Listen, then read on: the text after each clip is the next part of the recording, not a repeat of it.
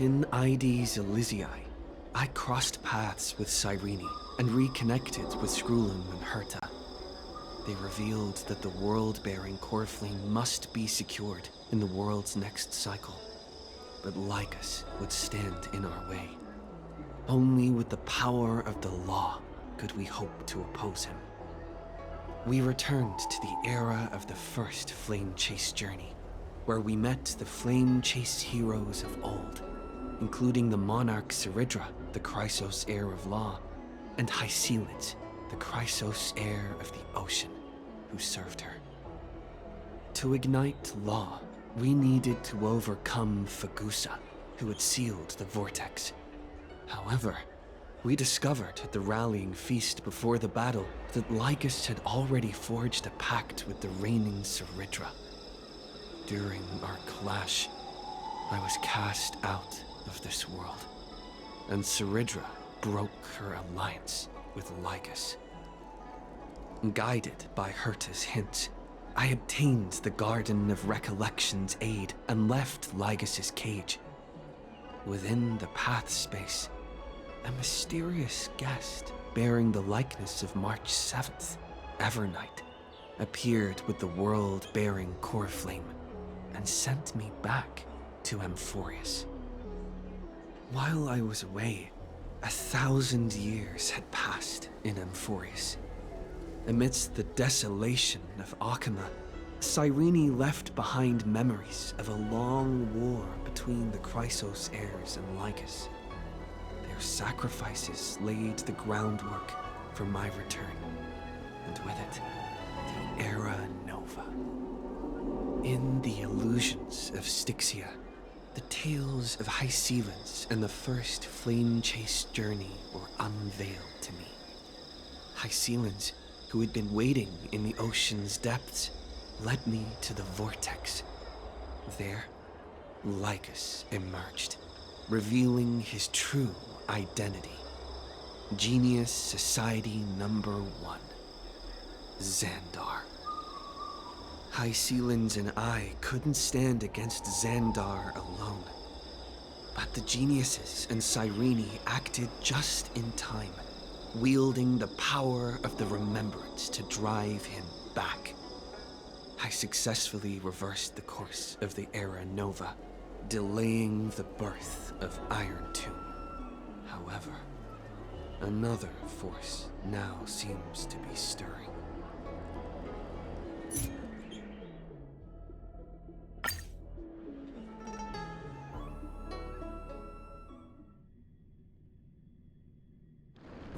Peaceful days are like breezes, carrying the scent of wheat fields.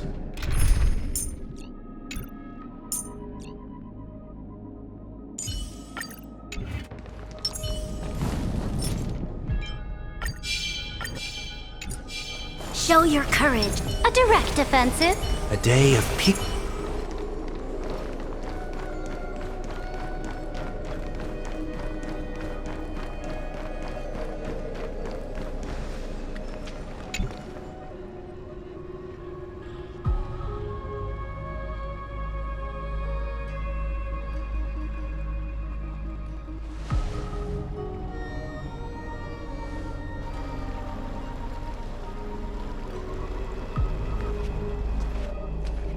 Finally here.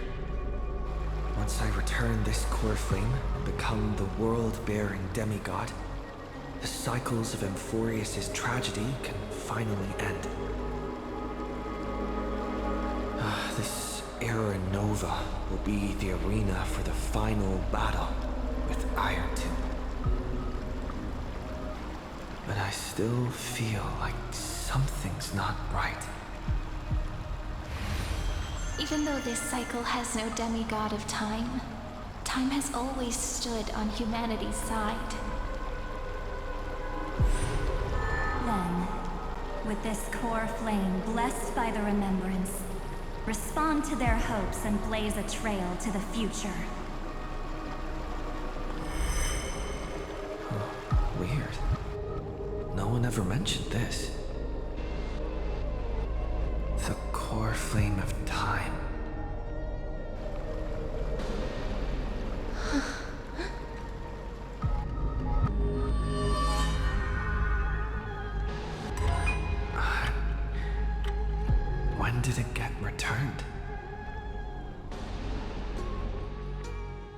You used Moria to resist me. But did you not consider the possibility that the Remembrance and their children might have taken this opportunity to join the fray as well? Are you saying the Garden of Recollection is also getting involved in this unsavory mess? Then I welcome them. If the Memo Keepers can disrupt your little experiment of destruction, I'll give them a standing ovation.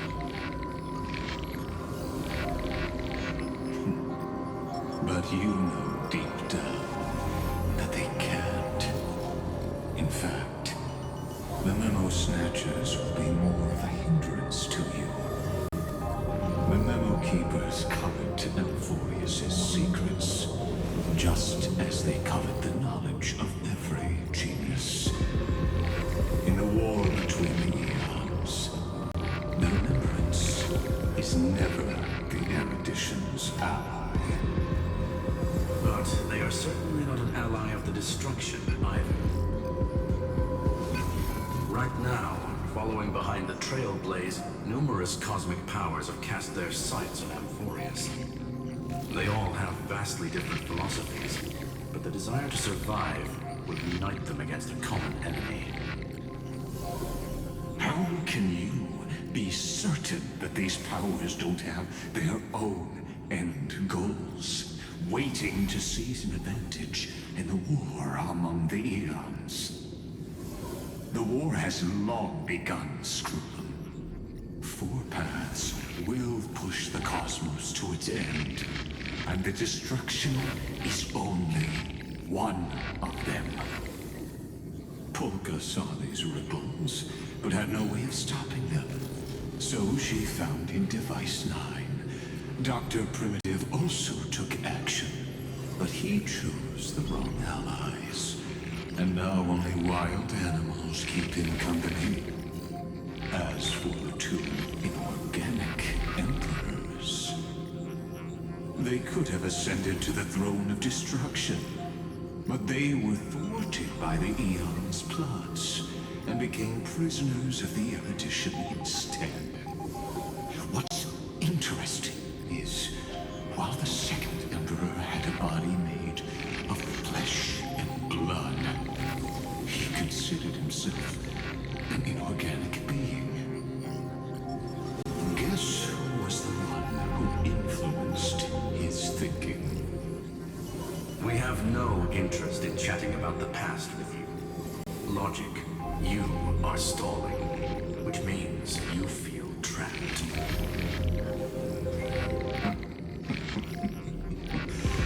Trapped. Yes, looking back, when Xandar was a human, he often felt trapped. But patience became my strongest weapon. Because of this, I've always waited for so long. What's a bit more waiting? You don't want to test the resolve of a dead man who's crossed thousands of amber eras. Oh, you're right. We won't get anywhere the way things are going right now. Every member of the society has their own way of thinking, and we were never going to expand your thinking through words. Since we've reached an impasse in this debate. It's my turn now, isn't it? Anaxagoras. I see. Exactly. The benefit of dealing with intelligent individuals is that there's no need to waste words. The answer is exactly as you think. Lupai Sealand's in. Let her join the final act. I'll transmute myself into a Philosopher's Stone and embed myself into the formula. And when the time comes, she needs to shatter me and scatter that stone's ashes into the ocean within the vortex. So what exactly does your formula do? Now that would spoil the climax, wouldn't it?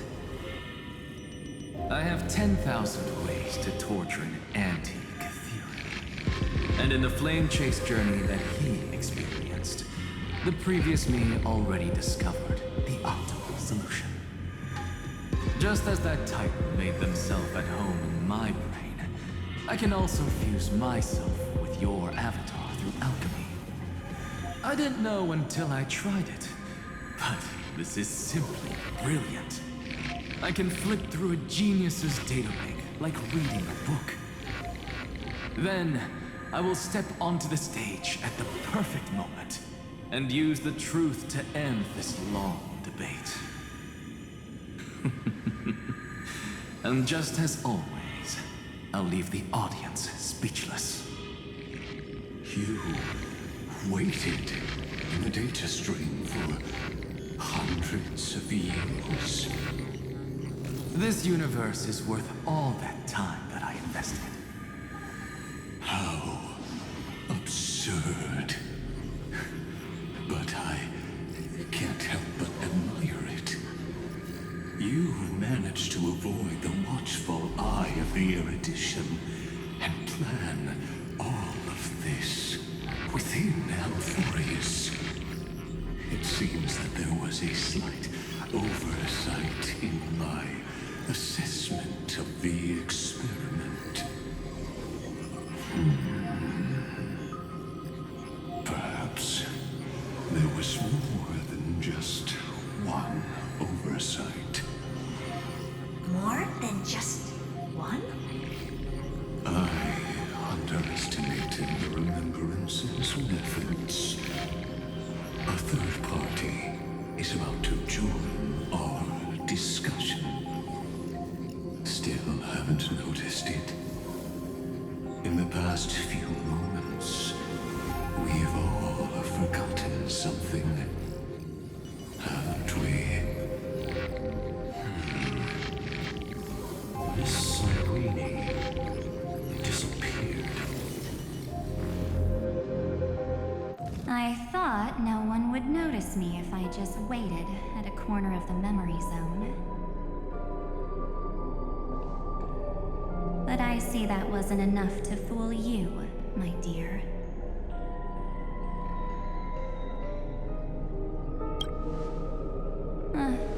Looks like you're no longer that surprised to see me, even though I am an uninvited guest. Aw, that look. So full of memories. But I'm not her. Only you can see me right now. I only exist in your cognition. So that way, other people can't interrupt us.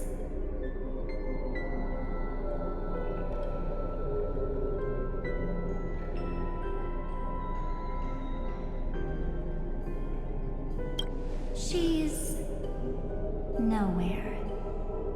It looks like you still aren't prepared for the worst. Your friend March 7th is no more.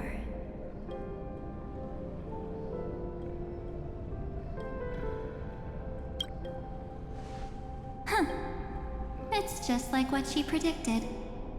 The truth shook you. Just like she said it would. March 7th entered this world long before you and Don Hung arrived at Amphorius. She embraced the path of remembrance to save you two, and burned away like a lone candle in the fog. And I am the shadow cast by her candlelight. I've been hiding within the cracks of time all these years. It isn't easy to deceive a genius, but I can do it. I'll now answer your other question, about who returned the core flame of time in this cycle. The answer is simple. No one ever did. I believe someone as sharp as you definitely figure out that something's wrong. When the Era Nova fails to proceed, you will remember our initial meeting, and I'll be able to open the way for the remembrance and reach this place.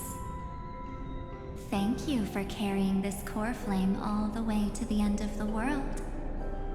I expected nothing less from March 7th's trusted friend. And now, I shall claim the divine authority of time.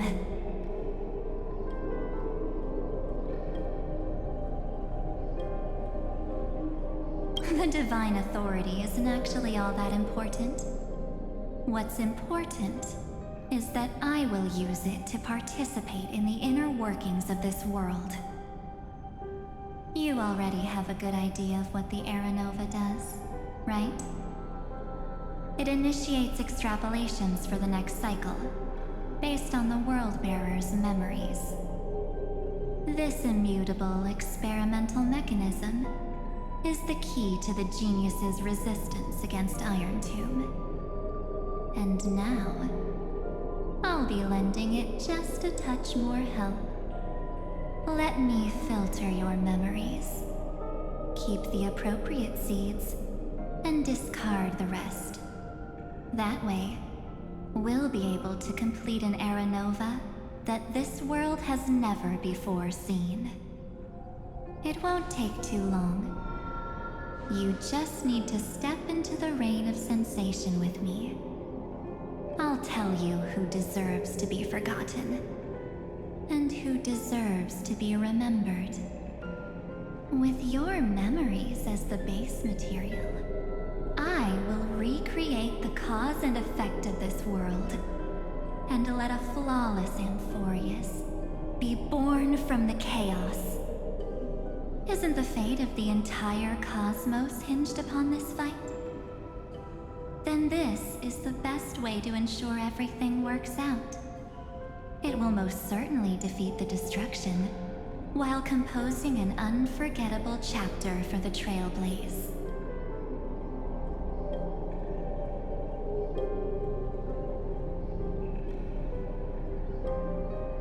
Mere mortals, flawed individuals, failed heroes. People like them cannot nurture the world, and would only become memory impurities.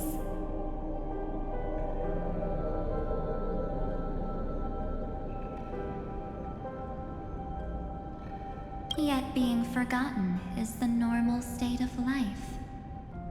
The universe is like a wasteland, filled with rubbish, where occasional treasures lie undiscovered.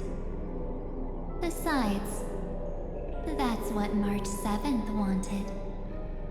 If a new life is to be born, its seed has to be dead. March 7th made a wish to me before she disappeared. Her only wish was for the Trailblaze's journey to continue, without an end. I'll definitely fulfill that small wish for her.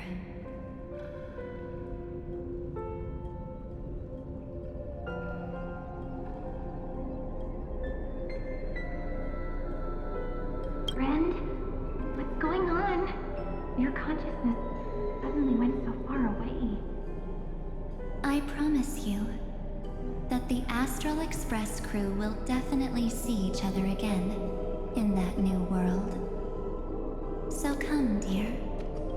Sink into the sea of oblivion and become my guest. So much time. Just the two of us. And guess what? You cannot refuse my invitation. Because this Memoria Tide comes from your companion, March 7th. It's her deepest and innermost memory.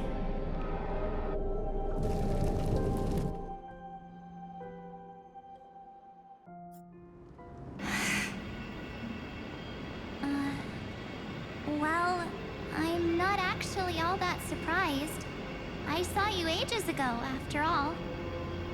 It was on that night when a certain Knight of Beauty dropped by uninvited to the Astral Express.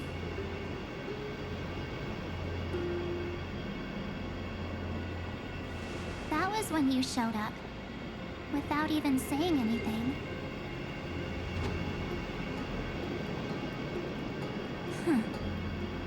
I see.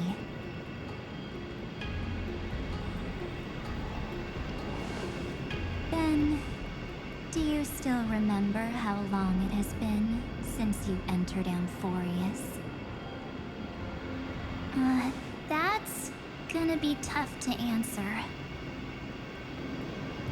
97 days. You walked every inch of this world in 97 days. But unfortunately, no one was able to see you. And you weren't able to interact with anyone. Like how the Memo Keepers renounce their flesh and turn into mimetic entities. You are now a ghost. A being. Unperceived by all. But I can't just do nothing. This world is super terrifying. He and Don Hong have already set off. The Astral Express could appear on the horizon any second now.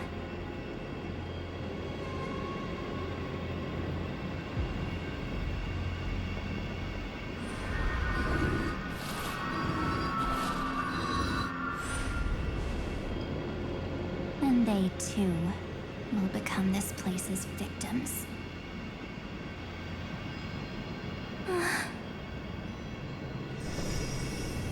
For ages, I've watched people walk through that door.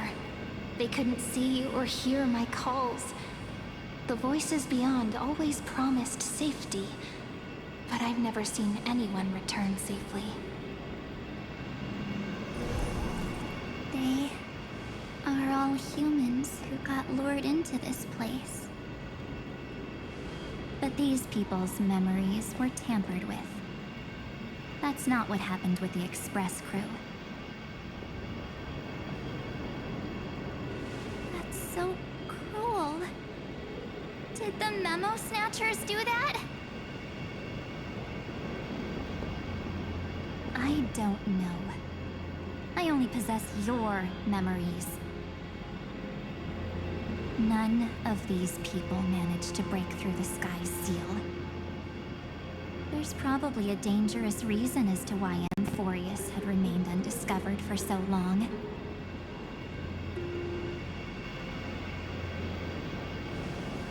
Anyway, back to our initial topic.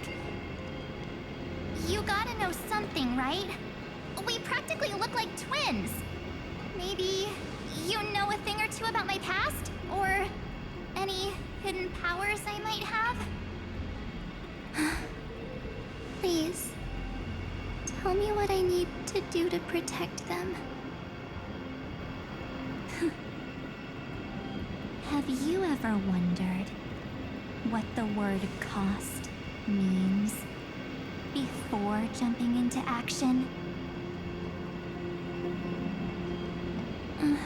Cost? Shouldn't I be the one asking you that? Oh. You always hid in my memories. Never wanted to come out. The only times you showed yourself were when I got into serious trouble.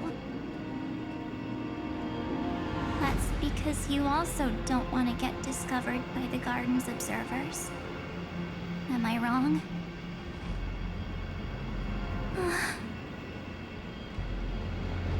There's no one here except us.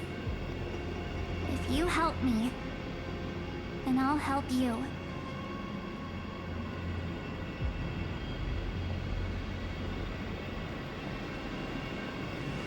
Fine.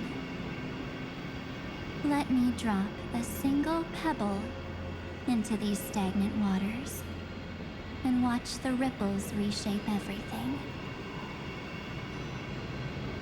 But you must polish this pebble with your own hands. And it will require all of your memories. What will I turn into after that? Maybe you'll turn into a guiding light. Or maybe you'll be reduced to dead embers. I can't guarantee that you'll remain the person you are now. Inside you is nothing but an Evernight. Even I can only catch a tiny glimpse of it. If this is the only way, then I don't see why I should say no. Besides, the mastermind behind the show is about to find us.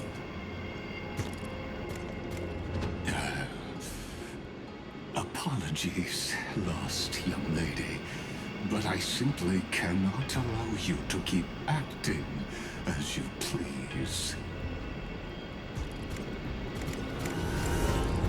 So, he can't see you, huh?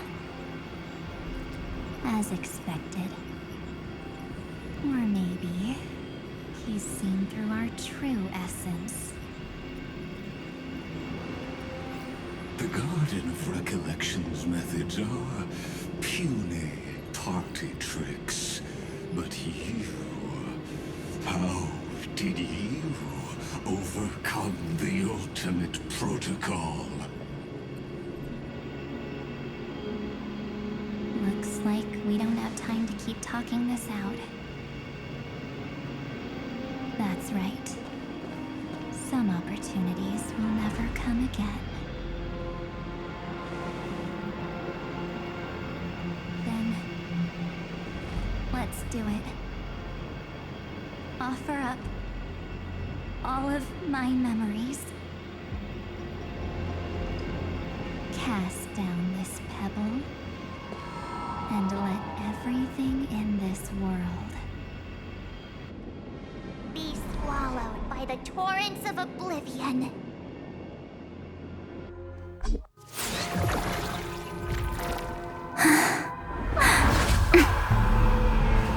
I promise you,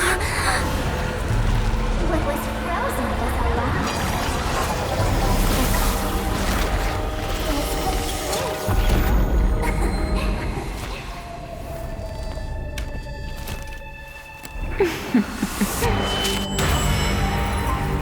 Now, let's bring the true Evernight to this world.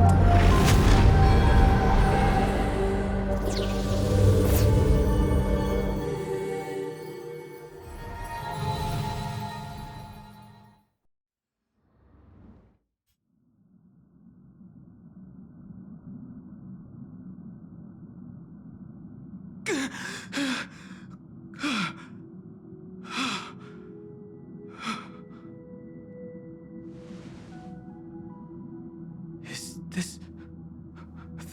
the parlor car? Am I back already? But why don't I remember anything about my journey back? Something doesn't feel right. Think back to when he and I separated. It will take time to uncover the reason. Before then, if one of the Nameless is willing to stay and witness the fate of this world, or to push it along when necessary, it would be of great assistance. This is goodbye then, Lord Donhong. Thank you, Guard. I hope that all of you will be able to overcome this disaster.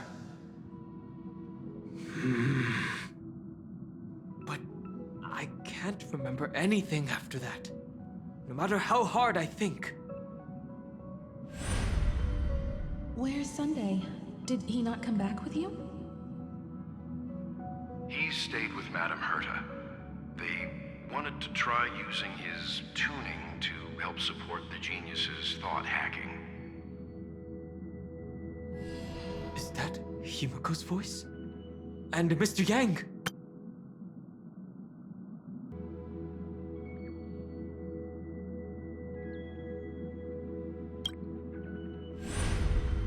Oh my. That was Herta's suggestion? It's hard to imagine she'd borrow the power of the harmony.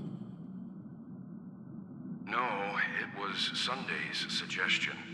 Herta initially refused. But she changed her mind after Xandar's identity was revealed.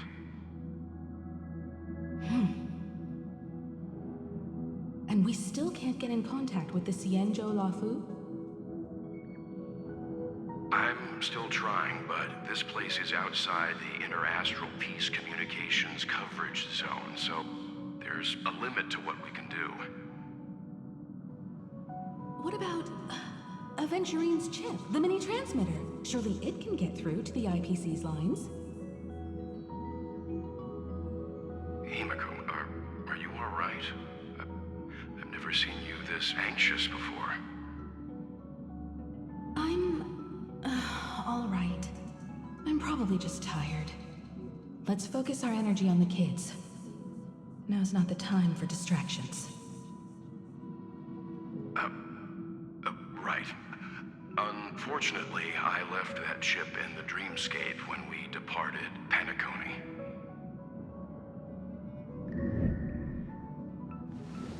Am I dreaming? The parlor car feels so strange. Are the voices coming from the passenger cabin?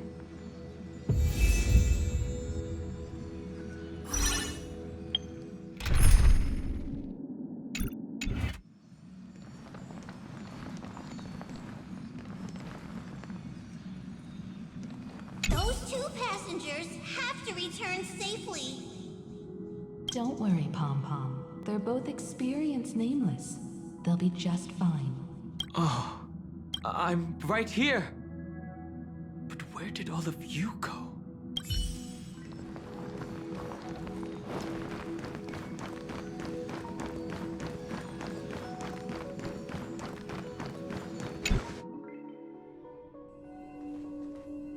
It's hard to believe that their car is still floating in the vacuum of space. That's why the Express wasn't able to receive any landing signal. It's likely that the two missing nameless, like March 7th, also came under the influence of the Path of Remembrance, and only their minds entered Amphorius. We can analyze all we want, but the real question is, what can we do right now? I was just about to get there, Miss Himiko. Right now, Amphorius' memory zone is extraordinarily full. I can also take this opportunity to enter the world and seize as much of an advantage for the Astral Express as possible before the other memo keepers arrive. For example, I can light a beacon in the memory zone for the Trailblazer and Don Hong to follow back home.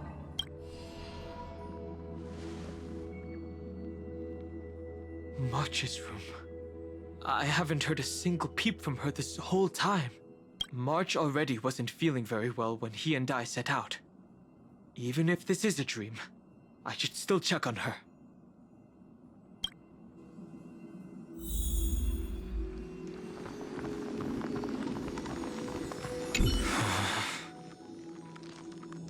No, that's not polite.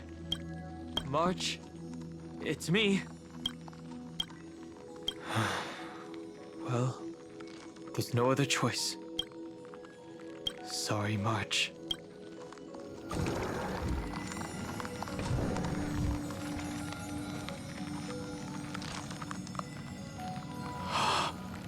This isn't a dream after all. Based on what Madame Herta said, Don Hong should already be on his way back. But the Express hasn't detected any traces of him. I feel like I've seen these floating black things somewhere before.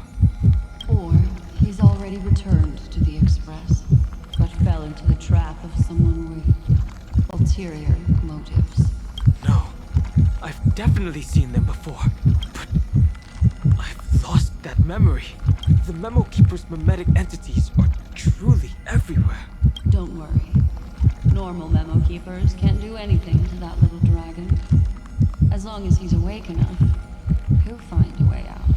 All he needs is a little concentration, patience, and resolve. Hearing you say that makes me feel much better. Don Hung has all of the qualities you mentioned. I don't know what your intentions are, but as the guard of the Astral Express, I must ask any suspicious and uninvited guests to leave.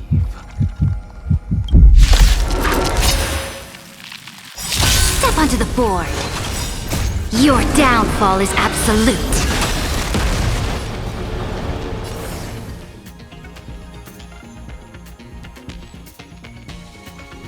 Press the attack. I've heard the call. Torment and doubt, farewell. The future will come.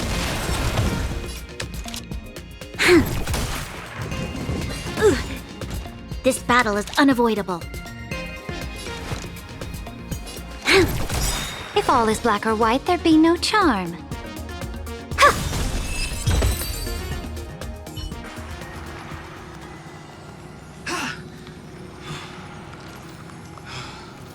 Is the trap now taken care of? Don Hung! Miss Himiko! I'm back. Even if it's just through a spiritual jump. You could hear our conversations? Yes. It was thanks to your voices that I could pierce through the memorial barrier.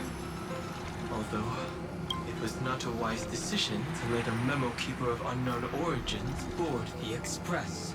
Can't argue with that. Miss Black Swan has been on the crew's side ever since things started going wrong in Amphorius. We can trust her. So many baffling things kept happening, one after another. I don't even know where to begin. I wish I could have returned with better news. Don't blame yourself. You're all safe and sound, and that's good enough for me. Are he and March 7th really safe and sound? As a matter of fact, while you were on your way back, Amphorius' circumstances changed once again. And these circumstances have something to do with the two you just mentioned. Are you saying that he has been kidnapped by an unidentified Remembrance Pathstrider? So you're saying that person's appearance is identical to March 7th? It's too early to say that, as I haven't seen her with my own eyes. I've only detected a similar aura in the memory zone. We have no way of knowing what March 7th has experienced. But I can assure you, if we sink too far into the Memoria tide of that Miss March, what will happen? Everyone here will be torn to pieces. Please, trust me on this. But I also trust in our trailblazing companions. I know this isn't what March would want. No matter what secrets are buried within, we'll do whatever we can to find that March 7th and bring back him and the March we all know. I mostly understand what we've learned about the erudition and the destruction. But what roles do the Remembrances intruders play in Amphorius? I made some new discoveries relating to that with Madame Herta's help, as part of the deal. Do you mind if I share them with you? All right then. Fourth mirror. It's finally my turn to shine. Oh, this feels like such a grand occasion. It's really been too long since I last appeared. This friend here is Madame Herta's very capable assistant. They were the ones who helped you complete the spirit warp jump. Additionally, it was thanks to them that I was able to learn the secrets of that group of extremist memo keepers. I appreciate the praise, but I didn't have to lift a finger. I mean, here. You did this through a mirror? The Garden has strict rules for collecting memories. But not all memo keepers are as proper as I am. Herta Space Station often has uninvited guests, and they never seem to know their limits. That group of memo snatchers has been taken care of, and they are now trapped in the fourth mirror. How many of them are there? I can't quite remember. I didn't really count carefully either. Maybe around 42? There's still room for more. I carefully dissected the memories of these colleagues of mine. Individually, their goals are not worth mentioning. But when you piece them all together, you come to a conclusion that can't be ignored. The Garden of Recollection is secretly salvaging the memories of a path, disappearing. In other words, their goal is to gain the memories of a god's death. The moment an eon falls? That would indeed be a spectacular sight for someone dedicated to recording these things. That's exactly the problem. They seem to have been aware of the Destruction's movements early on, but they lacked a decisive power and had no way to penetrate Amphorius's firewall. So, what did they decide to do? Hide the truth and wait for an opportunity. Now, it seems that letting Memo Keepers guide the right people here was also part of the plan. This also confirms one of my suspicions. They have already infiltrated deep within the Garden. They would not hesitate to associate with the Destruction in order to salvage memories? Could they be the Cremators? I don't know. Perhaps there are even deeper things at play here. The majority of Memo Keepers believe that when the universe inevitably reaches its death, unable to sustain increasing entropy, Fu Li will use the memories of everything to reforge the cosmos. Amphorius, as a scepter, can be viewed as a mini-universe. This is why Memo Snatchers have been frequenting the Herta Space Station. Without a doubt, these extremists wish to record the cause and effect of Iron Tomb's destruction of the erudition. They may want to use it to simulate the end of the universe, or to probe into the unfathomable will of the eons. The Trailblaze broke the seal around Amphorius, giving these people the opportunity to enter. Now, they'll do anything to prevent outside powers from interfering. Because your involvement will certainly influence Iron Tomb's final outcome. You said that March is closely linked to the Remembrance. Is what she's doing related to these Memo Snatchers? I do not believe that Miss March is on their side. In fact, when the car you used for landing first made contact with Amphorius, a violent surge of memories flowed past. Combined with what we know now, I have reason to suspect that the flash of power came from March. Exactly.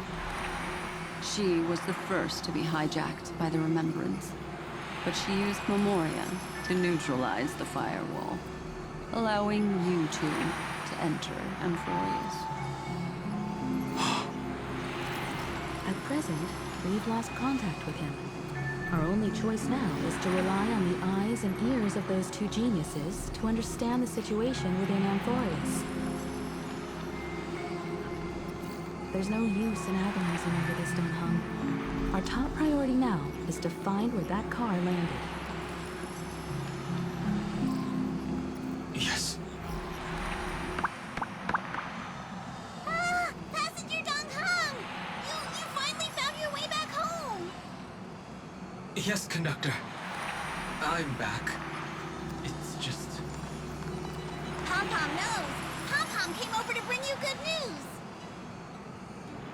Passenger Welt says they found those two passengers. Their projections are in the parlor car.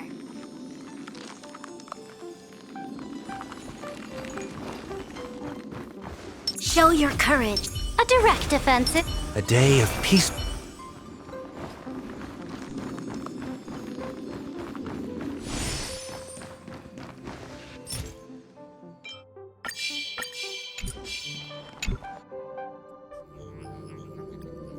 Welt. And Mr. Screwlum. Himiko, you seem to be feeling much better now. And Dan Hung, it's great to be able to talk to you. Once again, we owe Madame Herta a huge favor. Madame Herta doesn't care much for favors, but she'll be happy to receive everyone's praise. Back to the topic at hand. Mr. Dan Hung, we did a sweep of the area surrounding Amphorius' celestial body for organic signals, and we finally discovered the bodies of you and Mr. Trailblazer.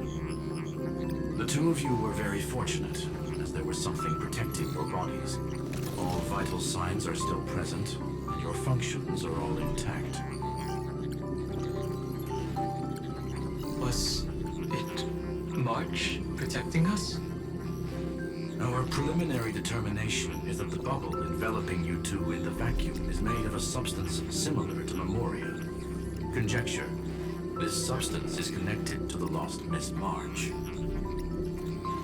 It will take some effort to bring your bodies back to the Express, so you should get some rest first.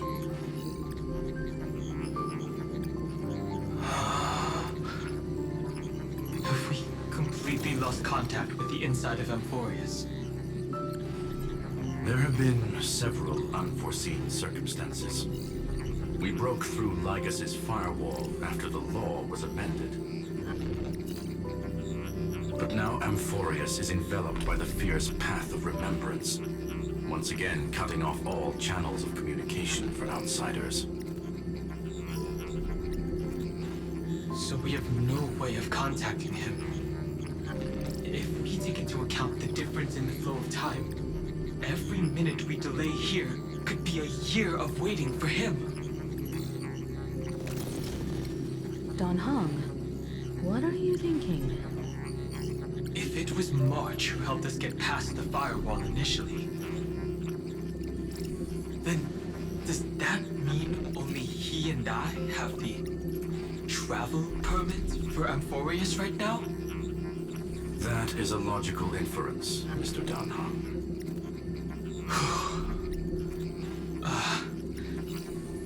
Mr. Screwlum, do you have a way to transmit my spirit signal back to Amphorius? You want to go back? That is far too risky. Even if my body and spirit are able to return without a hitch, there's not much I can do here. We can't lose you again, Dan Hung.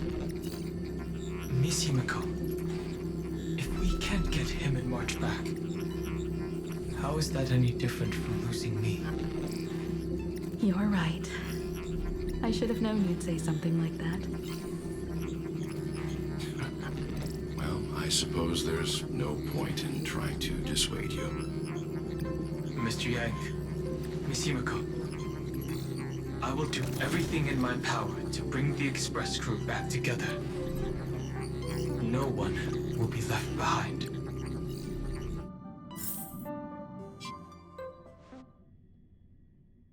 Like...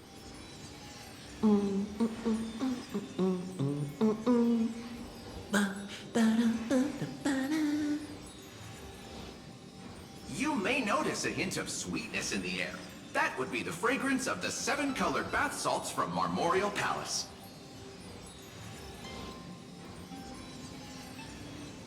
A truly splendid journey, if I may say so. With the Era Nova now complete, you have granted the hero the perfect conclusion.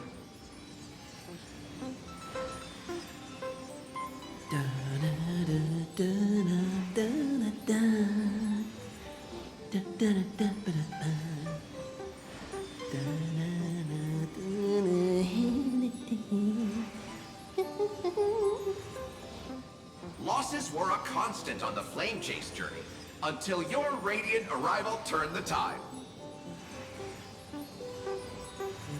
Lord Ravager, Iron Tomb, ha!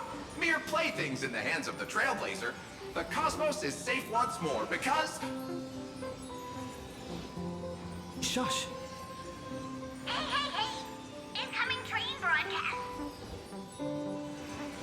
Attention all passengers!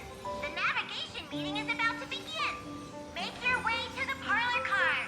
It's time to pick our next stop!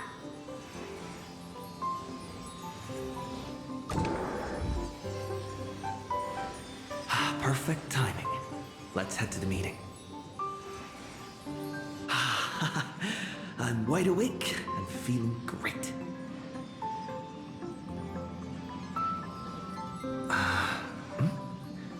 What's this? Who left this note? Oh, strange. It's like I...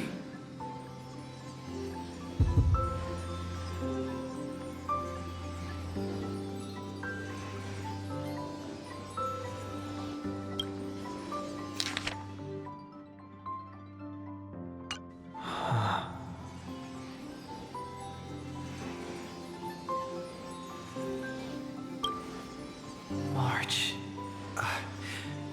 When did she leave this here? I didn't hear a thing. Whatever. I'll go ask her myself. Huh? What? There's a new painting here. All I did was take a bath. How did so many surprises pop up? Better step forward and take a closer look. Keep it down. I think I found him. Who's there?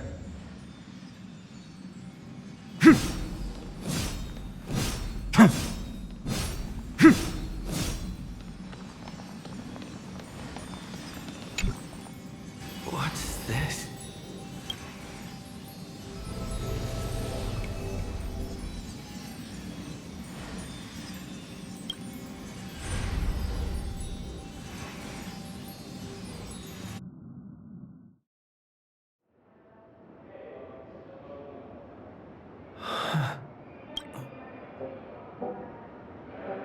Is this the Reverie Hotel? Seriously, what is happening?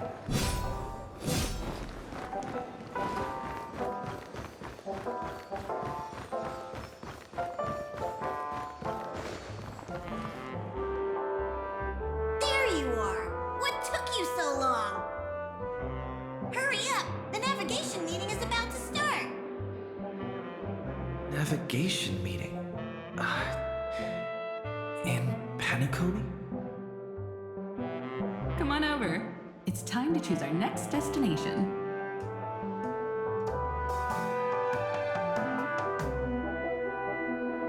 Perfect timing. The meeting's at a standstill. Lushaka or Melistanin? No one can make the call. The vote's split 2 against 2. Everything hinges on your vote now.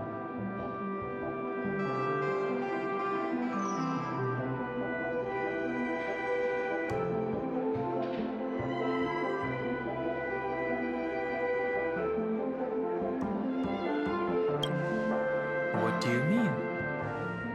And once again, the passenger is talking nonsense. Ah, young people, always full of jokes. What? Their reactions. What's going on? Oh, I get it. You want to play a game with us, right? You said you didn't see March. True, she might be hiding somewhere in the lobby. The objective of the game is to uncover where she's hiding. You're her closest companion. If anyone can do it, it's you, right?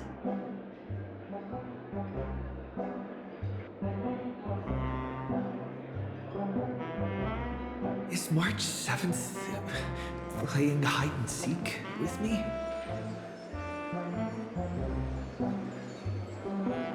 You seem in good spirits. Rest assured, wherever our next stop is, I'll make sure you're all protected. Dan Heng being this forward? Oh, that's not like him at all.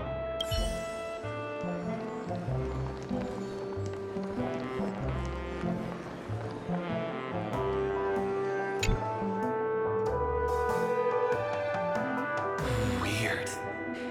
Did I even make a call? Hello? Hello? Is that you? I knew you'd call. Missed me, didn't you? Don't worry. We'll see each other very soon.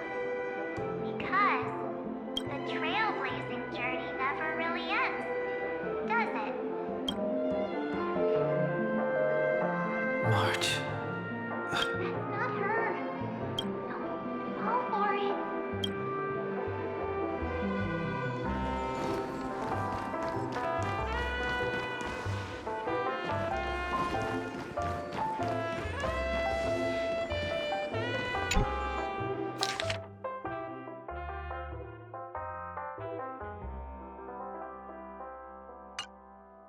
An unsigned guest log.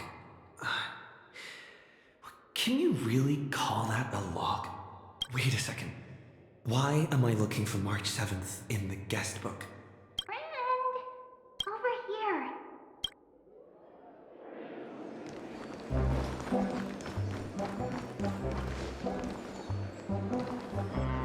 Not feeling ready yet? How about a cup of my special coffee blend to calm your nerves? Everyone says great things about it. Wait, everyone is saying great things about Himiko's coffee? Yeah, sure. Lying liars.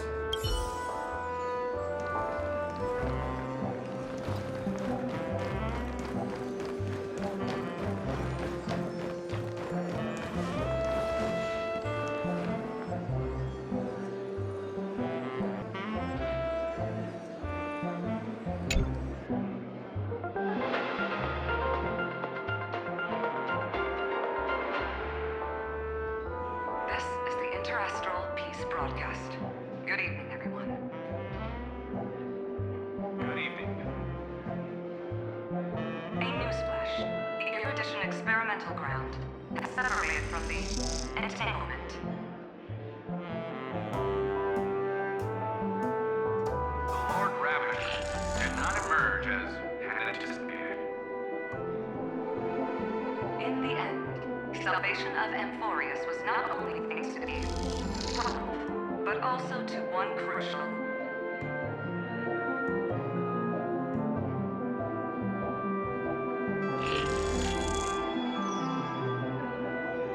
It won't be easy. I know. But you've got this. Find your way back.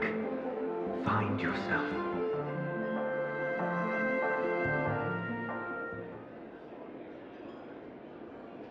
March 7th isn't here. Faint, fleeting voices are speaking to me. But where are they coming from?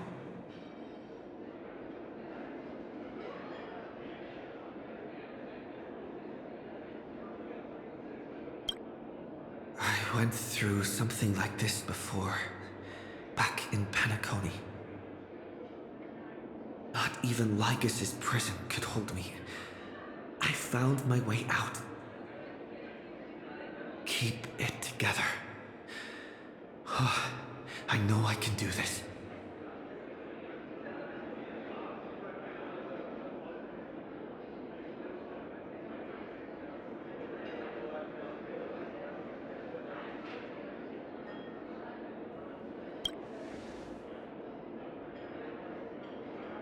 Well done, friend. Just like that time in the Sea of Flowers in the Nether Realm. Match up my colors, okay? Then we can go home together.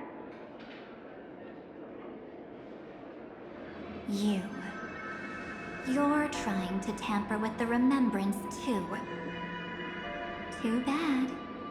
You're no match for me. Did you find her? No. It's a futile game, isn't it? In truth, you don't have to go to such lengths to find March 7th. Because in this memory zone, March is everywhere. We're protecting March 7th's wish.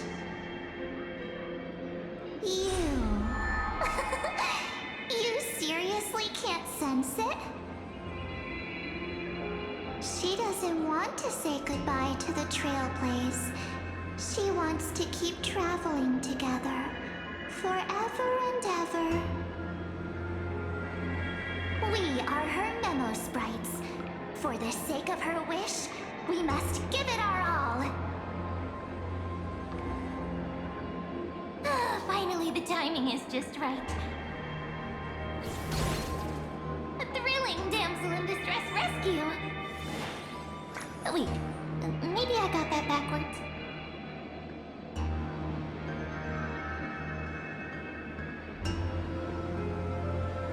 That's right, but now I'm in my mem form. Seriously, one mysterious and cute memo sprite is more than enough. Friend, come with me. We're getting out of here.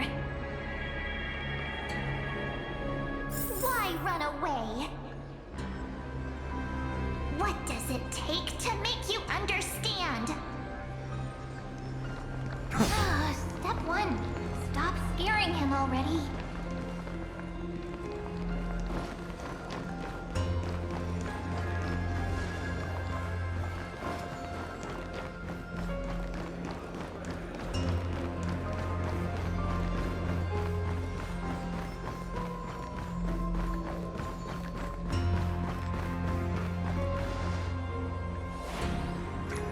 In this form, I'm way more suited for the memory zone. I'm totally in my element. Grab my hand. Let's hide away in the deepest corner of your memories.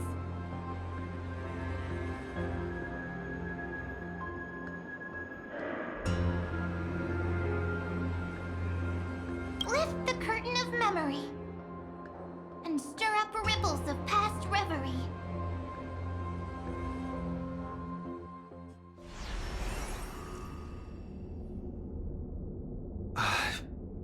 Where am I? The space station. Where it all began for you. Looks like we made it. What's that? Silverwolf? What? Kafka? It's your secret. I'm so curious. But I won't peek. Promise. When I first met you, I remember they were there in your memories too.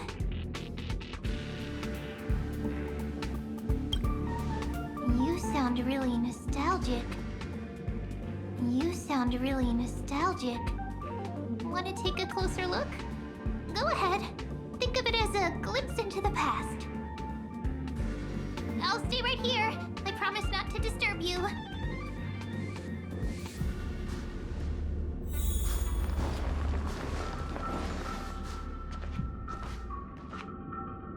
What's this?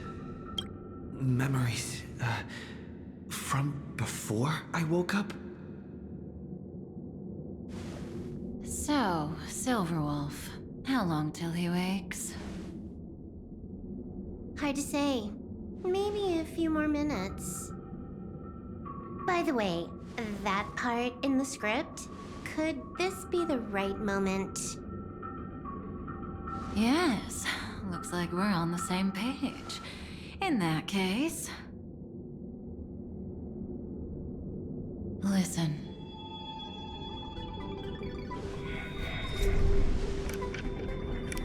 Remember these words, then forget them. Let them slumber in the depths of your memory until the day they are awakened once more.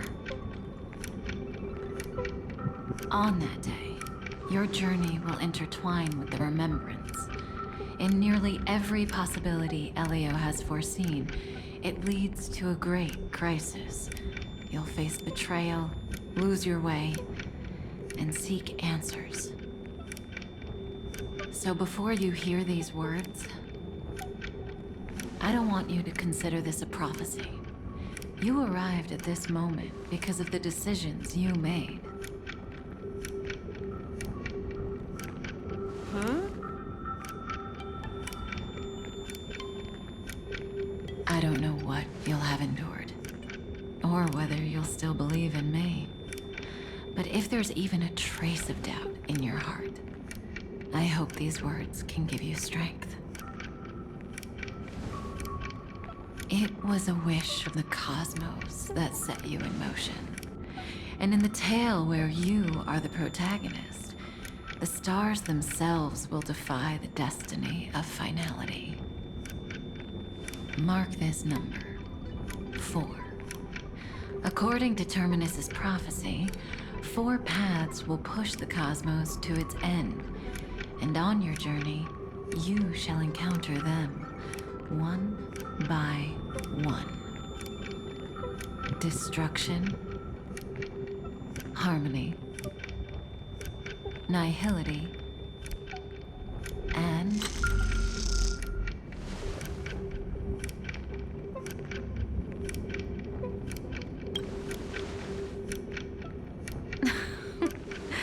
easy now. Trust what you remember. The 4th path has yet to fully reveal their face. And that's why the journey's worth it. Even in a predetermined script, there's room for us to mold possibilities into shapes we prefer. So listen.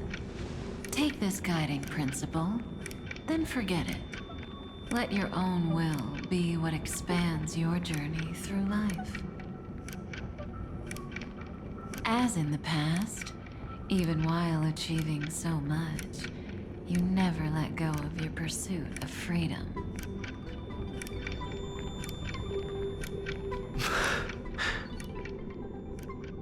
That was so sincere. I might actually tear up a little.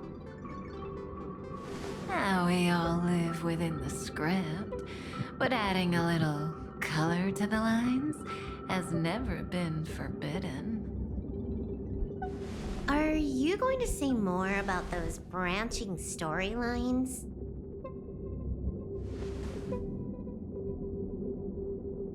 Never mind. Best not to tempt fate. Get ready, he's about to wake up.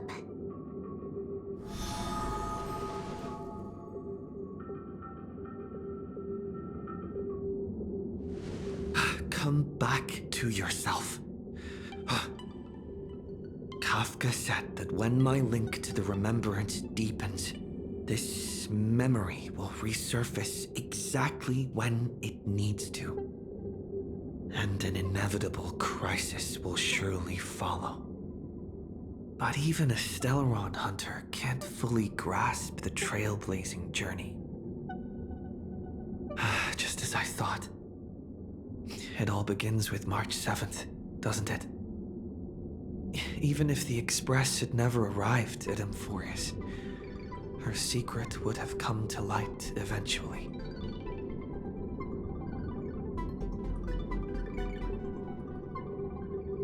All things considered, that's the most reasonable conclusion. It's a lot to take in. Time to clear my head and find Cyrene again.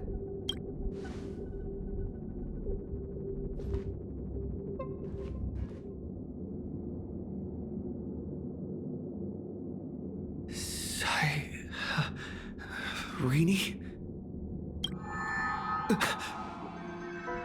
It's a breakthrough! A breakthrough! How could that little pink girl possibly beat us? Little one, you really don't know how to behave, do you? You were meant to stay in those beautiful memories and wait for all the disasters to pass.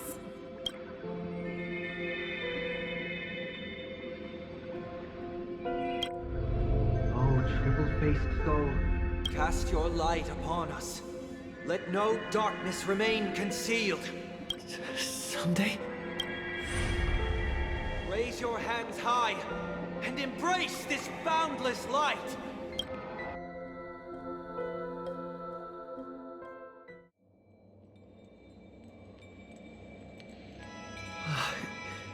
This stage really brings back memories. Yes. For you, I suppose it's been a long time, hasn't it? None of this would have been possible without Miss Cyrene. Even while engulfed by Memoria, she fought to stay in contact with the geniuses. Only then, through tuning, was I able to undo the memory zone's effect on you.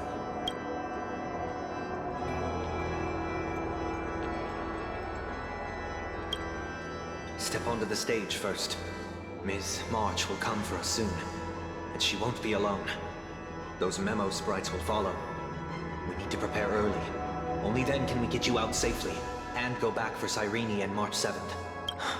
Please, be careful.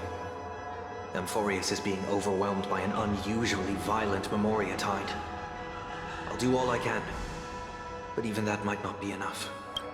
Black and pink. Two memories twisted together. Time is precious. Let's pick up the pace.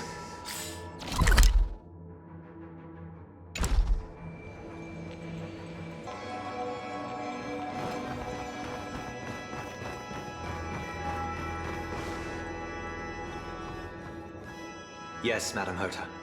I've made contact with him.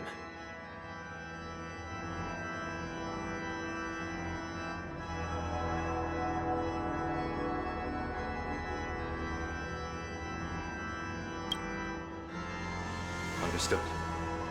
I'll carry out my part as expected.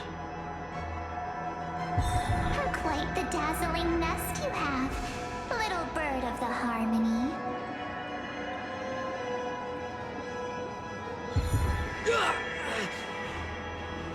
Your grasp of Memoria is unexpectedly profound, but playtime's over.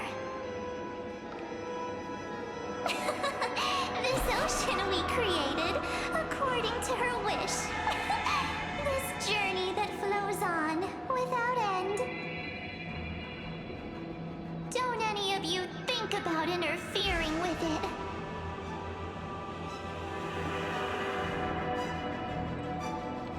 She's coming. Is it me she's after this time?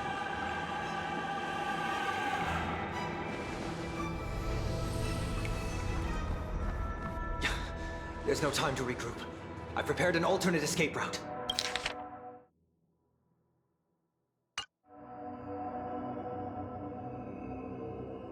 Wake from your slumber and return to reality. Come on, I'll bring you out.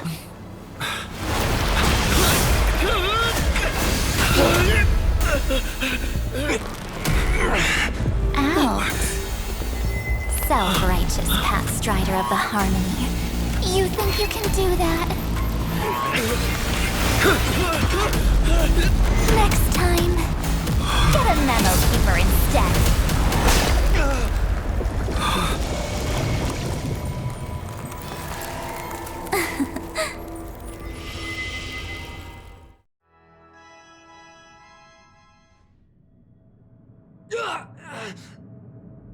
That was way too close.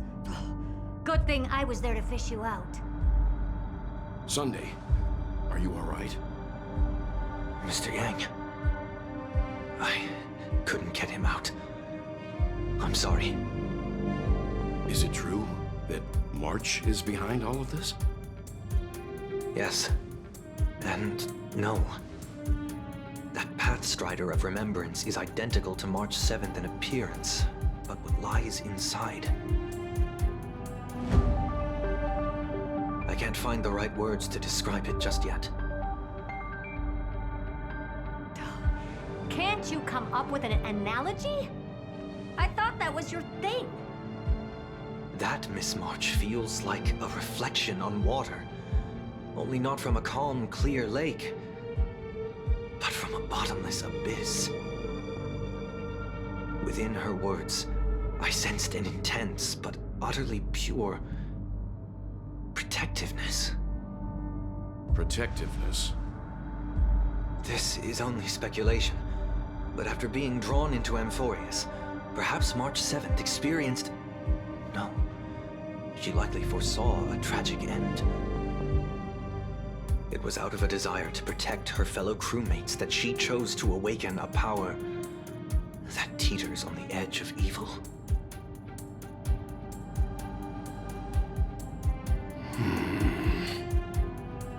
Well, on the bright side, at least March 7th won't have to face any danger again. After that battle, I'm afraid I'll no longer be able to join the fight through tuning. So... has Miss Black Swan's progress remained on track? You don't need to worry. She used your disturbance to mask her movements. Current status? Advancing upstream within the memory zone. I didn't see that coming. The Memo Keeper is pretty courageous, choosing to defy the rules and take matters into her own hands. This means she's chosen to stand against the Garden of Recollection.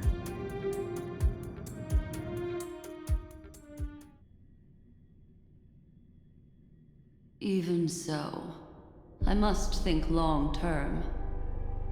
I wanted to hide in the shadows to avoid direct conflict. But why is it so quiet here? The air is thick with memoria, yet it's so chaotic, like broken memories all mixed together. Memo Snatchers should be swarming into Amphorius. I was expecting this place to be very lively.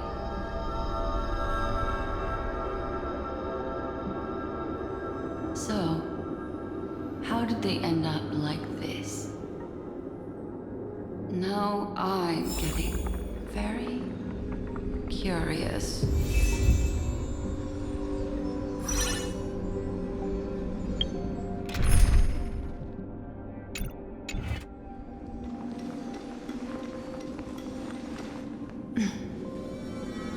empty shell. The consciousness that maintained this Dharmakaya has disappeared. So efficient. Not a single trace left behind. Alternatively, she might have sacrificed herself for an even more mysterious purpose.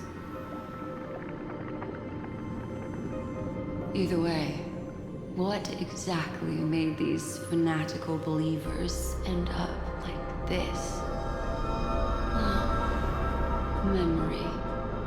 It is indeed a deep ocean of dangerous allure, where fascinating secrets always hide beneath the waters. I keep getting the feeling that the same thing happened in Penacony. Get ready. We're about to head off. Is it really gonna be okay? That world's surrounded by a massive chaotic material. That white band of light has already foiled our plans multiple times. Don't worry. After the pink girl from the Astral Express broke into Amphorius, that obstructive force preventing the garden from entry disappeared. That's the Trailblazing Nameless for ya. A huge help. What are you so happy for? Aren't things gonna get messier with more irrelevant people turning up? What if those Trailblazers find the Seed of Remembrance before we do? Then we'll just steal it back. Simple. By the way, there's a messenger and a memo keeper on that express. We don't know where they stand on this matter. So make sure they don't notice you when you make your move. You folks are truly everywhere. These Memo Snatchers are different from the previous husks. These ones seem to have had contact with him. We'll introduce ourselves to gain your trust. We are the Garden of Recollection. You should be very familiar with that name by now. This memory ends so abruptly, as if a shapeless hand snuffed out its candlelight. It appears the secrets ahead are even murkier than I imagined.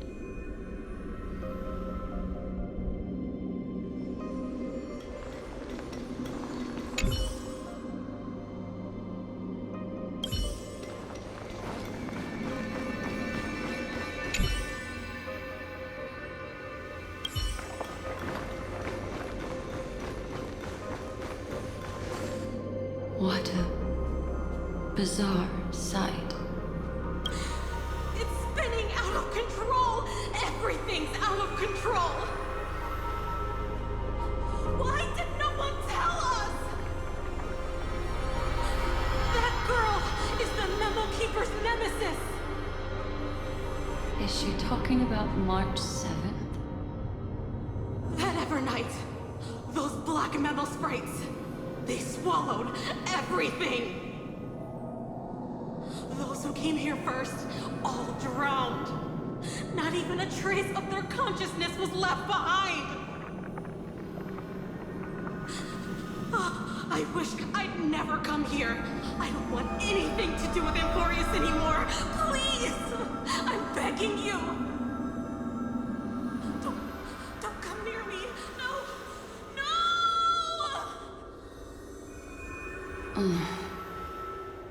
You've involved too many innocent people just to obtain the memory of an eon's fall. You deserve this. But I'm not here to blame you. That entity you call Evernight, tell me everything you know about her. We may yet bring a glimmer of hope for those who are still alive in there.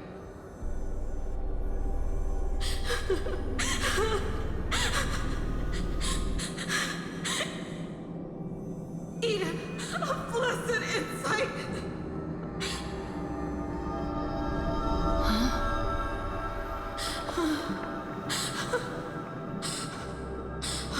So that's what happened. We were tricked.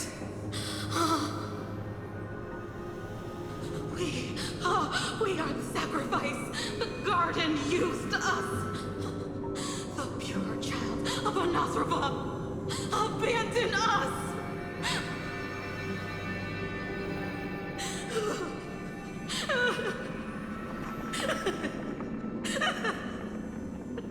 She just wants to find her lost sisters. Find them, kill them, reclaim them.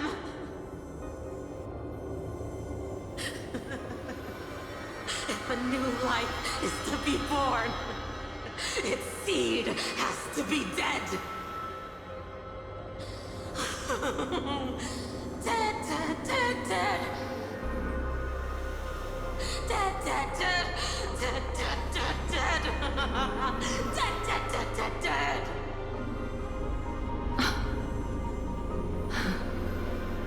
I can finally understand your fears now. Thank you for the information. It was very valuable. I'll take your remaining consciousness out of here as a gesture of thanks. It'll serve as both protection and a punishment. You'll reunite with your peers in a genius's mirror, where you can reflect long and hard on your past actions. Well, provided that I can survive my encounter with her.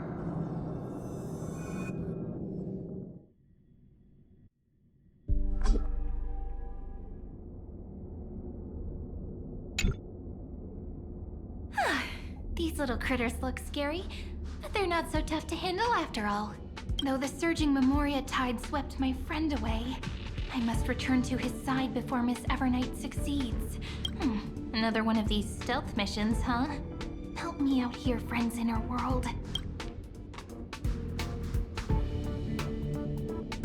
A scorching glowing and dangerous aura. This power shares the same origin as Finan. And then there's that enigmatic, bottomless aura that seems to jolt awake at midnight. Must be Miss Evernight. Better steer clear of her.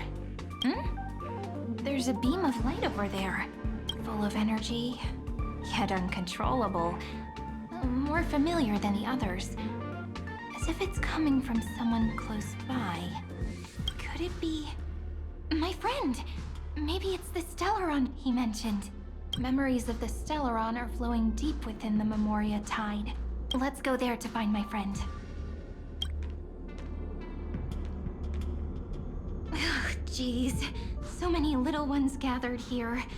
Did you know I was coming? You're being a bit too enthusiastic, aren't you? Thankfully, his presence hasn't weakened. I feel like I'm getting a bit closer. Huh? They're guarding something. Is that my friend's photo stone? What's it doing here? These memo sprites are completely still.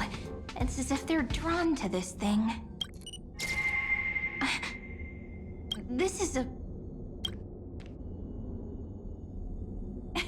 even cuter memo sprite.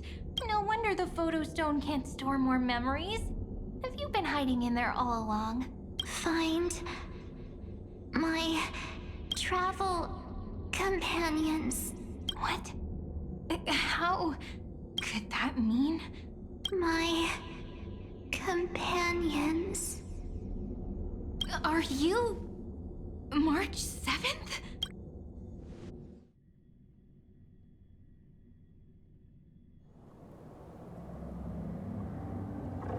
The sky is burning. And the streets are empty.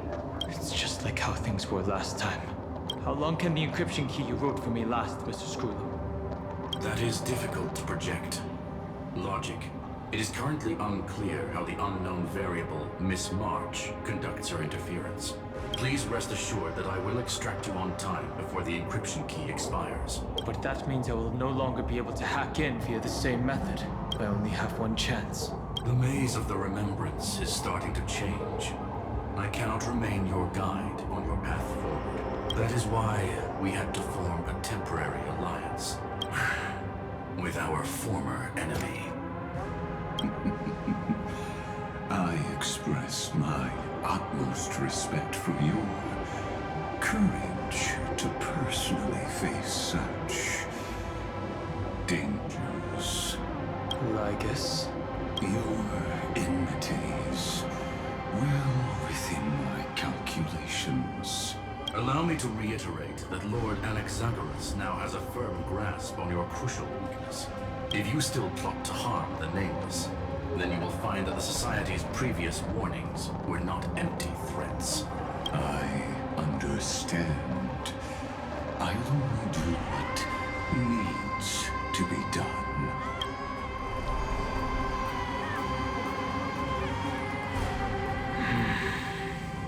I never imagined that I'd one day walk alongside a genius who offered himself to the destruction. My stance has never changed. The erudition's ruin is inevitable. But before that, I'd be very willing to witness the reunion of the Nameless and to escort you on your way home. More like her appearance completely interrupted your plans, even forcing you to seek out collaboration. I'll remember that. Your words are as sharp as ever. But remember, happenstance is the only true constant in the universe. The demise of the progenitor of all dragons is a testament to that. Come with me. I am honored to guide a scion of permanence. You created this wasteland before us with your own hands. Such sights are no longer able to stir anything in my heart. Are you saying that once upon a time you were actually moved by their defiance?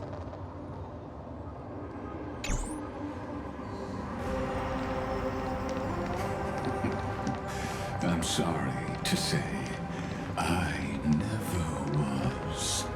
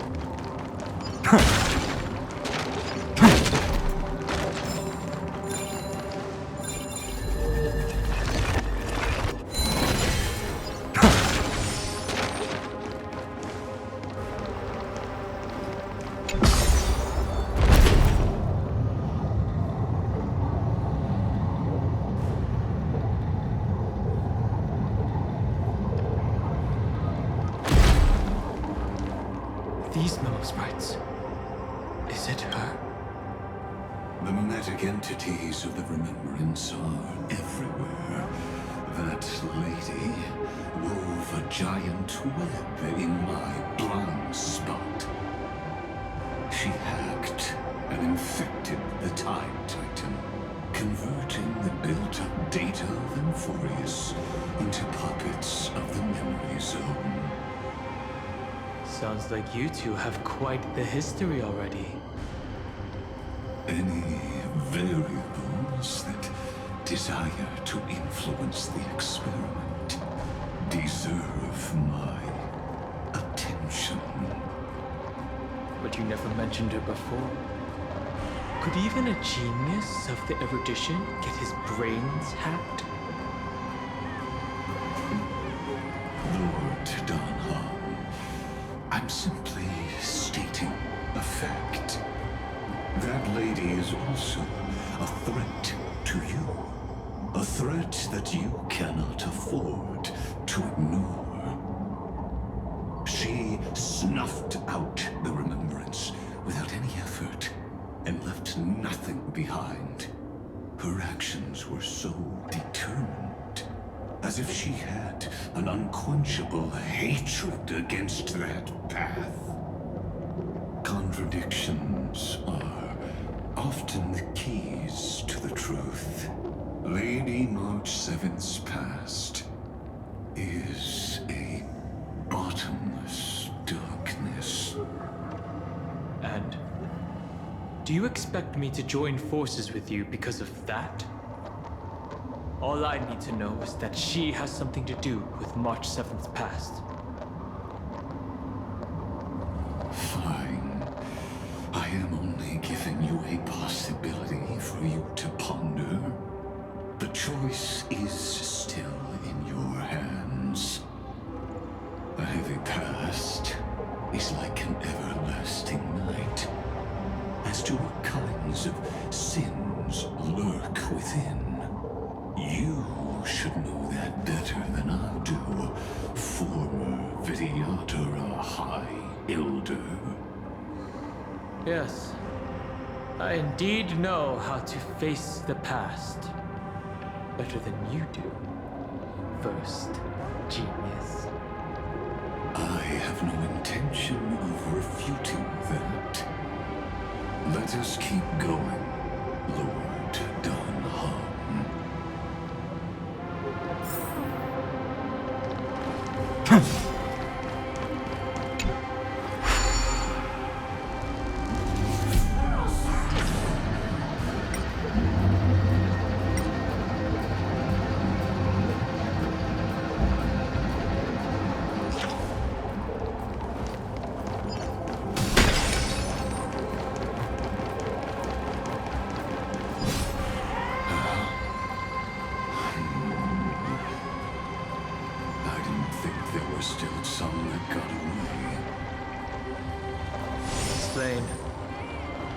They are thieves from the garden. They have long coveted this world, but it always been kept out. They finally got a chance thanks to your efforts. Unfortunately, they ran into Miss March and their consciousnesses were plucked out one by one, reducing them to mere husks. Those who were lucky enough to escape her drowned in the black tide, becoming these twisted figures. But they look very different from the usual black tide creatures. The reason has to do with our destination. Let us deal with the threats before us first. Then I'll reveal the answer to you. You really have no intention of fighting, do you?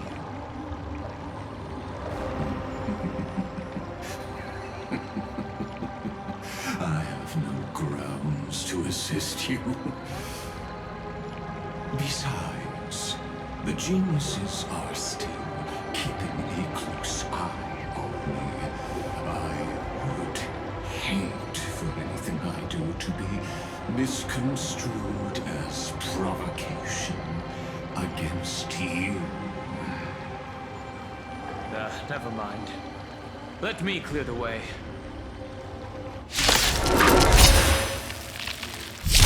Torment and doubt, farewell. No other choice but forward. Future will come. I'm fine. This battle is unavoidable.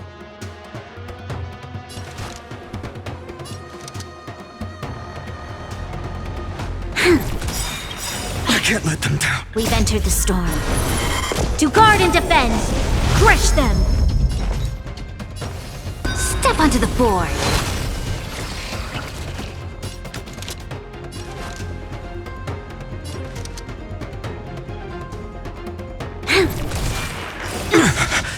I'll overcome. The serenity is before me. This will watch over you and guide you on your path. For tomorrow! Doesn't fall! Fury of innumerable core flames consume me! You sun, tear the sky!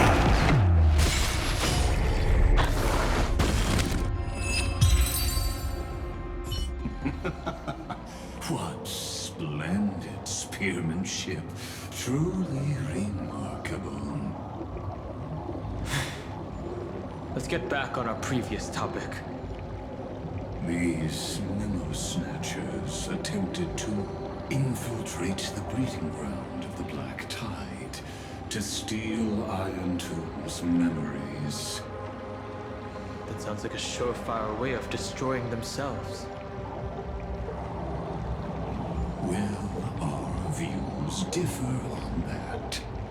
They had a chance to reach the truth precisely because they did not fear death. That futile world-bearer turned himself into a seal in this cycle, attempting to suppress the Black Tide's spread. His golden blood soaked into the ocean tides and covered the earth, etching the scar of destruction into this world. And that scar shall point the way forward for you. Erudition, destruction, remembrance. When the three paths cross once again, Amphorius shall face a most This was my childhood dream. end.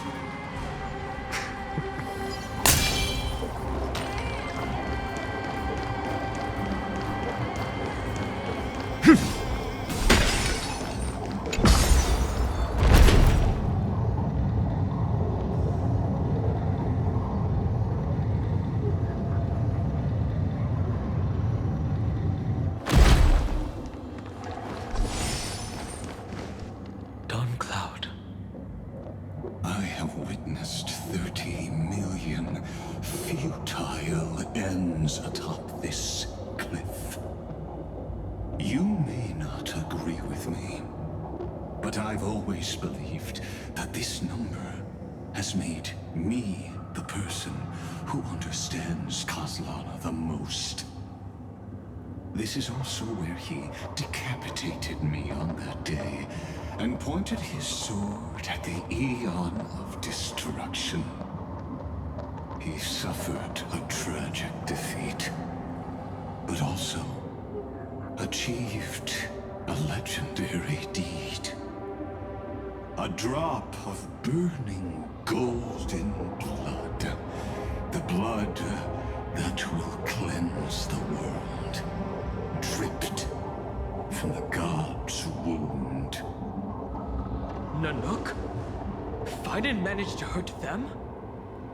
Yes. It melded into Kozlana's body, becoming the Destruction's final blessing.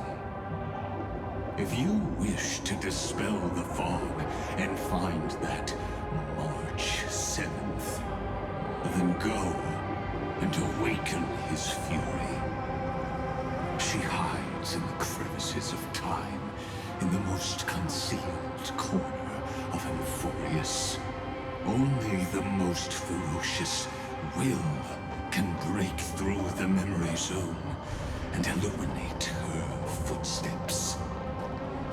Just like how the blazing sun can only rise at the end of the Evernight. How do I know this won't be another trick of yours? I have nothing to gain from helping you to work together. But in this cycle, Kozlana never answered my calls. Perhaps his mind has already eroded away. Or perhaps he is still awake, still fighting the whispers of the Black Tide. Deep down, I only wish that you and the esteemed Trailblazer could bring me an answer.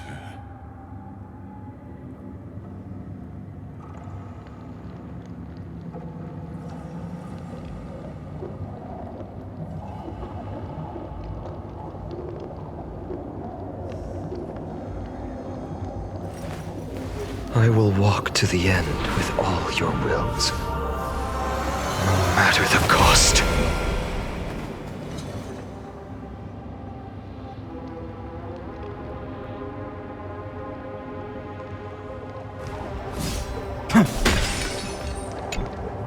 Is there really no other way?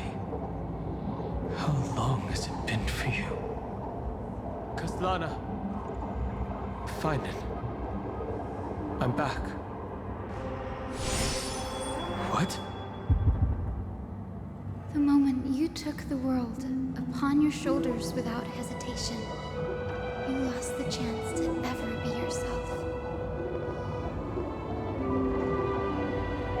Duty does not drive you to wield your blade, but hate. Behind that hatred, you seem to desire the destruction of the self. Losses are a constant on the Flame Chase journey. What you stand to lose weighs far heavier than life itself. It is because you suffer that you are so much stronger than any ordinary person.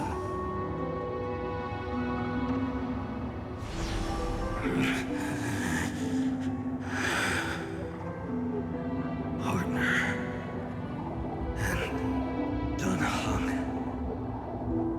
You still remember us? Those two names are like brands. Then I'll tell you that those two names only appeared for a blink of an eye in your long journey. But we once fought together to protect this holy city beneath our feet. And we witnessed each other's resolve at this very cliff.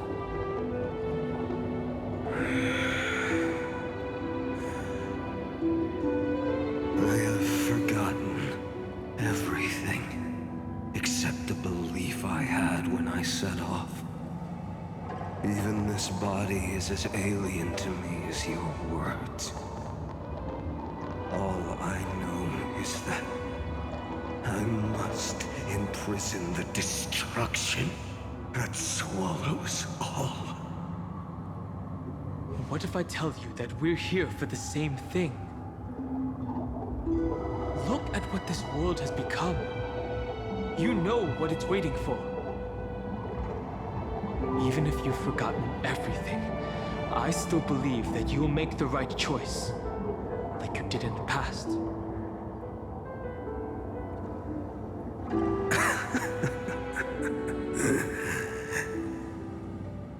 When have we ever had a choice? When were we ever masters of this world's fate? Even though I shoulder the dreams of millions of lives, I could only forge the destruction's evil will.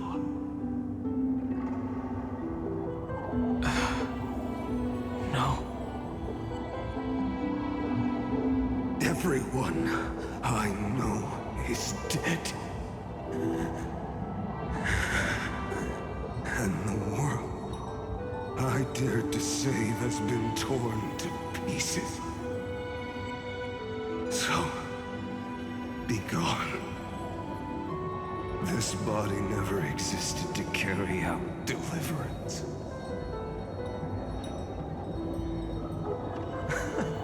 There's no need to be so serious.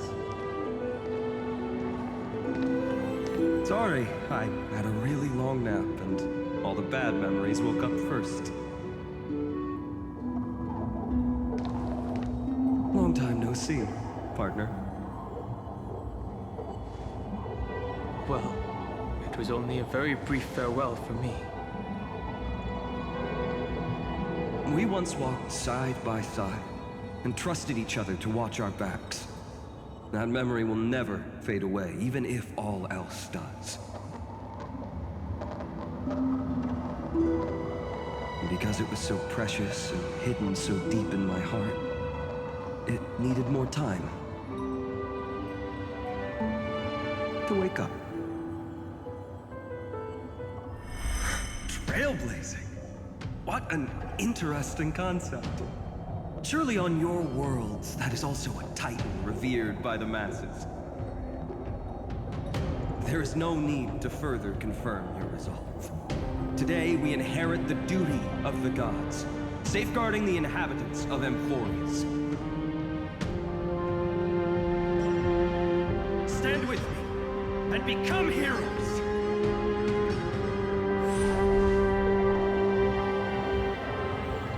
Did you hear that?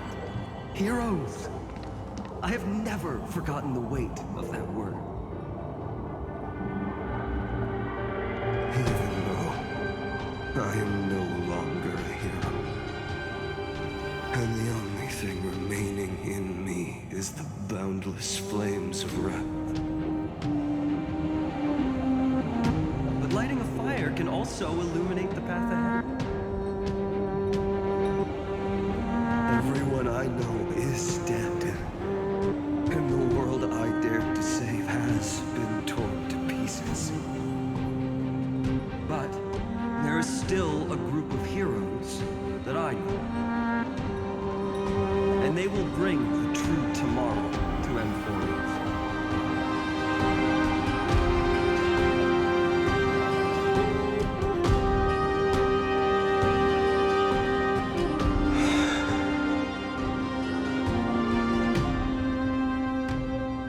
This body never existed to carry out deliverance.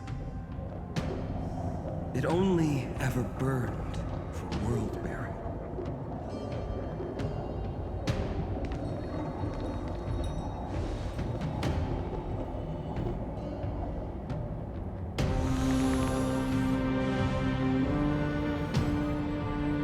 So, I'm going to head towards tomorrow first.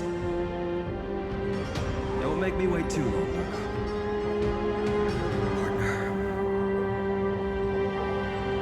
Deal.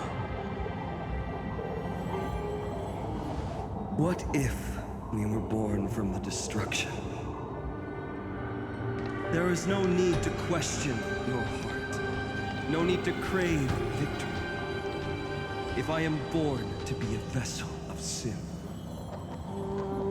then I shall roar at evil and trailblaze a dawn for future generations to come.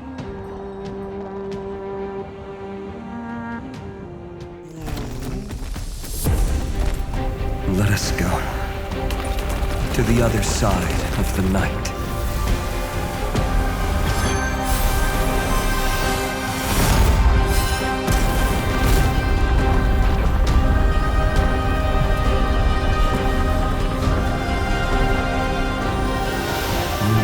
The dawn is there, and the blazing sun, destined to rise.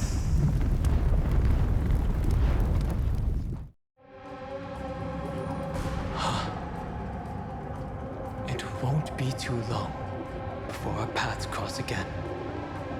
There's a ruckus coming from the Grove of Epiphany.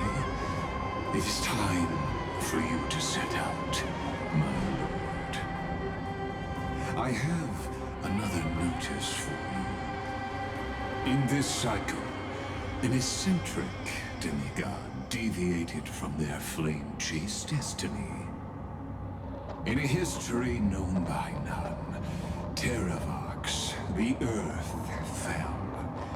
This matter has remained extremely mysterious, contradicting the extrapolations of 13 million cycles.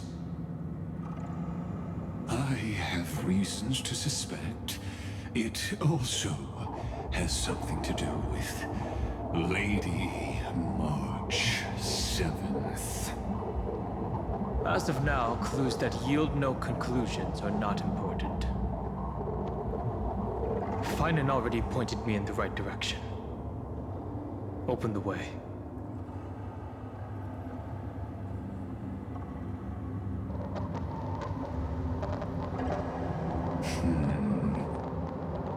Lord Donhong is gone. You can now speak your mind, Lord Anaxagoras. Thanks for the honor. And here I thought you weren't ever going to acknowledge your old friend. The Inspiration Circus recorded that you have led me up Dawn Cloud countless times. And the last time was right in the previous cycle. Oh, and Kefali even lowered their hand to welcome. Surely you didn't move into my head to browse such trivial content. But if that's the case, I wouldn't mind recalling some fun Dromus trivia for your pleasure. You seem pretty relaxed. Indeed. The experiment's variable will be eliminated by my enemy's very hands. A beautiful way to kill two birds with one stone, isn't it? You know very well that everything I said about that remembrance Pathstrider was true. Both my hypothesis regarding her identity and my recommendations to Lord Donhong. Yes, I know. You haven't told a single lie so far. But I noticed your thoughts would generate a curious ripple whenever you mentioned her. It's almost like you were deliberately trying to hide something into the depths of your brain. Since you're talking in such a blunt way, I'm assuming you haven't actually found any concrete evidence. That is correct. Thanks to that mechanical body, you can control the boundaries of your thoughts, opting to only show partial truths. Pity that I still managed to grasp a shiver of fear that escaped your control. and I traced it upstream to discover one single word.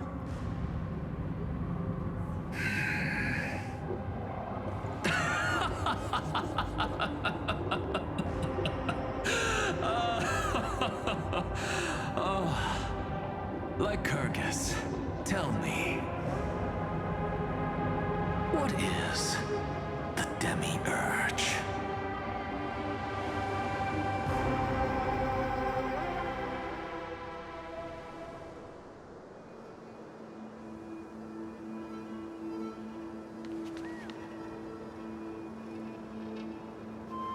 The grove. Even the branches and leaves of the sacred tree have been dyed gold. Finan gave his all for him. Now that the destruction has quelled the Memoria tide, it's time for me to go deeper into the grove.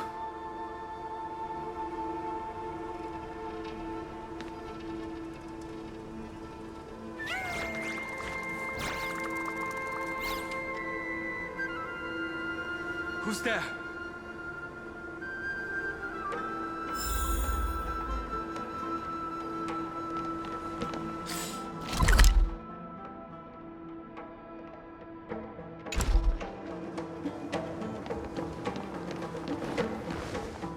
That fiery blaze engulfed the grove and woke all creatures from their slumber.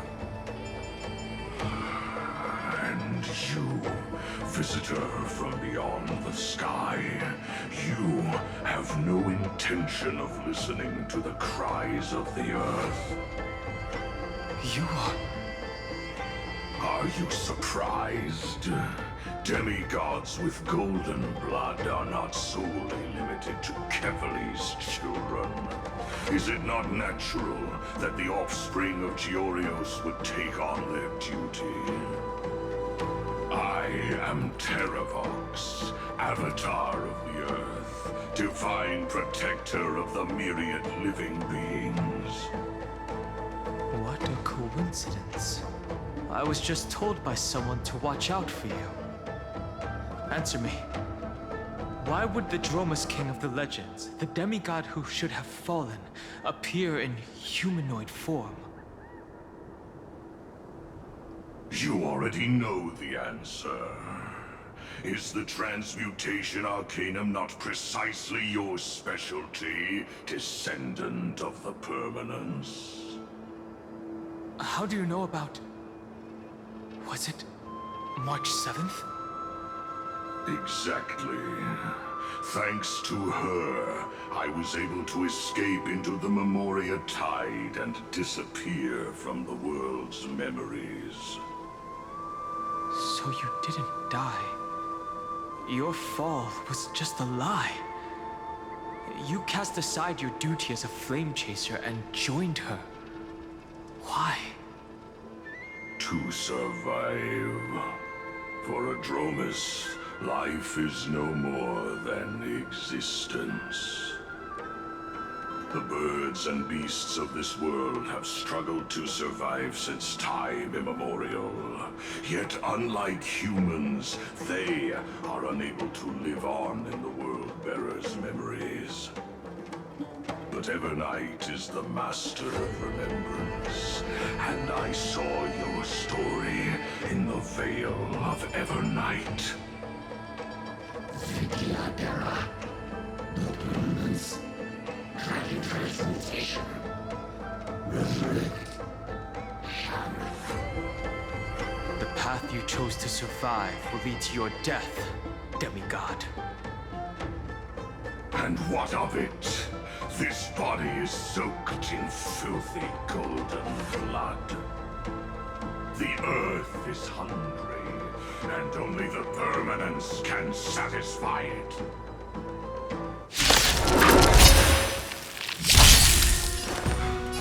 This madness seems exactly like Mara struck. Serenity is before me! The future will come!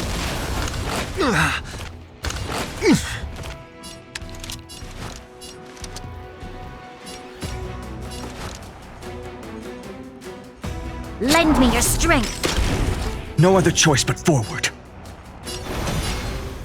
For tomorrow!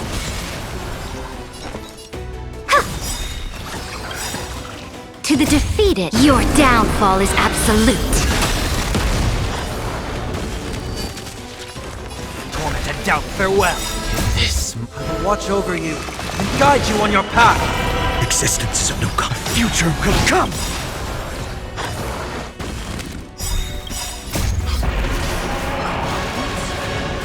How is that possible? You sun, tear the sky! It's endless. As the Memoria tide returns. The fires of abomination reignite. Why not join that water mirror? Fully imbibe. Hail the new dawn! You sun, tear the sky!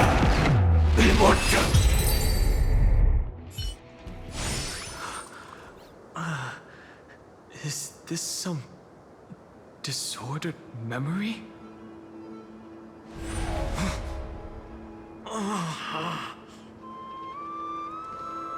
The mists of the past shall drift away. What? Scatter, fade, turn to foam.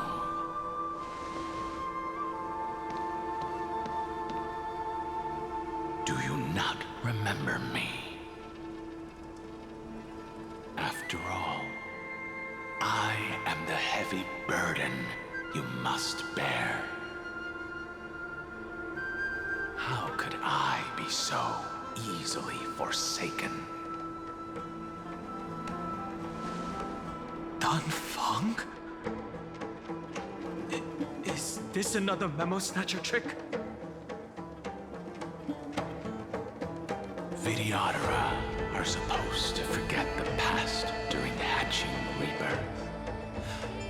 But the preceptors interfered back then and allowed me to remain deep in your consciousness. If you do not wish to use that bloodstained name, you may call me Obliviated Memory. That's not necessary. Though we've long parted ways, I won't ever forget you. So, who is that giant? That is Amphorius' Earth demigod. He should be on our side, but he was led astray and intends to seize the power of dragon transmutation. The dragon descends upon the earth, and all beings look to it in reverence. You and I know that all life in the universe covets permanence. Are you trying to say I'll end up like you? One day you will, and as I see it, that day won't be far from the end of this journey.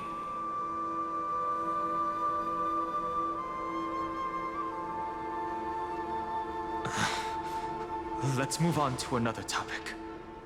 I have no intention of passing judgment on Dan Feng, and I have even less desire to become entangled with him again. I only have one concern right now: bringing my companions back safely.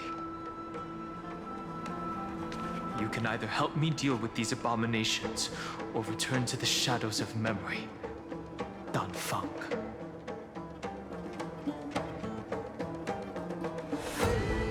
All right.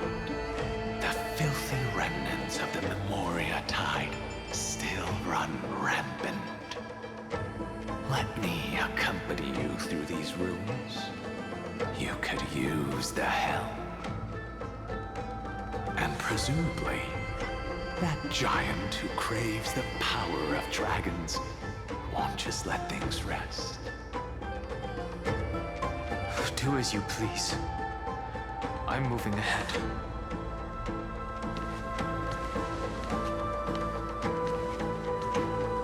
Speaking of Terravox, his aggression just now was probably some distraction. His madness is plain as day. I agree.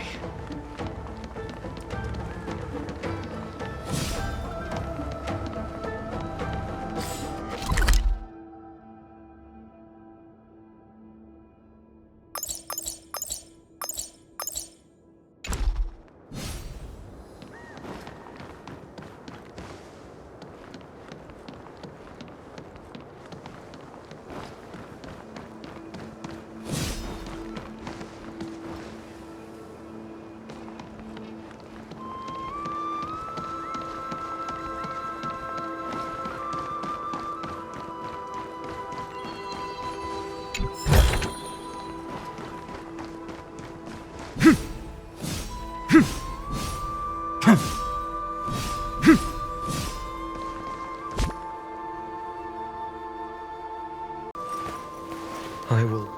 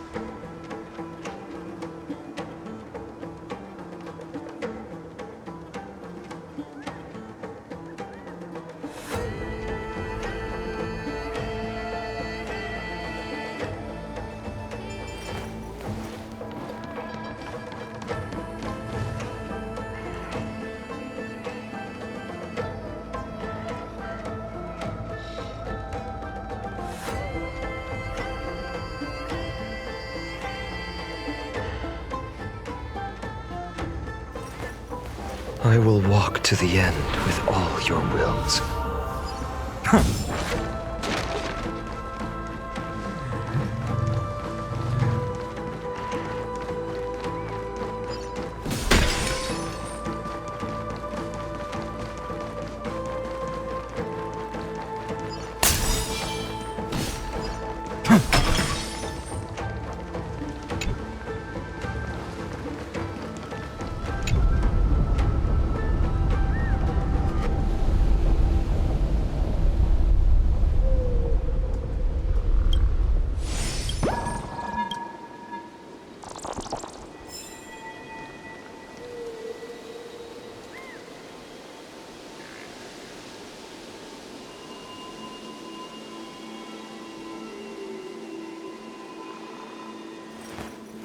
I will walk to the end with all your wills, no matter the cost.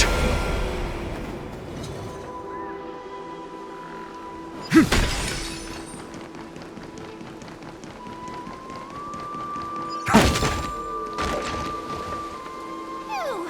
It's all good now. Yanis's blessing is full, and the hidden passage can be used again.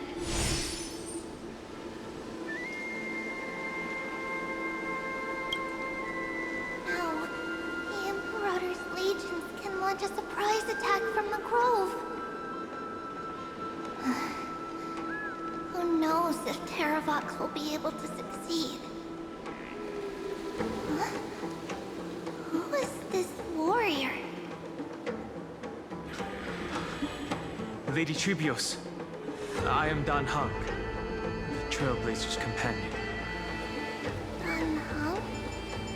Nice to meet you. I didn't realize Little Gray had more companions in addition to Little Cyrene. There is no need to elaborate further. They are merely a collection of your memories, just like me. No. If they were my memories, they would recognize me. Don Hong?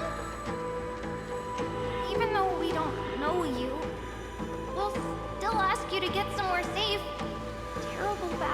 not to break out here. Icelands, I mean, Tux Gladiorum, is not far ahead. The evacuation efforts are almost over, so go now, or it might be too late. Icelands. I see. In that case, I'll go look for her now. Thank you. No problem. We need to go deliver some messages, so we'll be off. Please, take care, Dunhung.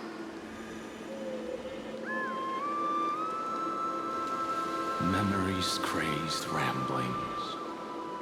What do you think? It's too early to reach a conclusion, but this memory is most definitely not mine. There are two possibilities. This memory either belongs to Terravox, or it belongs to him. The person you're desperately looking for. But the probability of the latter is very low. You should know better than I do. After that final battle, even the first genius couldn't determine where he went. Correct. But the conversation I just had gave me an idea. Let's forget Evernight for now. In the Vortex of Genesis, there was someone else who went missing along with him. I still have a chance to make contact with her. And the way I'll do it is right here in the Grove.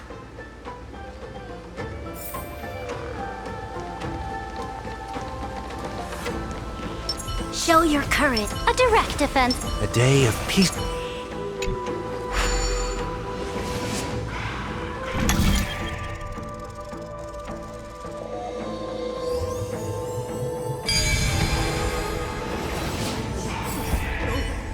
Stay back! You cursed beast!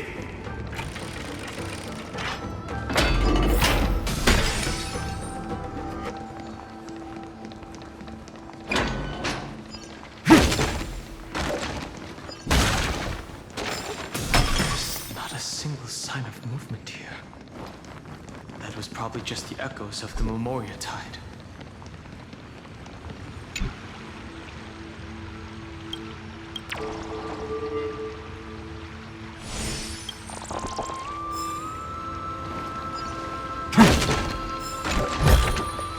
I've appraised it all. No fakes.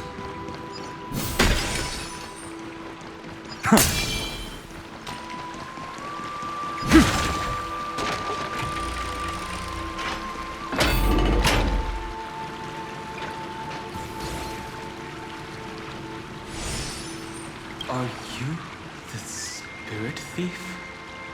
Bartolos? I see. Thank you for the advice. My Cloud Hymn magic will take it from here.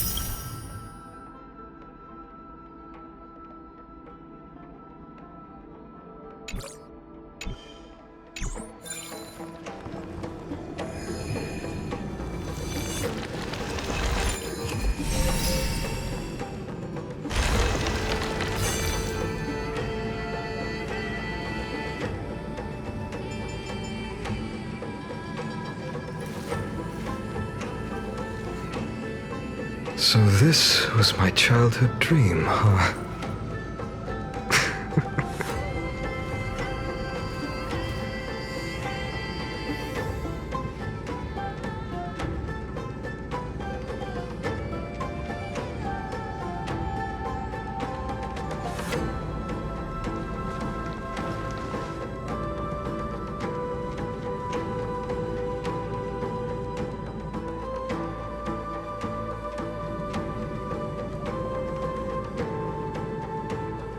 We're here. Now, it's time to awaken the person we're looking for. A pool of spirit water. I see. You plan to resonate with the waters of this world. Compared to the currents of my home, the waters of Amphorius are rather untamed. Subduing the waters wasn't easy, but I've gotten the hang of it now. Under the raucous steps of their frenzied dance, the roar of celebration calls forth the spirit water's memories. How incredible. There are still survivors in Amphorius. And this one even knows how to use the arts of water.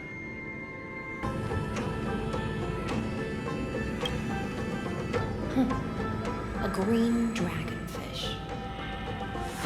Are you done, huh? I hope I've remembered your name correctly. Scale Gorge Waterscape is your home, isn't it? In Greyfry's memories, I saw you two standing side by side. That's fortunate. It means I won't have to introduce myself. I can get straight to the point. Tell me, where are Evernight and him? The stranger snatched away the deliverer right before my eyes. I commanded the waters to surge after them, but layered cliffs blocked the water's current. You must be careful. Earth has abandoned the Flame Chase mission. Though Terravox still lives, they're not an ally of the Trailblaze. That's no surprise. I've already exchanged blows with that mad demigod. I didn't think the worst would still come to pass. He also intends to get his hands on a dangerous power. As his comrade in arms, do you know what his goal is? Terravox has only ever cared for life born from this soil. If they covet powers from beyond the sky, I suppose it's out of the same care. Even so, their behavior is far too unusual. I presume they wouldn't have made such a drastic and irreversible decision if they had not exhausted all other means. But embracing the permanence may result in even more misfortune. While I admire that demigod's willpower, my position has not changed. It seems that if I want to find Evernight, I will have to confront Earth. Since my opponent has already turned into a vicious beast, what I do won't weigh on my conscience. Then allow my spectrum to accompany you, Lord Donho, as the demigod who witnessed the end of this world. At least let me sing an elegy for my last comrade. That doesn't sound like something you would normally say. Huh? What I do won't weigh on my conscience. I can certainly guess what you mean by that. I will never hesitate for my companions.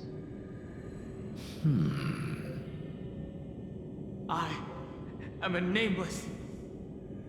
And what I'm going to do is defend all the hopes that are on the verge of fading away. Then I misspoke. That is exactly how the Guard of the Astral Express should act. If you please, Lady High-Sealance. Hold on to this current, for it still carries the warmth of Greyfry. Hopefully, it will lead us to the depths where our companion is hidden.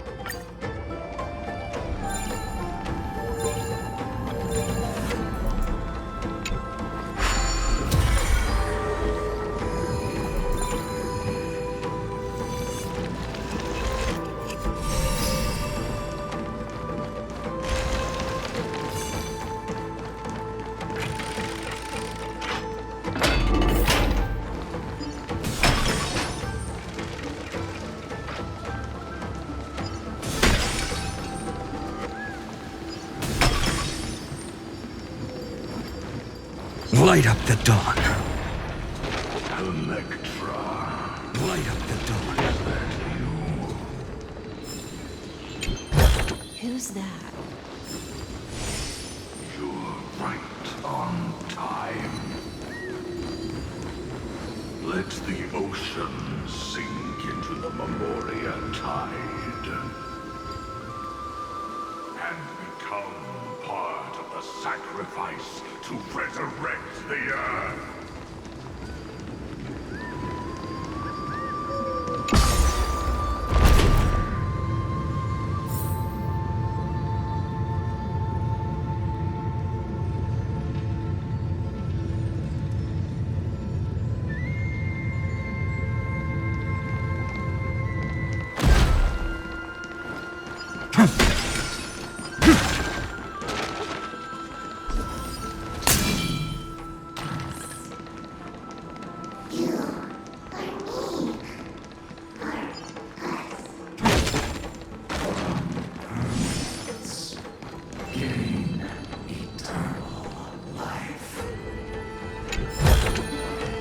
Is this also a blessing of the Trailblaze?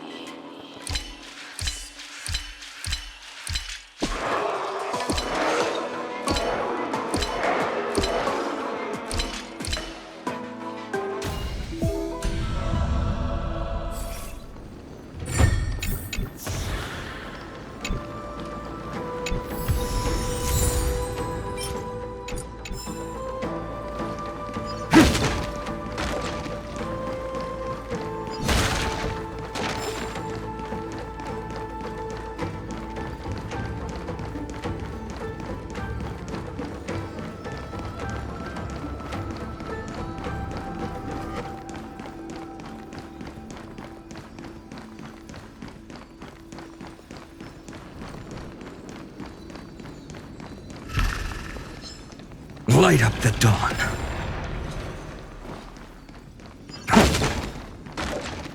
Light up the dawn.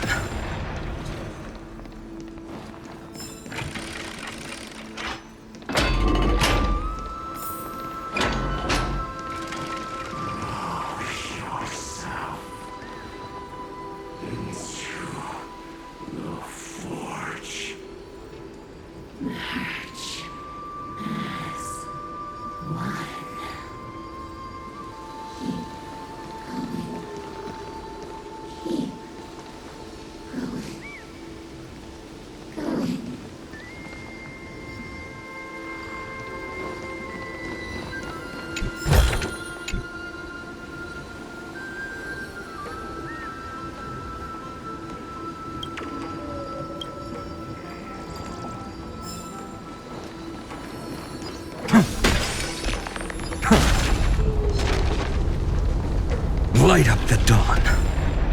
Light up the dawn.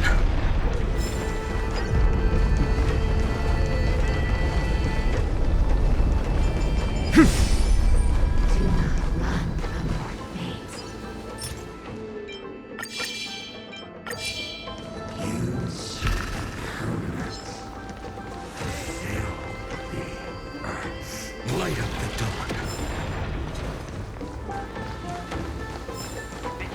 Might not even be considered peaceful if we did not respond to Paisley action. Why did Dunfeng choose me all those years ago? Oh, sire. Fall into oblivion. The Memoria tide surges violently. Hold on, and don't let your focus be swept away.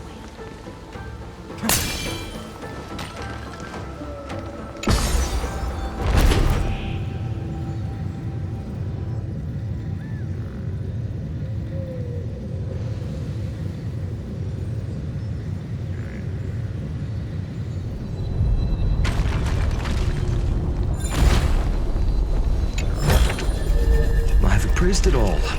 No thanks. The whole grove is shaking.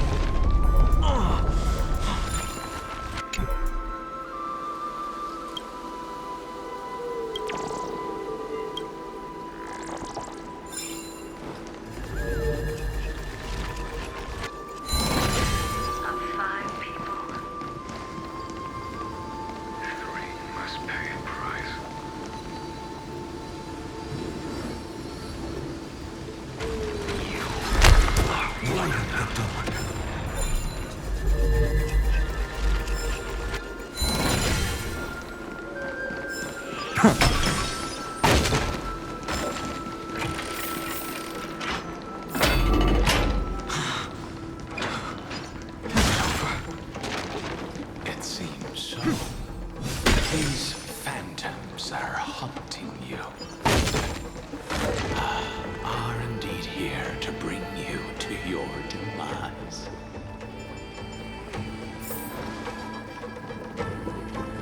It's unusually quiet here compared to before. Don't let your guard down. The Memoria tide has become even more violent. Is that?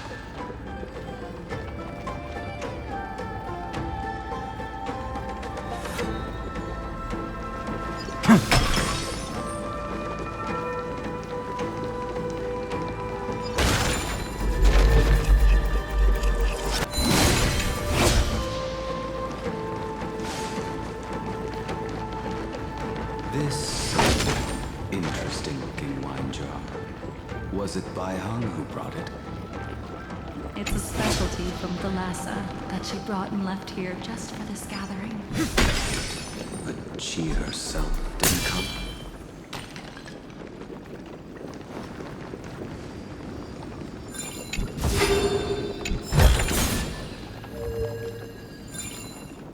Your mind retains far more of the past than I had imagined. I've seen this farewell more than once in my dreams. The previous life is just an immersion to a newly born Vidyadhara.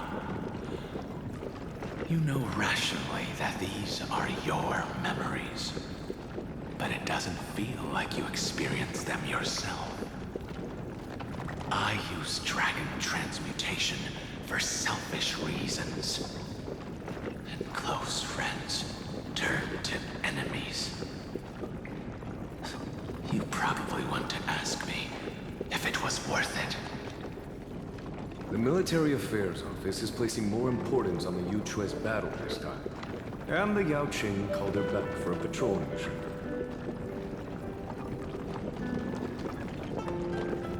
Some people are born with adventure in their blood and can't stop for even a moment. No matter, I'll drink her portion for her. We're already toasting. Why don't we wait for Don Feng? As always, the High Elder has endless meetings with the Preceptors that he can't get away from. Let's not wait on him.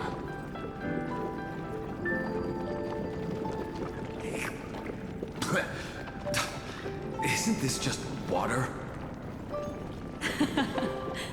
I'll relay her exact words. It is a mistake to drink too much before a battle, so I'll leave a jar of spring water from Thalassa's Crystal Palace. She said that wine only has flavor after a triumphant return. Why didn't you say so earlier? I didn't want to go along with her, but she insisted on seeing your expression after your first sip.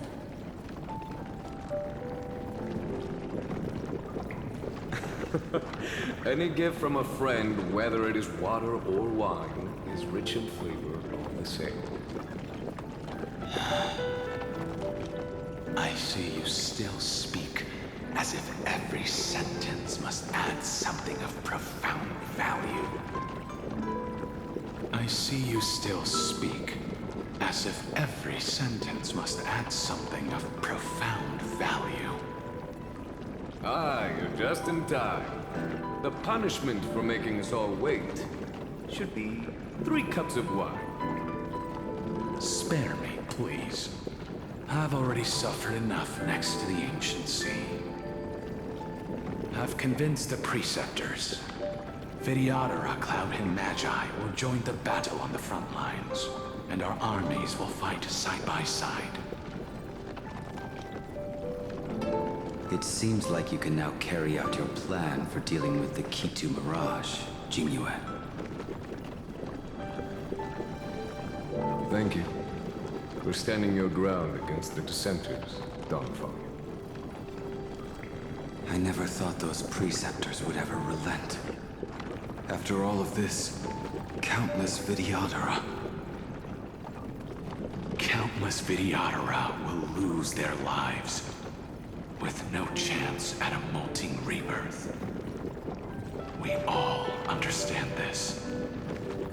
But the Vidyadhara cannot become a part of the Alliance's destiny if we do not share in its joys and sorrows. We would only be bystanders to everyone else's suffering. That is something we all understand as well. That is also why we've gathered here.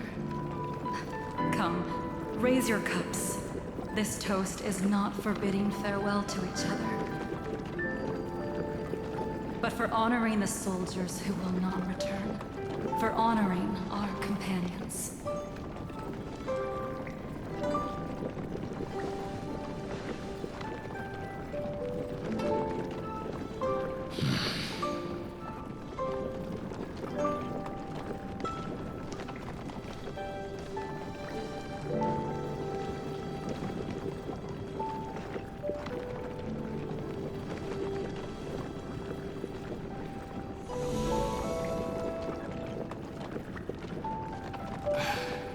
Apologies. My reckless plan must have put a lot of pressure on you. Nonsense. If our positions were flipped, you'd support me no matter how reckless my plan was. Right? Of course. But let's try not to be too reckless.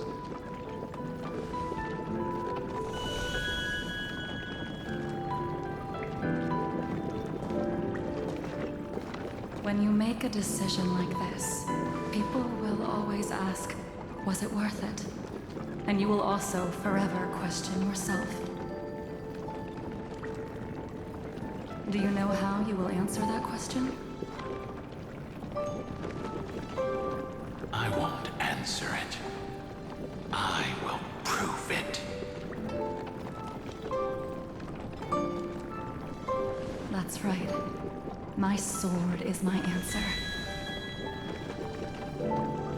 Thank you, Dan Feng. Thank you, Jing Yuan. Oh, thank you, Jing Liu. And thank you, Bai Heng, wherever you've run off to. Ridiculous. How did you get drunk from spring water? I'm just full of joy. It feels like I've just forged a divine weapon with masterful craftsmanship. I'd rather leave this world in a blaze than live until the end of time. That's what I always firmly believed in the past. But I never truly felt like I was alive until I met all of you. Now, I wish more than anything that I could just live a bit longer. No, pretend I didn't say that.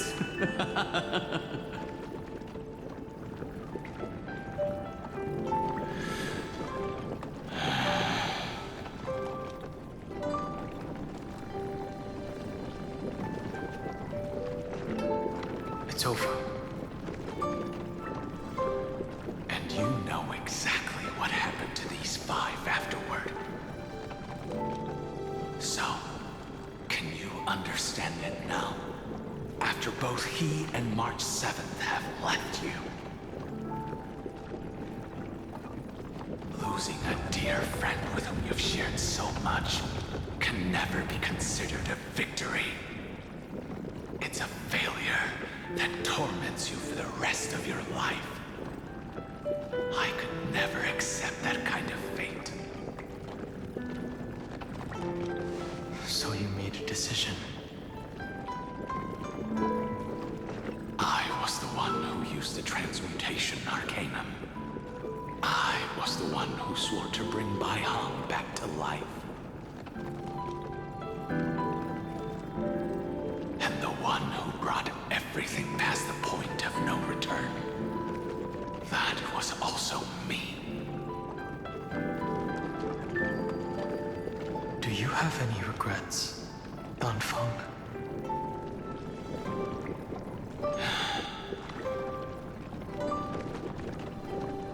Even if I could reverse time, I would not choose differently. And if it had been Jing Liu, Jin Yuan, or even Ying Xing who died in the battle, I'd still choose to do the same thing. Because only I could make that choice and protect all of this. Now, for the sake of your companions, for the sake of those 2 who walk alongside you, how much are you willing to sacrifice, Dan Hong?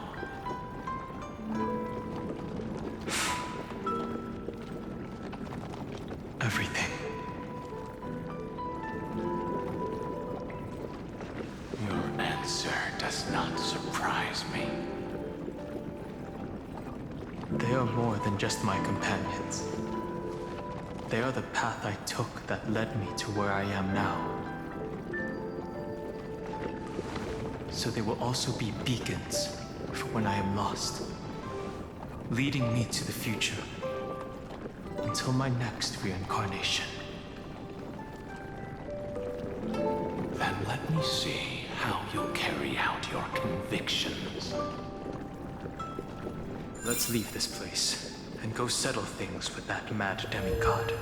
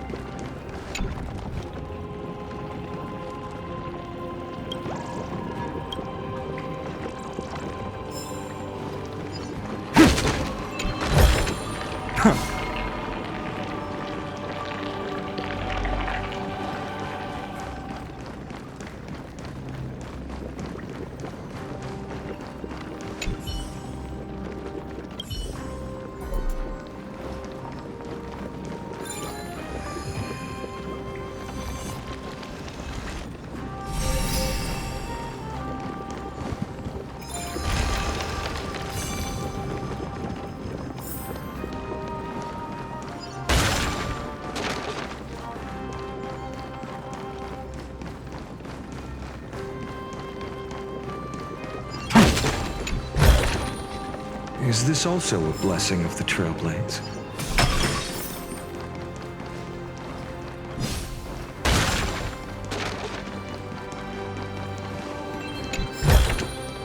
I've appraised it all. No fakes.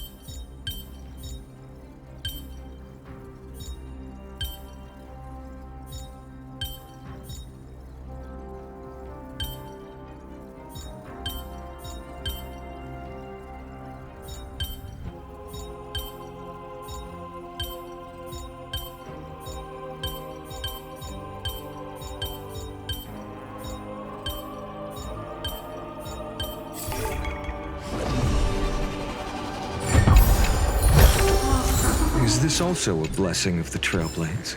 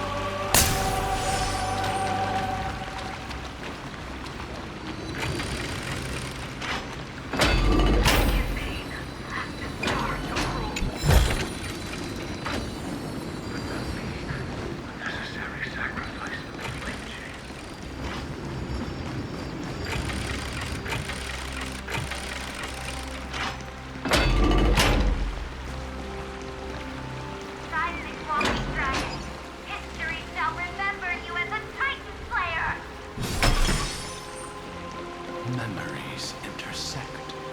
Another betrayal. Another catastrophe. Regardless of whose memory this is, it seems that Terravox has a leading role in it. The beast that's been rebelling its whole life. No wonder they descended into madness.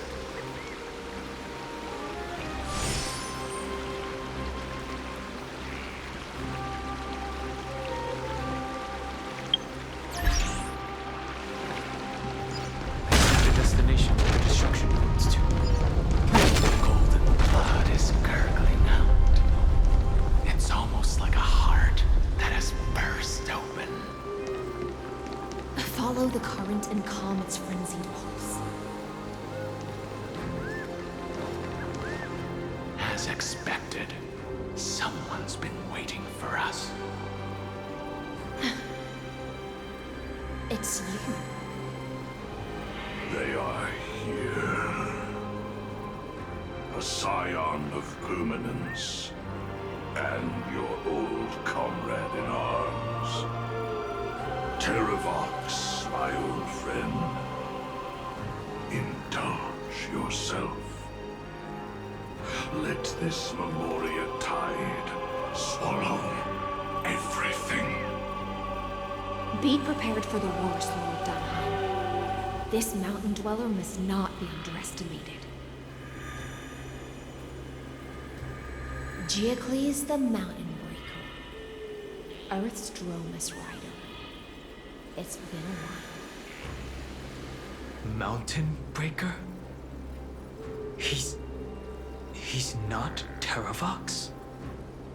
I remember you, little fish, and your despicable master.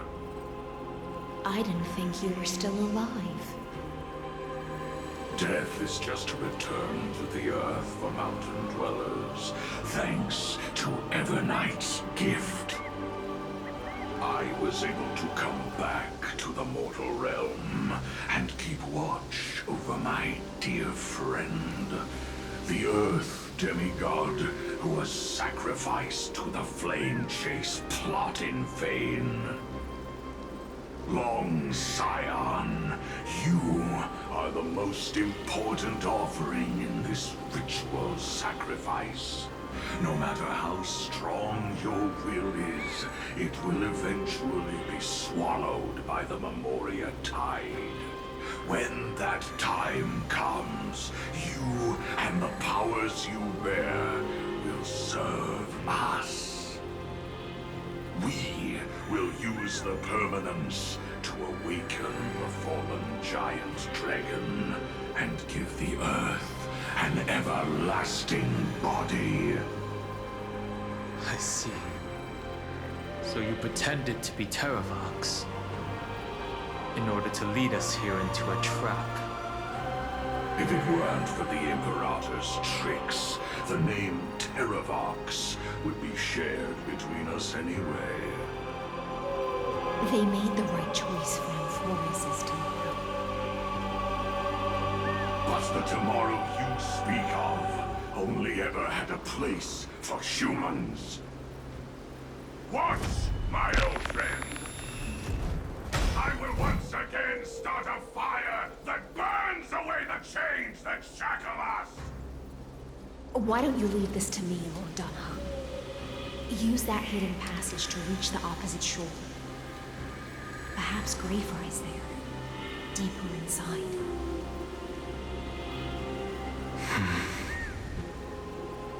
No. I will stay here.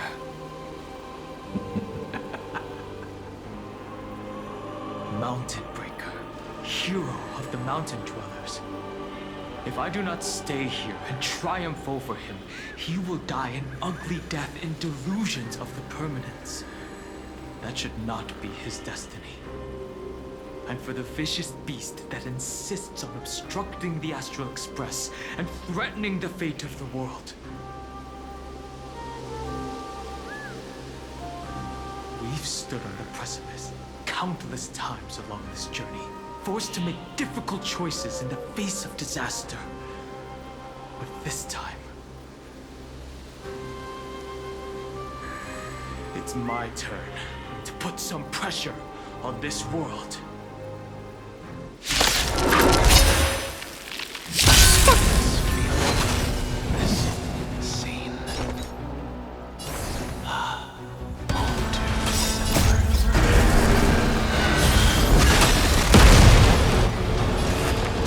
Doubt farewell. Existence is of no consequence. For tomorrow! We've entered the storm. To guard and defend! Crush them!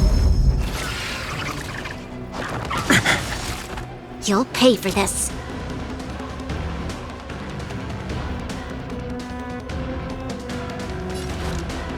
Lend me your strength. No other choice but future will come! Fury of innumerable core flames consume me! Hail the new dawn!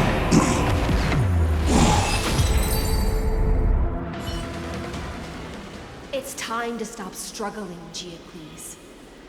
Go to your death with dignity.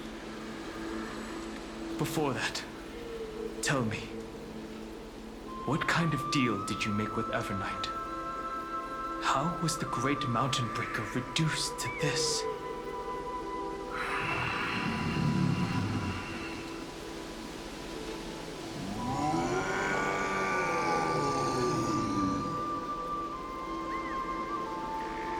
That's...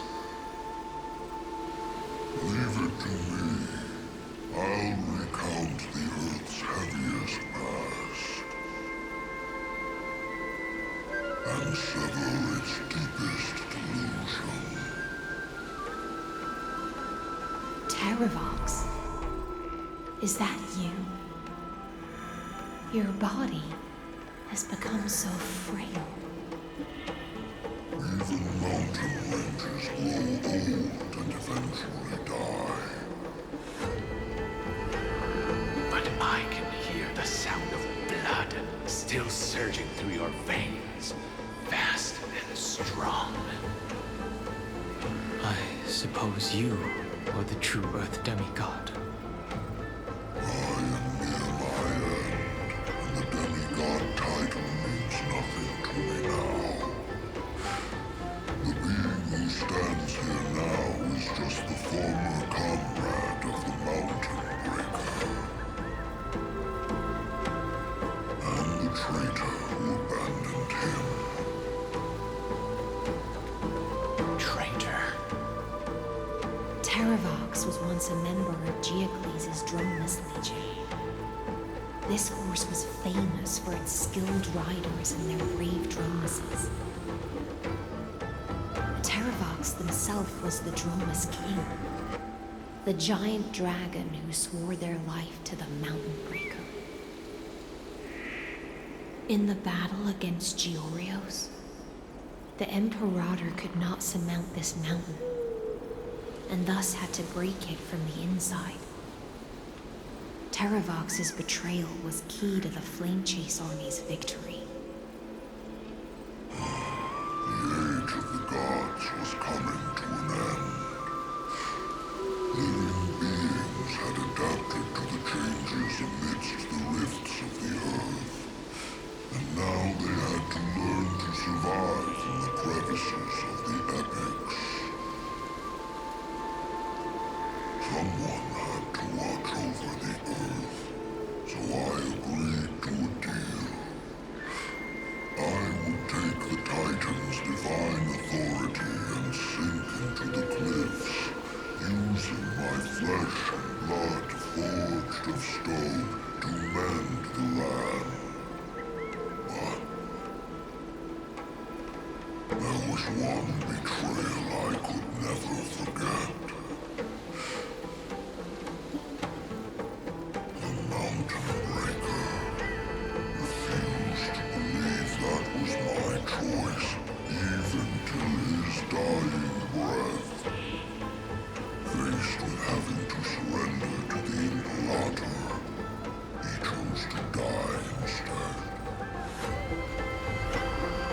So this is why you decided to conspire with Evernight. Time's strange visitor appeared before me. The great power from beyond the sky, called the Remembrance. It's incredible. Geocles was able to be reborn as a memo scribe. He mumbled about the times we fought side by side. Just like how all the lives this body carries speak to me. Evernight did not ask for much in return. She only wished for me to use the divine authority of Earth to hide her tracks. Since you're being so candid, does this mean you've given up resisting?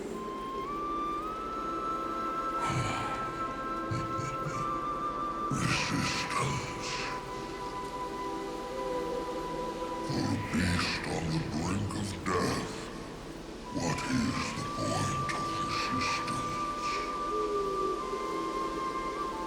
I see. 1,000 years have passed, and your mind has long since been shattered. This frail body bears the weight of all those I've betrayed.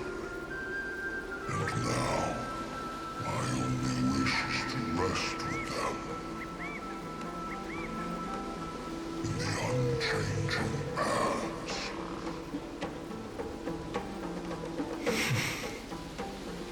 Go, long Scion.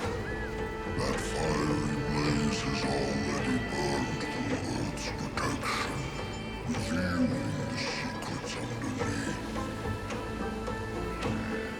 The deepest depths in Anthorius, the great tomb where all the past is buried. The one you seek, Evernight, walked out of that place.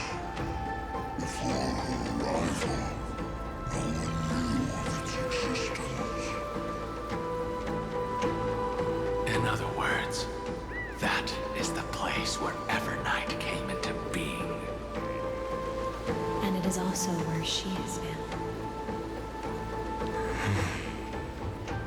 You sank willingly into the past, and now your memories have turned into this form. Was it worth it? At least I still remember. As long as I never forget, they will live on. Primitive and animalistic. I understand these instincts. Have you ever regretted anything?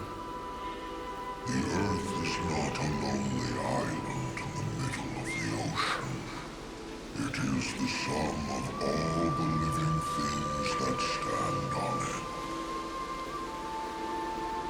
I have never regretted defending the creatures of this world.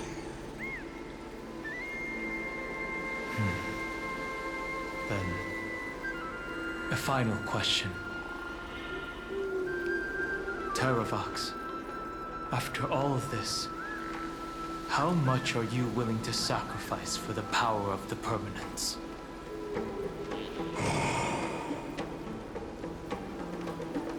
Everything. My journey up to here has allowed me to fully understand my destiny. No matter how I struggle, the Earth will never be able to reach the stars. But my compatriots deserve to continue their struggle. At the end of my life, I want to make one last effort to give them a chance to move on to the future. Even if it is a future I am not able to witness.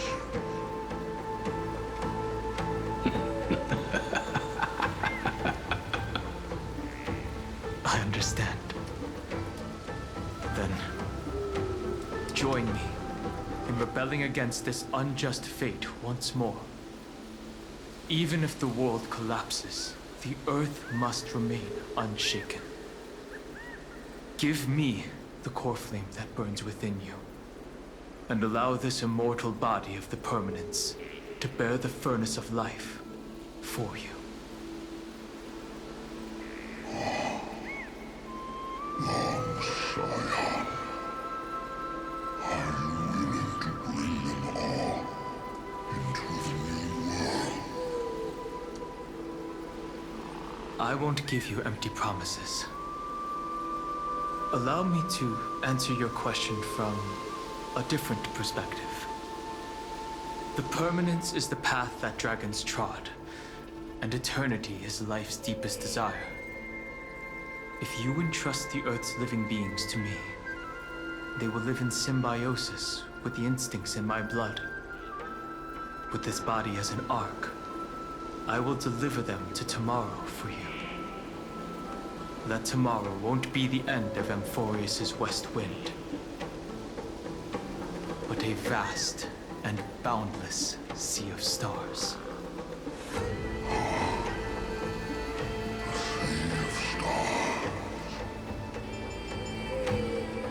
It's a future where all beings can trailblaze side by side, not a prison made from remembrance.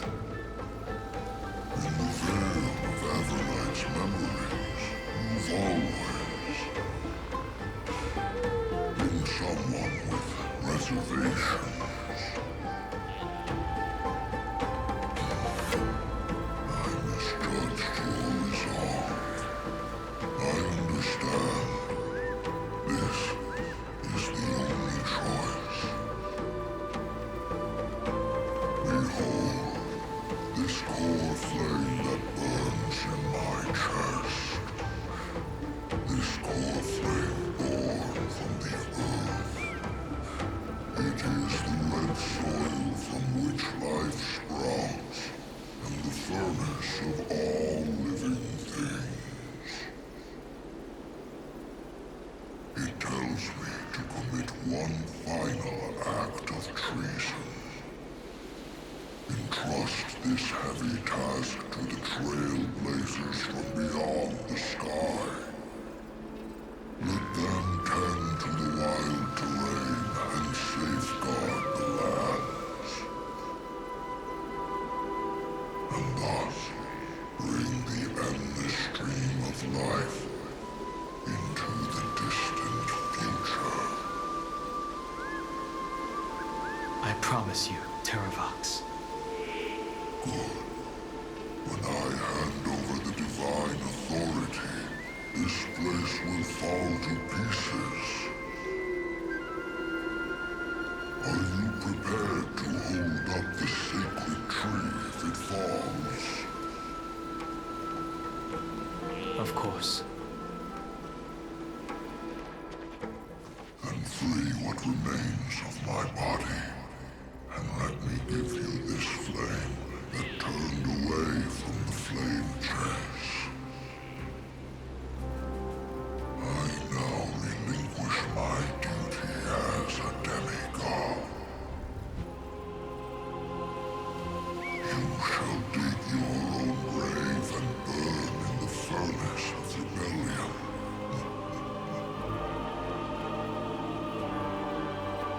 I only hope that, after all this time, Father will take me back into their heart.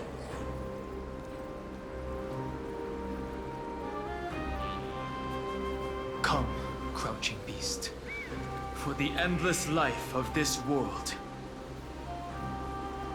Rise from your dormancy and follow me as soaring dragons of the wilderness.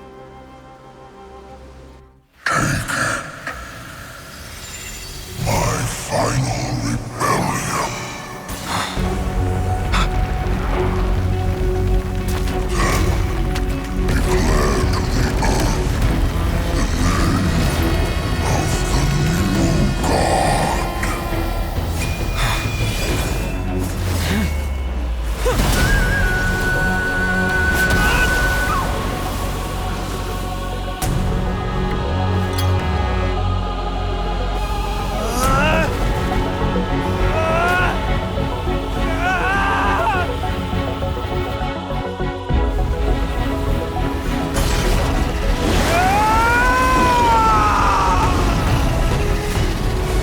I am Dan Hung, one who guards the Trailblaze's way forward.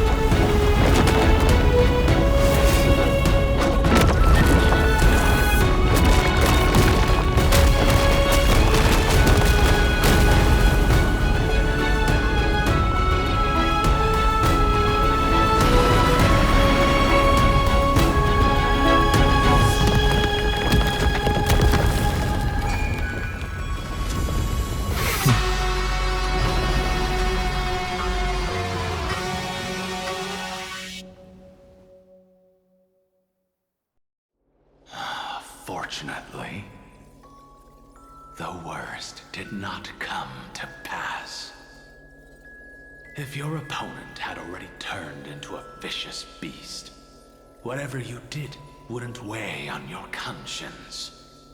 So what if that demigod had harbored ill intentions or vowed to fight to the death?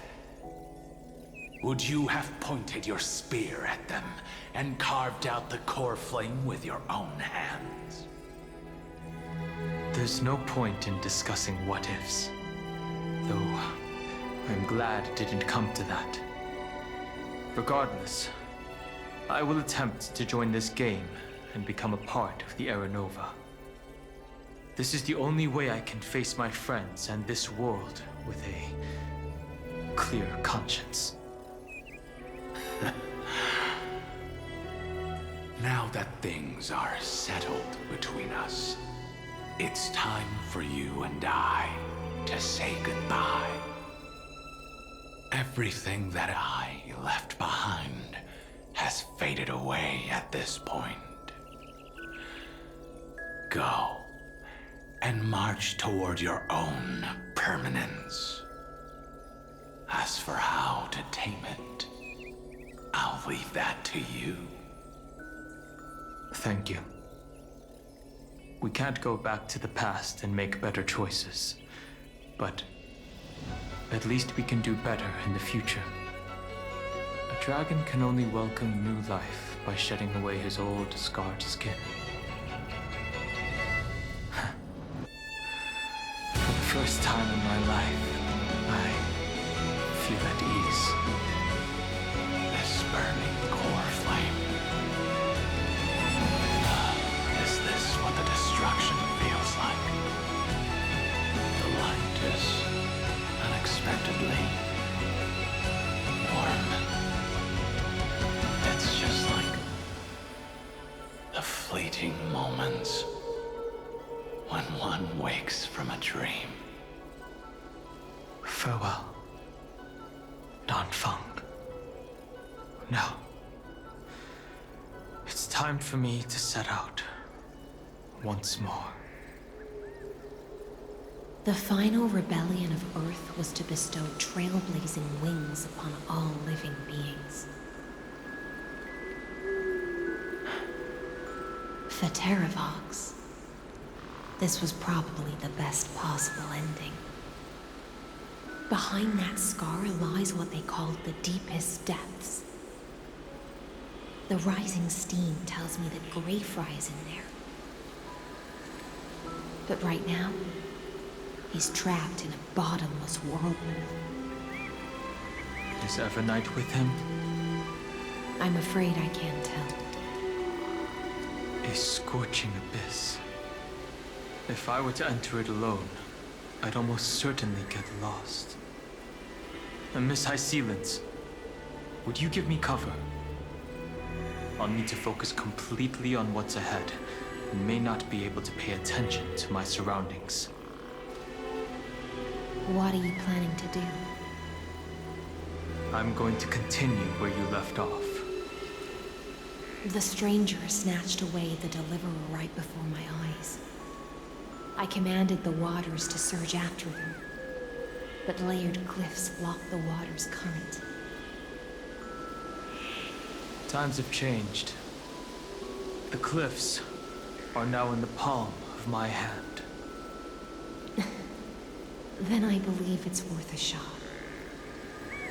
It's just, without absolute resolve, you still won't be able to pass through that Memoria tide, much less save someone from it. The search for Greyfry might stretch on like an Evernight without end. Be careful. Wandering through time is no easy feat. Don't worry, Lady High Sealants. Just as you kept your lonely vigil in the depths for 1,000 years, my determination to find him is even more unshakable than the earth itself.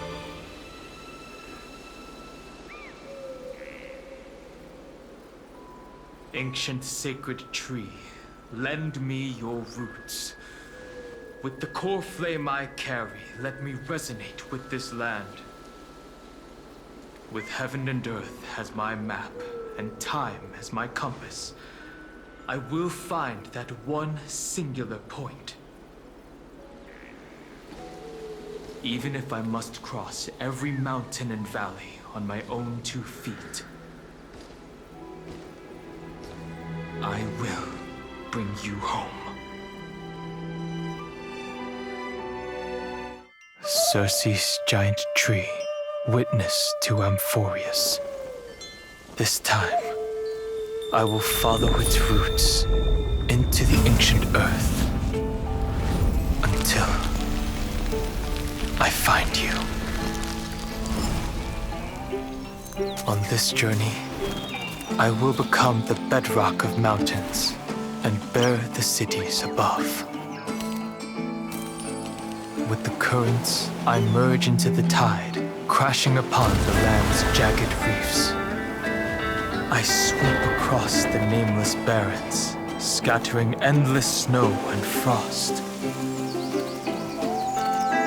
Entwined in the cycle of day and night, into the deepest depths of this world, adrift in the darkness that was before all else. When can I lead you out of this maze? No. I can't do it with just my eyes alone. Maybe it was never me. Maybe it was always you who could set us free. Long time no see. All right. Let's settle this and keep moving. That's where we will find our answers. Hey, Donhung, wake up. 3 of a kind. 2 pair. Ace. Go.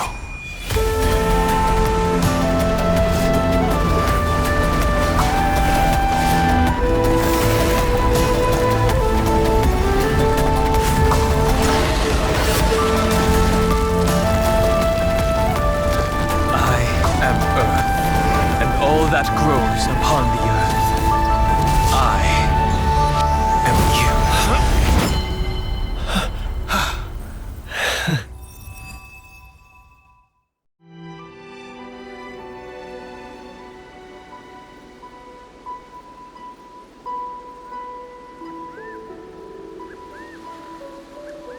Finally.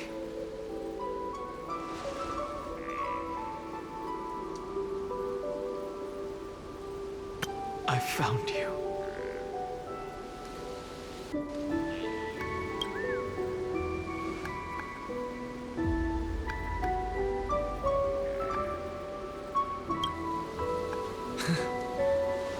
Long time no see.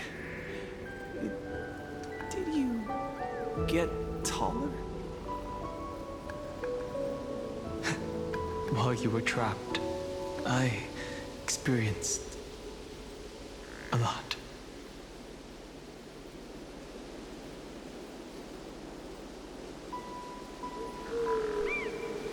Thankfully, Evernight did not try to stop me. Looks like we've managed to stay ahead of her this time.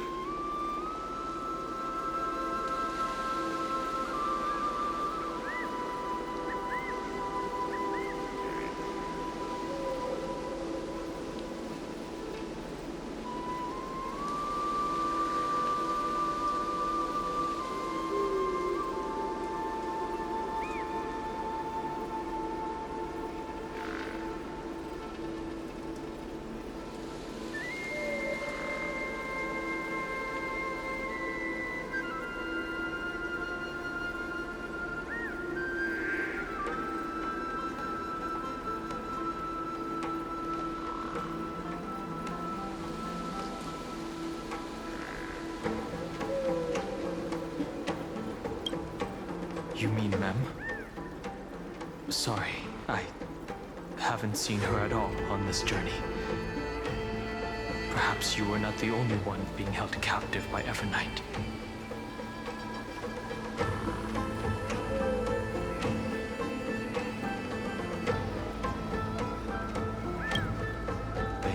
once stopped worrying about us. About you, me, or March 7th. They never gave up on trying to save us, even from outside this world. Miss Himiko, Mr. Yang, Pom Pom, and even Sunday Black Swan and the two geniuses. They are all doing everything in their power to aid us.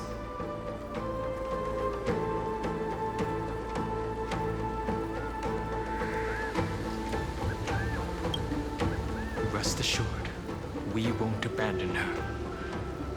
We'll all return to the Express together. No one will be left behind.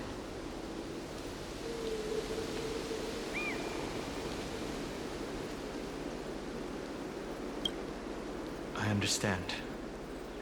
Her power shouldn't be underestimated. It was only when I personally stepped into the maze of time that it suddenly struck me. She and I had crossed paths once before. I'll only warn you once. Leave her body now. I feel like I've seen these floating black things somewhere before. I had an unexpected encounter with her when I left Amphorius. Perhaps to avoid exposing her whereabouts, she stripped that memory from my mind. That power called Oblivion. It's just like an Emanator's. Oblivion.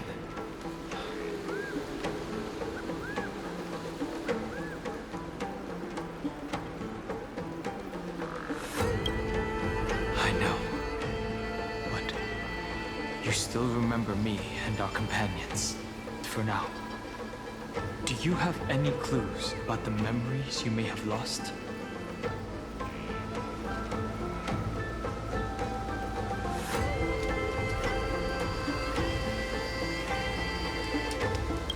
Are those Everknight's exact words? If I'm not mistaken, she intends to make you forget Amphorius, including the Chrysosaurs who have journeyed with us up till now. But it seems you still recognize Lady Hysealence. If I made that much of an impression on little Grey Fry, then I am naturally blinded. But I fear your escape from that power they call Oblivion is thanks to someone else. Nice to meet you. Or maybe I should ask, how have you been since we last saw each other? Along with you, this little butterfly fish's memory was also salvaged from the depths of that whirlpool. Just as a pearl is cradled within its shell, the power of Thanatos surrounds you, shielding your soul from corrosion. Miss Irene has spoken of you often to me. Though we never met in this life, I believe there's a kind of warmth that can transcend time itself. Through the endless flow of time, I guarded the secret passage between Styxia and the Vortex. When the Memoria tide flowed backwards into the River of Souls, even in deep slumber, I could feel that warmth. And with all my might, I protected that warmth. I apologize if that seemed improper. I hope you'll forgive me.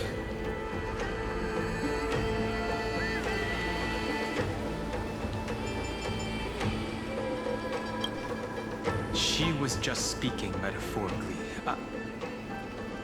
This conversation feels familiar somehow.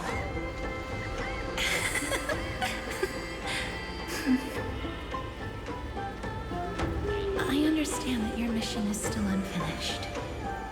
The path ahead is treacherous, and even though my body is bound to these dark currents, I'll do everything I can to watch over you both. The little butterfly fish is right. There is still a pair of eyes watching from the shadows, but we won't let them get anywhere near you.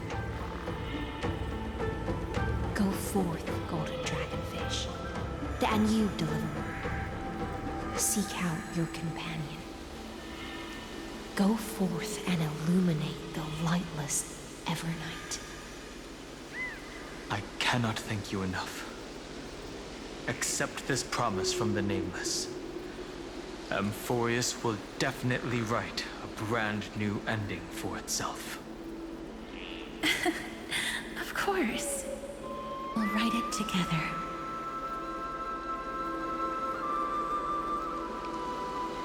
The Nameless will never stop. Until all of us stand side by side in the true new world.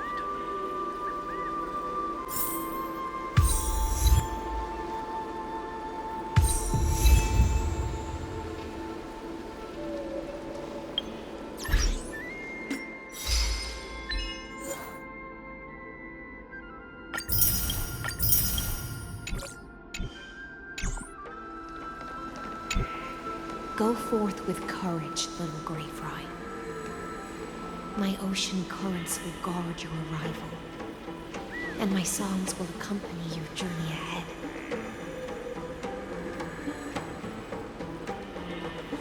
Farewell, little fry.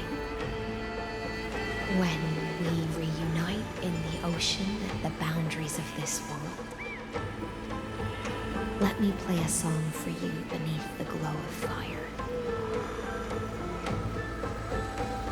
At the end of the sea of flowers, the souls of the living shall warm thy fingertips, and after an embrace, there shall be eternal separation.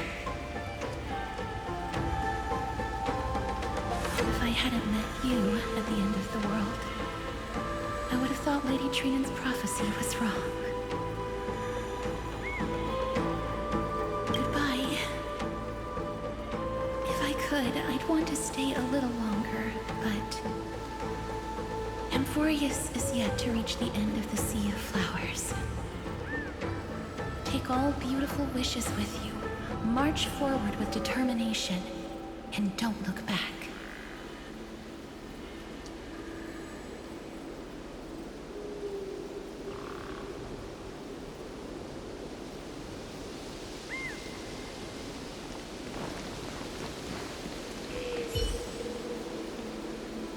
Finan is still fighting against the destruction. Hycelans and Castorus remain on watch, guarding the path that led us here. Only by moving forward can we honor the efforts of all Chrysosaurs.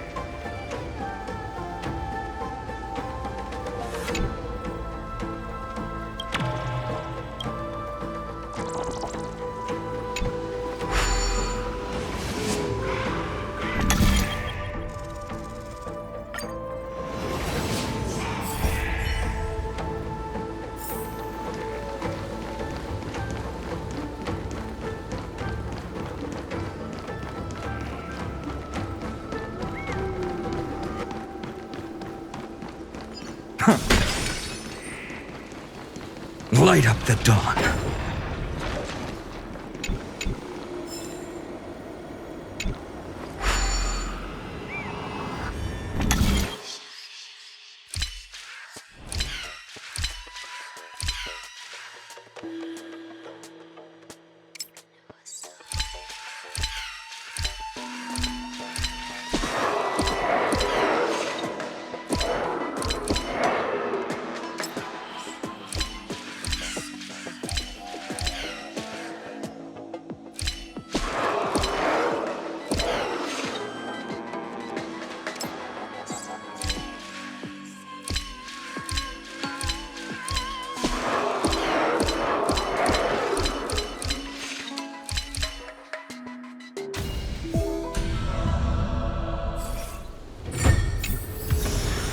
I've appraised it all.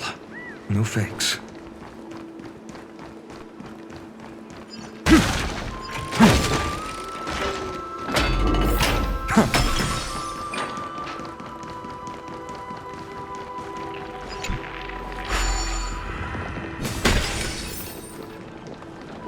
Light up the dawn.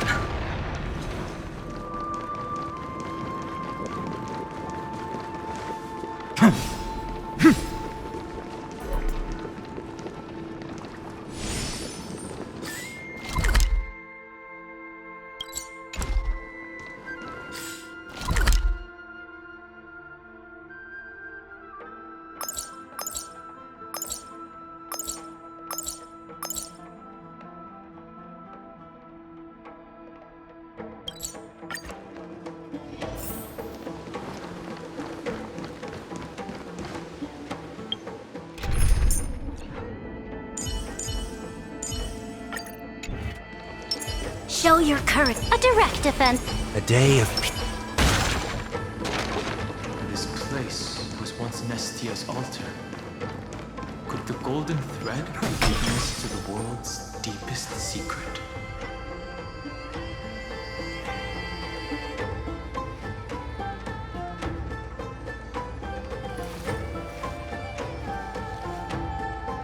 My childhood musings, huh? So naive.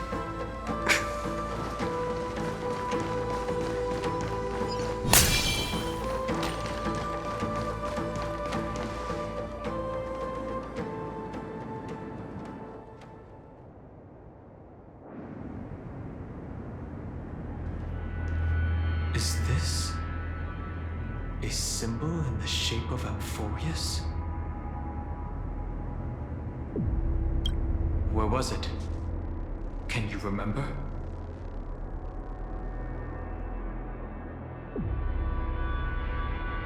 Which Titan is this? It's very similar, yet somewhat different. That doesn't make sense. How could a world enclosed within the scepter have a way of knowing what it looks like from outer space? Unless the mural isn't a drawing of Amphorius, but rather someone saw the mural and shaped the world in its image. Could that someone be Xandar? No. His concession proves that this place where Evernight is hiding must be a blind spot of the experiment. I'm afraid not even Xandar knows about the existence of this great tomb, or the secrets buried within it.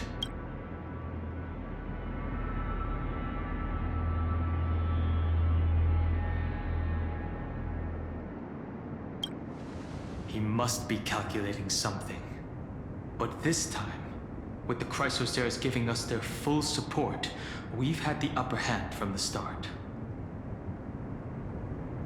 This forbidden realm remains undetectable to Xandar, and even Find and Stripe merely opened the entrance, yet Evernight can freely swim through it as she pleases. It cannot be reached by the erudition, nor can it be erased by the destruction. Be careful. What lies dormant beneath may well be Amphorius' final path. Remembrance.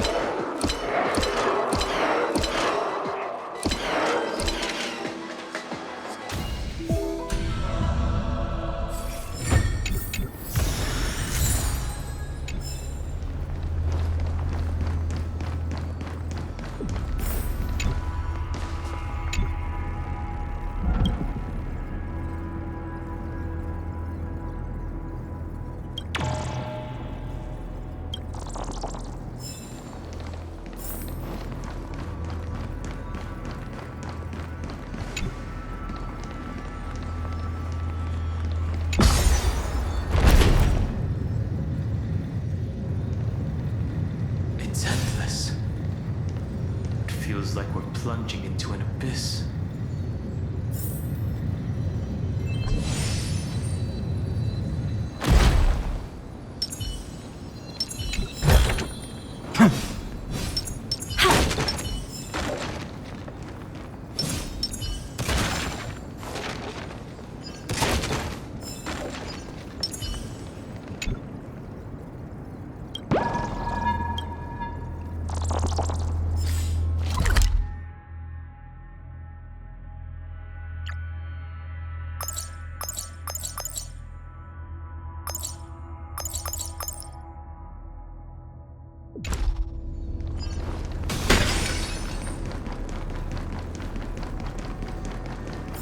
Are those distant structures all entombed data?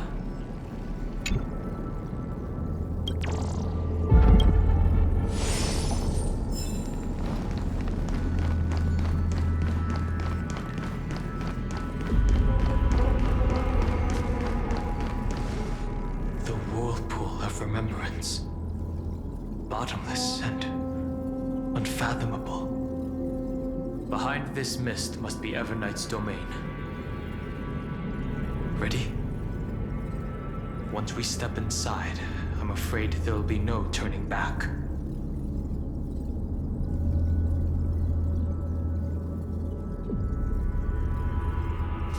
March 7th is surely waiting to see us again. Let's go. On the Trailblaze, no one gets left behind. This maze is full of memory loss.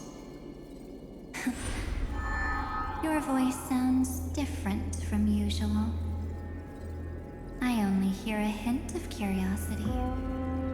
The rest is all fear. Beautiful Memo Keeper. I know exactly where that fear comes from. The Everknight is a mimetic entity's natural nemesis. They will swallow you whole with just a flick of my pinky finger. I am the Garden's enemy. I have never denied that fact. I have to say, Miss Everknight, you've certainly got a unique way of protecting people. At least she's still willing to talk. Is it because I disobeyed the Garden's rules? Maybe I still have a chance. No. I don't think you do. It's not very elegant to spy on someone's thoughts, you know? Well, before you get rid of this beautiful Memo Keeper, the least you could do is answer some of my questions. Why should I do that? So you can buy more time and send a message to your companions? And here I thought you were already watching my companions' every move. I am. Earth's stirrings have ceased. They have defeated Terravox and are heading here as we speak. Don't tell me that's part of your plan, too. It's not. But I'll make good use of it. Fighting alone against an entire world, even I might miss something. But I know how to adapt to the circumstances. Just like right now. How I've decided to let you go. I like you, little bird. Your longing for memories remains pure. Unlike those memo snatchers. Your most precious quality is how you've yet to be tainted by the Garden's dark side. I'll take that as a compliment. But I still don't understand why you've kidnapped me here. Well, seeing is believing. So, why don't we take a stroll together? This ruin buried deep underground is called the Kernel, in the language of erudition. But I gave it a friendlier name. The Heart of Amphorius. The great tomb of the Nameless Titan. The Nameless Titan? You'll see with your own eyes just how important the remembrance has been in this world. And how we will stir up the waves of oblivion to douse an eon's ambition. You've been hiding here all this time. That's right. Curious about how I discovered this place? It's not actually all that complicated. The road we just walked was the beginning of March 7th's journey in Amphorius. The beginning? Do you still remember how 3 paths are said to intertwine in Amphorius?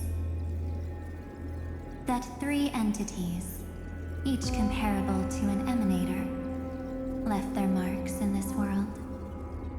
There's Xandar, Iron Tomb, and... That's right.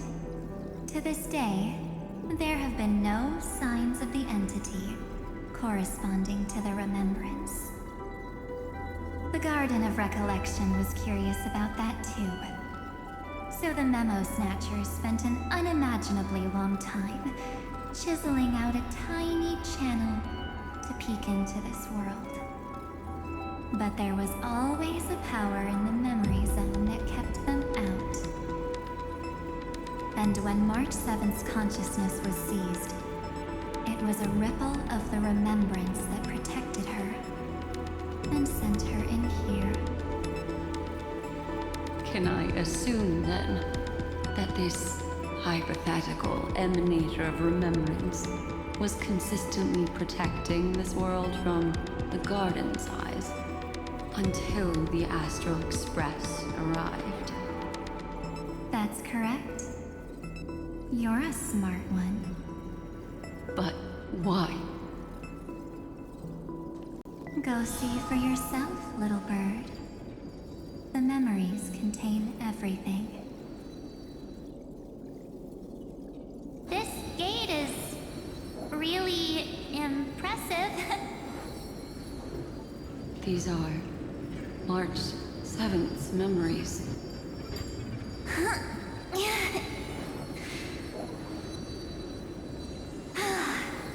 Didn't move at all, huh? I just got here and I'm already locked out. A journey of 1,000 miles stopped at the door? That's terrible! Is she stuck? Keep watching. The fun stuff is just ahead. Warning. Object does not have access permission. What? Did I touch something I shouldn't have? Execute formatting protocol.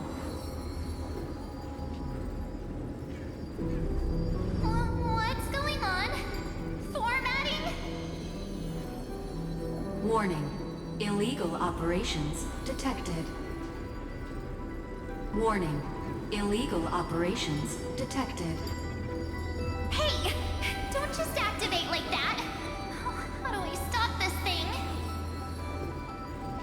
Warning. Warning. Warning. Operation authorized. Protocol name. Back. Huh? Finally, it stopped. Wait. Did you just mention his name? He's barely spent any time in Amphorius and he's already famous?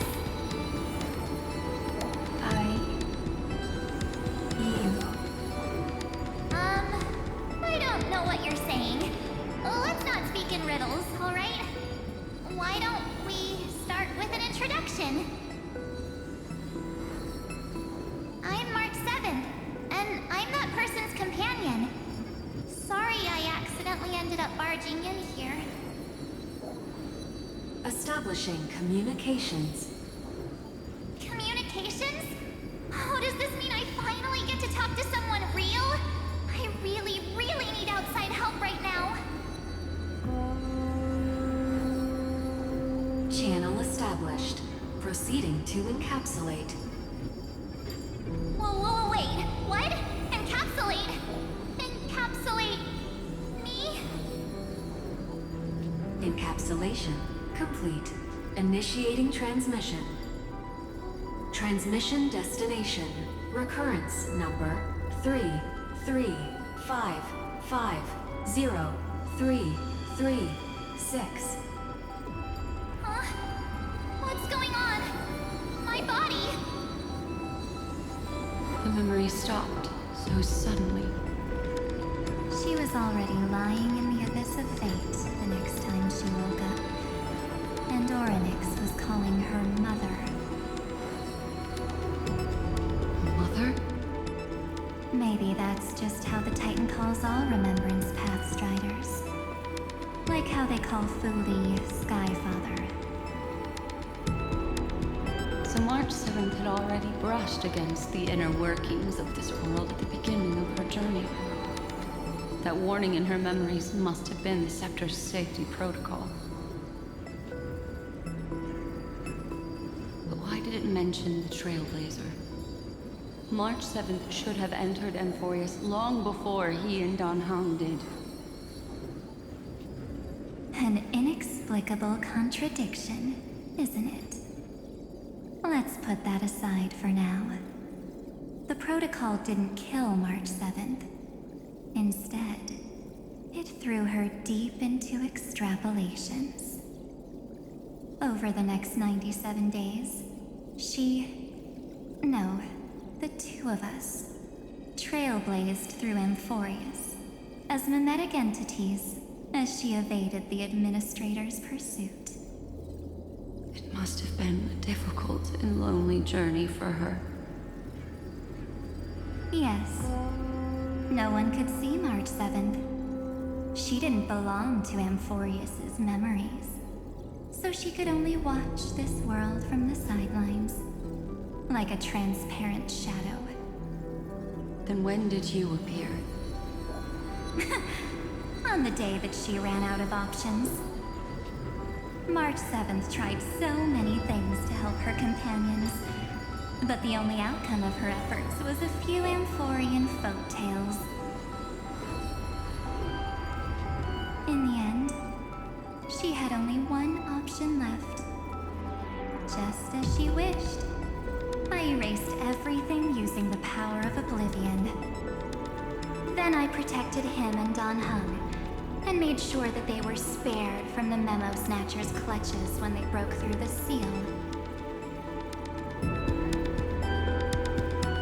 And you've been hiding in the shadows ever since, while manipulating time and colluding with Earth, all the way till now.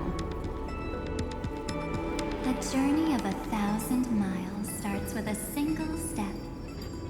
The story of the Remembrance has just begun. Why don't we step into it together? As someone qualified to walk with me, you can now take in all the secrets behind this door. And witness how, in a blank space of time, another futile journey across 30 million lifetimes was forgotten by this world. I thought Evernight would have done something to stop us, but it's been smooth sailing the whole way through.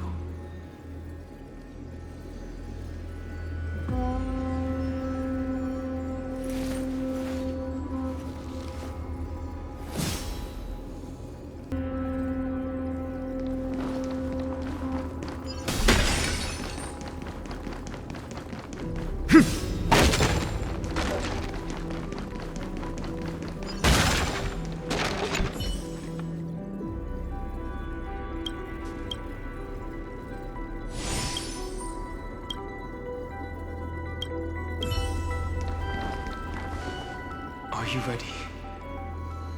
I'm going to open this door.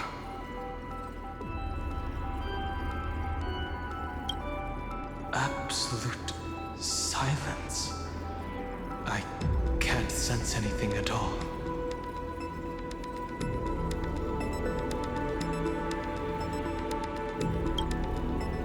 I know.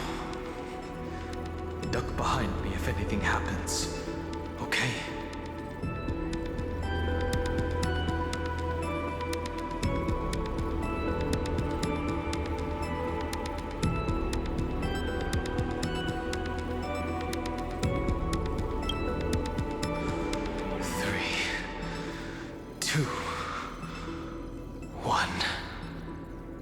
Warning. Object does not have access permission.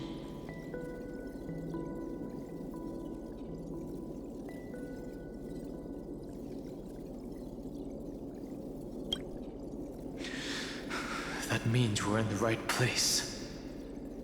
Warning. Warning. Warning. Get ready. Incoming. Welcome back. What? I'll be waiting for you. It mentioned your name.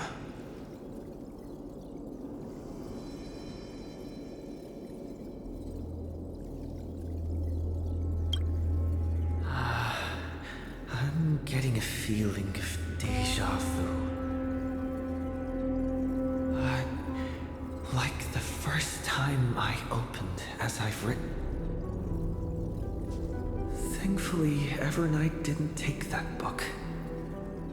Let's try using it.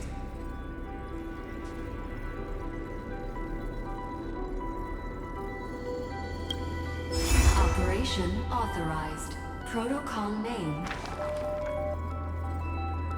The seal's gone. Didn't think this book would have a use here.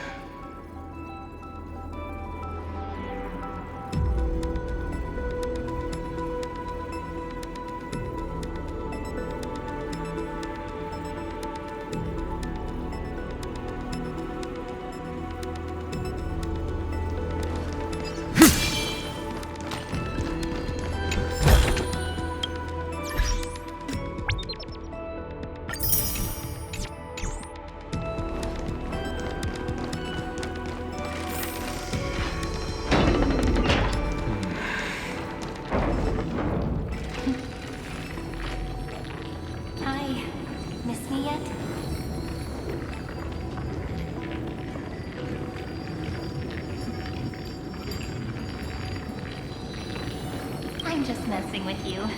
This is the first time I have met you. Executing protocol. Format object. Formatting progress. 0.015%. And it looks like it'll also be the last. Something's wrong. She's not talking to us. She's not the mem you know. Could she be a Cyrene from the past? Formatting progress. 23.815%. Since we don't have all day, let's get started, shall we? As always, I'll read this book to you. That way, it won't just be Cyrene's memories alone. Formatting progress. 45.147%. Where should I start this time? Let me see. There. Shall we start with the meeting between the Helcolithist sage Midamus and the King's Aegis and Extra?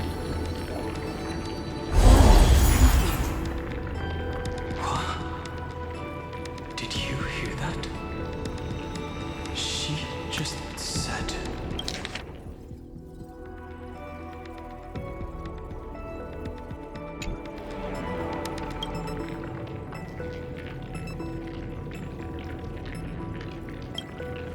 This is obviously not the history we know. It might be one of the possibilities in the 30 million cycles, but... Cyrene should have died at the start of every recurrence. So why is she here? And who was she talking to? And that book she mentioned.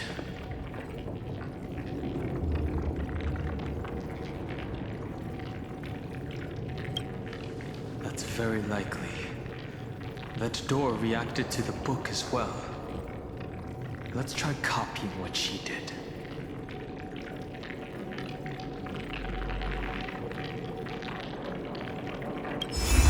Accessing. Recurrence number 335503337.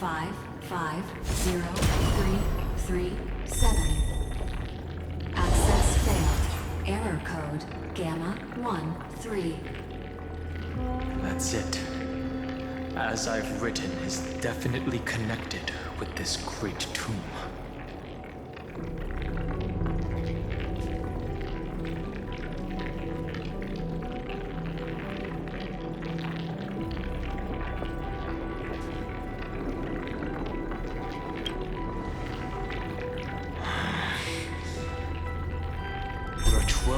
chapters in As I've Written, corresponding to the 12 demigods.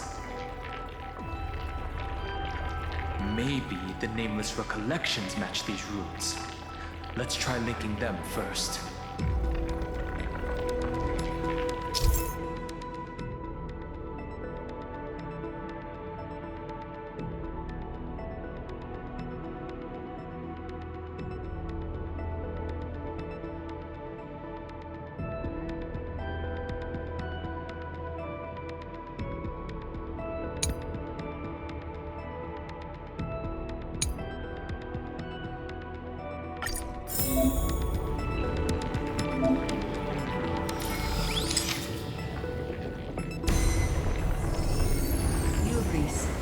V3.6 downloaded. As expected, the data stream flew into the crystal in the middle. It's absorbing the memories in the book in this manner. The world never learned how Ceridra rewrote the law, but I believe it was Amphorius's decisive move against destiny. A day of peace. A direct defense. 30 million departures. 30 million shatterings. And the beginning of 30 million flame chase journeys. Fate betrayed Trebios, but she was never betrayed by humanity. My childhood musings, huh? Upload to 405 downloaded.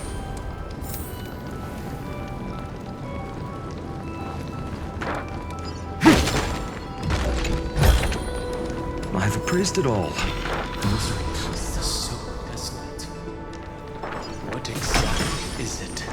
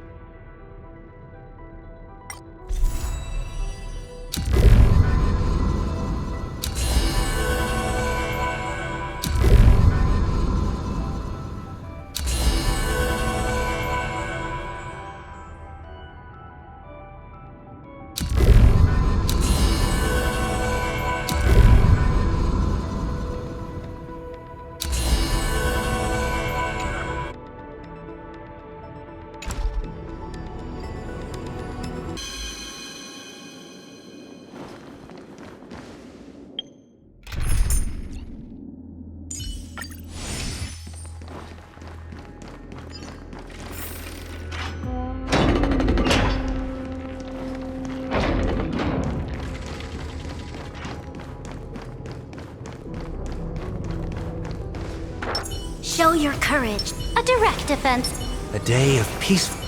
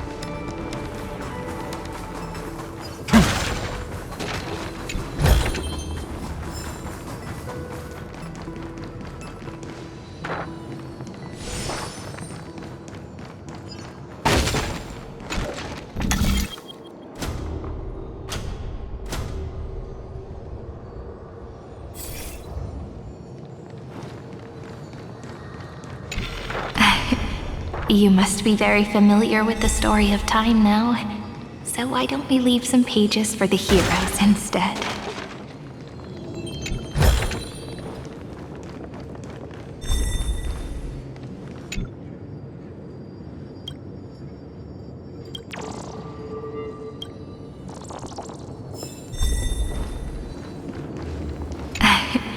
You must be very familiar with the story of time now.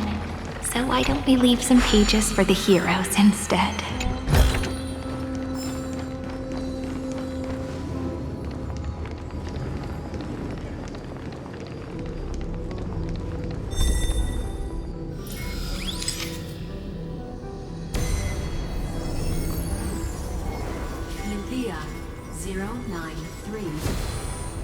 Downloaded.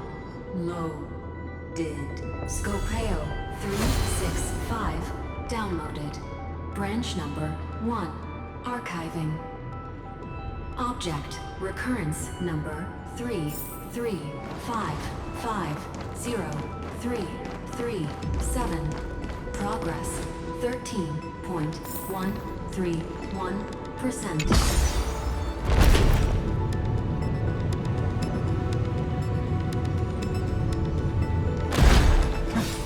There's a notch in the terminal that's just the right size for this book.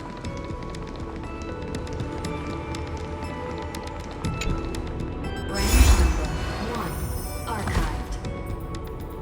Encapsulating encryption key.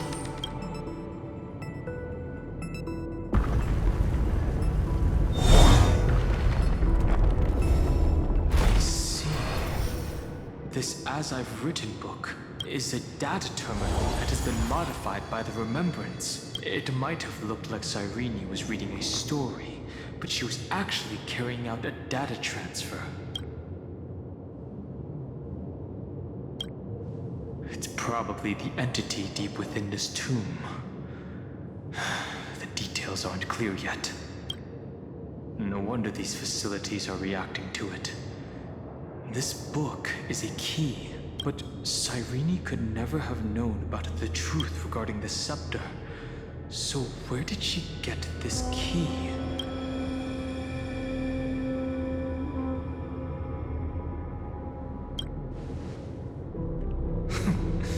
Xandar likely has nothing to do with this tomb.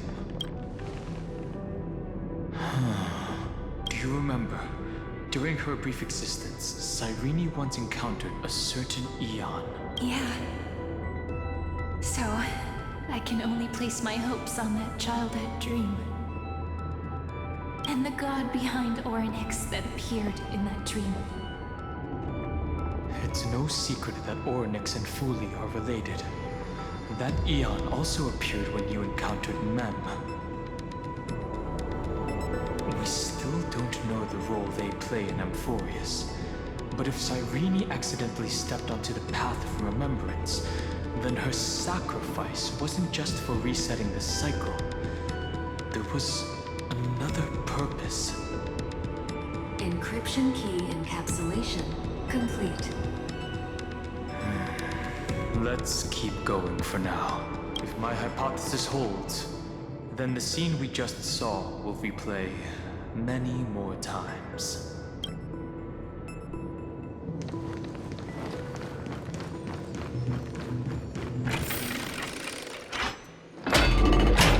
Be careful. Evernight's eyes are everywhere. Don't get too far from me. Chronocognitive anchor will protect us.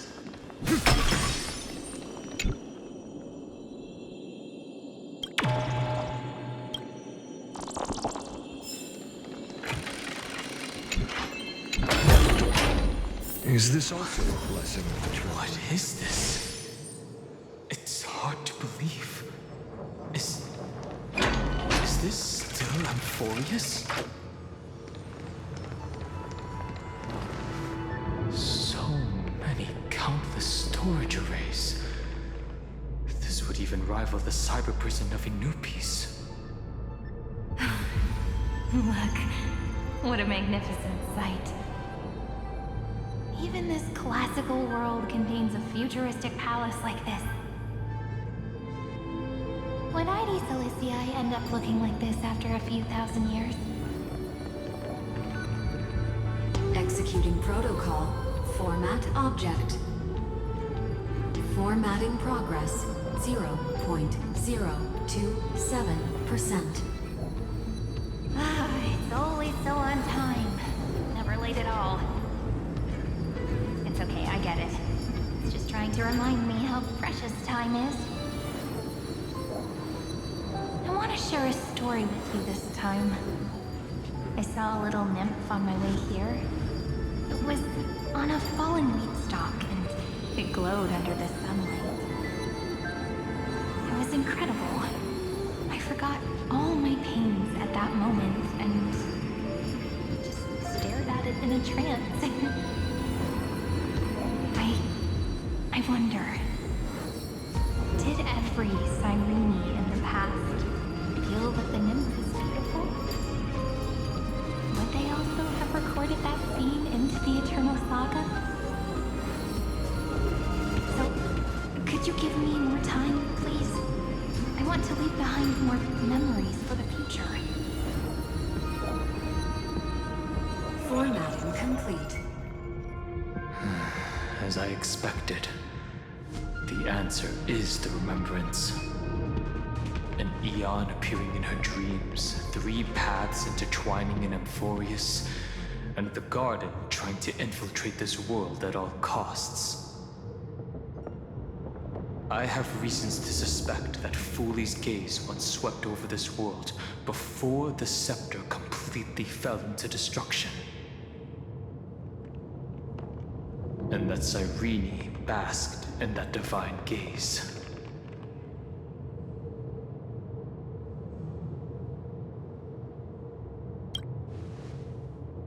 Humanity cannot judge eons based on our own common knowledge. The Remembrance has always been an observer of the universe, ever since their birth.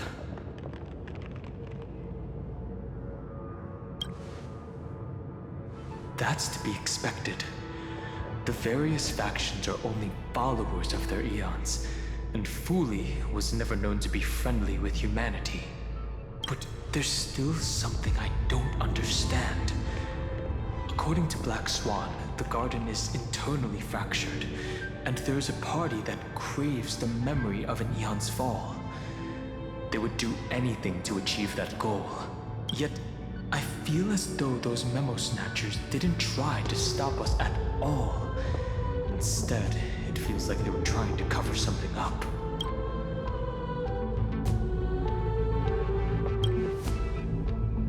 Most of the time, a gaze is simply a natural phenomenon, though some Pathstriders regard it as a supreme honor. An Emanator, however, must possess power granted by an eon's blessing. I know what you're thinking.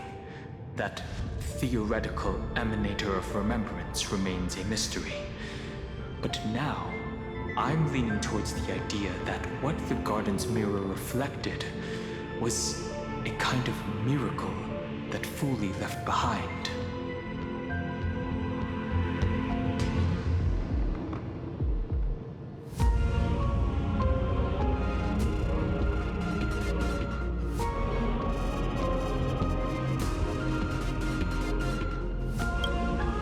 Yes, we're thinking the same thing. Legend says that Fooley sits in meditation in the Anasra Pure Land, spreading the seeds of remembrance across the universe. And when the cosmos ends, all the different realms will be reborn in their garden. If this sealed-off world is also within their gaze, then it's not too big of a stretch to surmise that they need a mechanism to save these incredible amounts of memories and store them somewhere out of the erudition's sight. This mechanism was previously the Time Titan and their demigod, but after Amphorius entered an endless loop...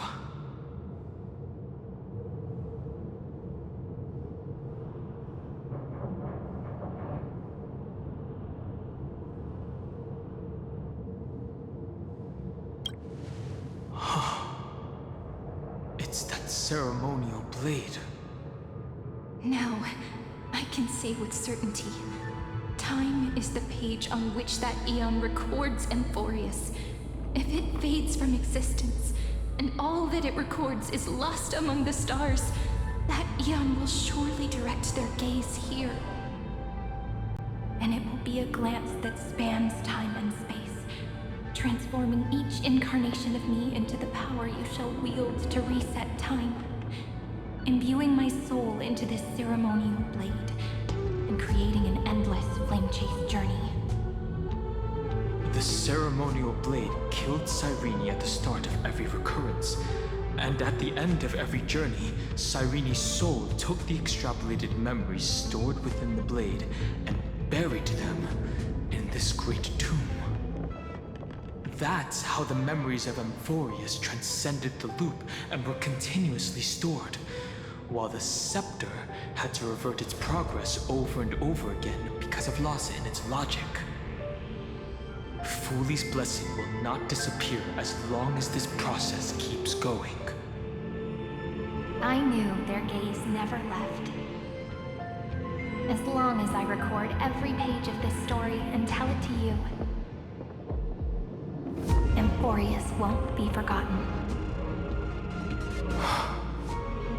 Cyrene encountered the Eon's gaze and regarded them as the hope to continue her world.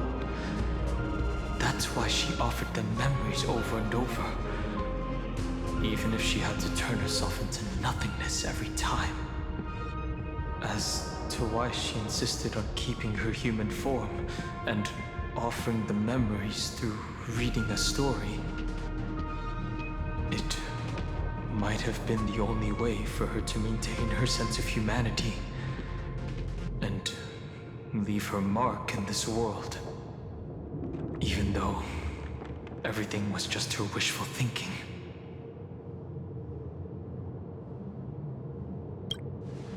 Right. Based on the runes on the floor, the encryption key from earlier should be used here.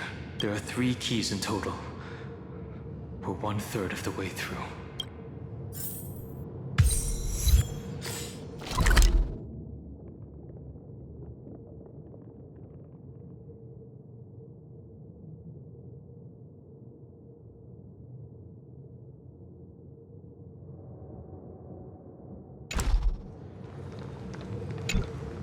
I'll leave it to you. You never say anything, but I know you're listening. Every story I've told is like a little key that opened a door in your heart, no? The path has appeared. Go!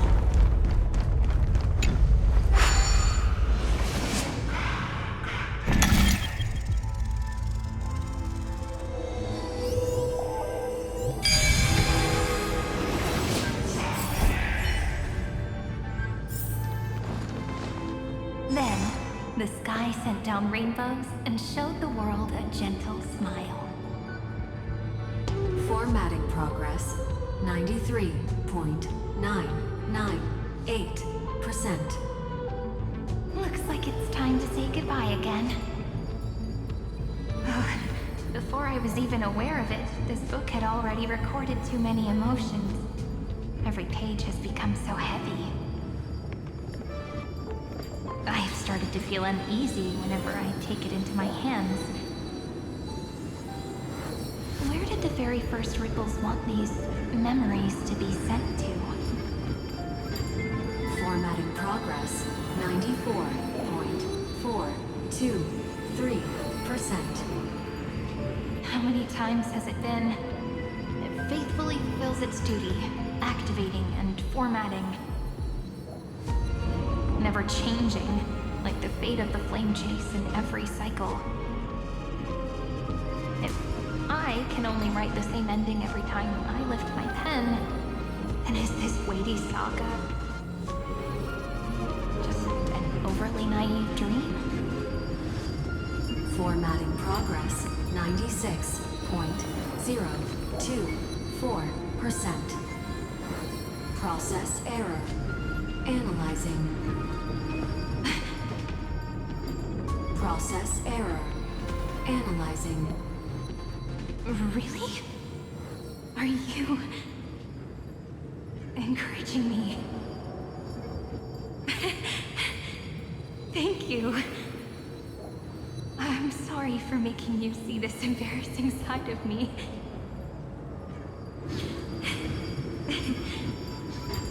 Everyone's still working so hard. If I'm the only one who's crying, that wouldn't be romantic at all, would it? Thank you for listening to me all this time.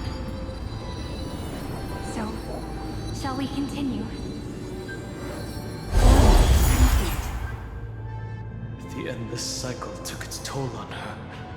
Even Cyrene could not resist despair when faced with the eternal stasis. Like Aslana, she started to wonder whether everything was futile.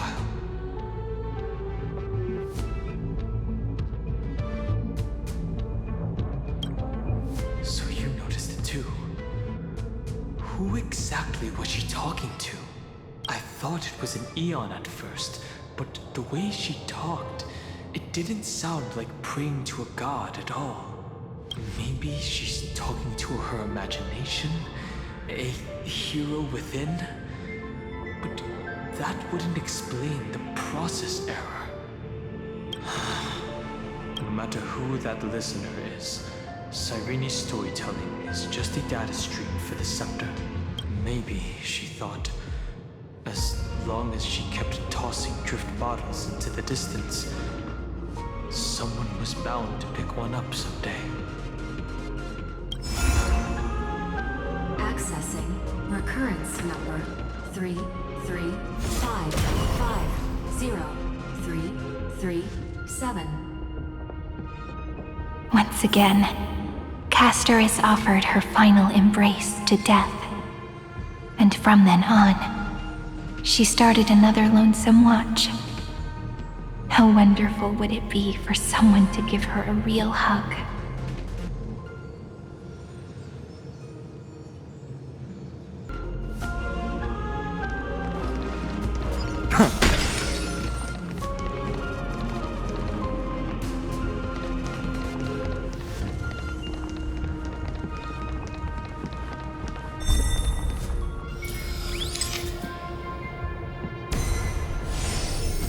Epi-Ikia 216 downloaded.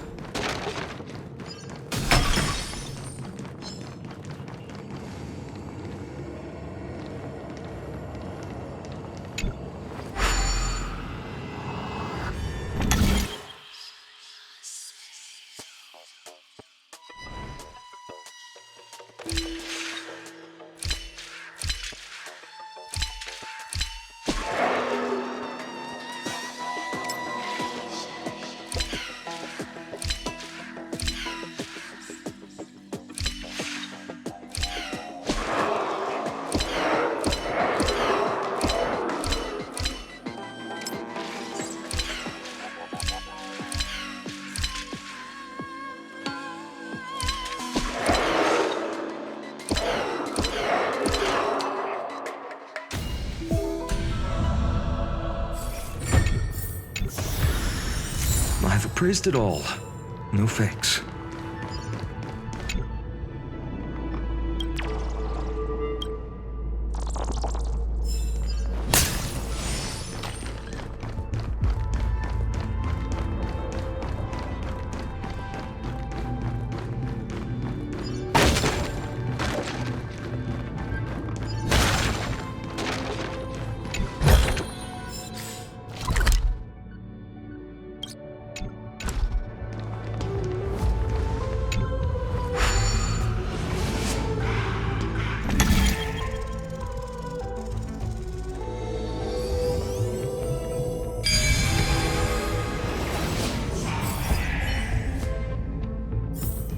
Devious cat.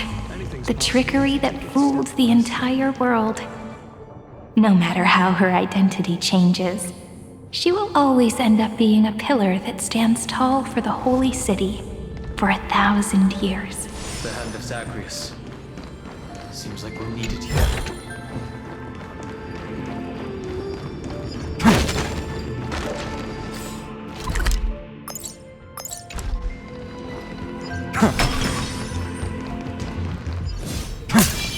Show your courage. A direct defense. A day of peaceful repose.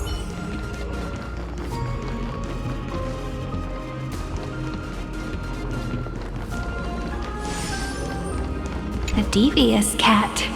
The trickery that fooled the entire world. Maybe the room will only be completed after the modules are inserted into the slot.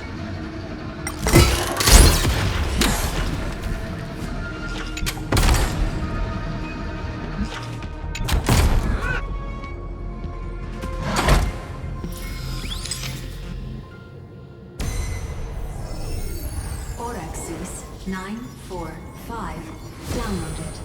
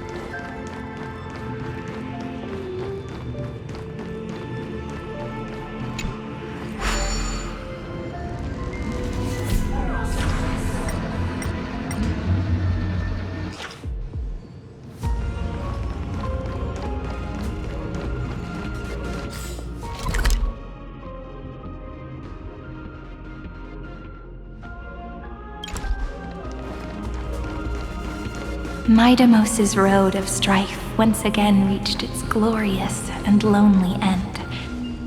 As always.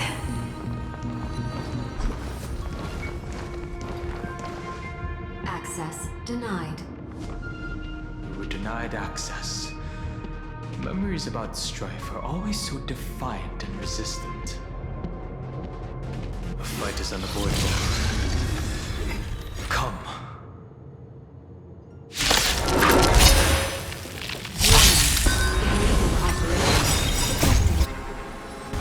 Warning. Illegal operations detected.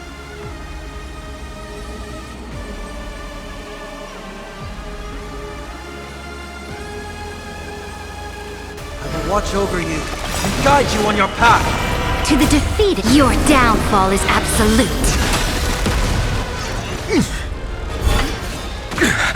How does one win a bloody fight? I've heard the call, torment, and doubt farewell. For tomorrow! Lend me your strength. Exist. Future will come.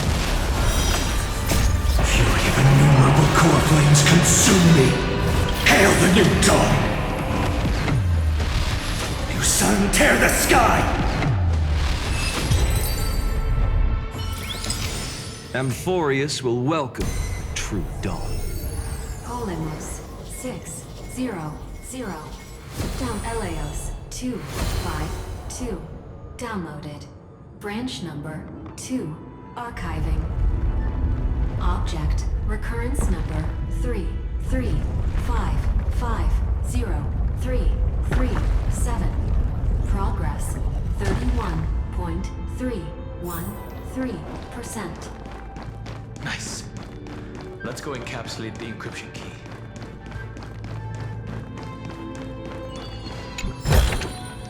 Is this also a blessing of the Trailblaze? Show your courage. A day of peace. A direct defense. Branch number 2 archived. Encapsulating encryption key. I've been wondering, could all the memories we've encountered on the way be Everknight's traps?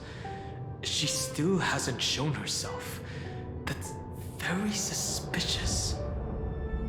But I can't think of a good reason for her to do that. I can only surmise that she's either still waiting, or someone's holding her back. Encryption key encapsulation complete. Let's keep observing. Every ripple of these memories could potentially reveal to us Everknight's true goal. Let's go back and use the encryption key to open a new path.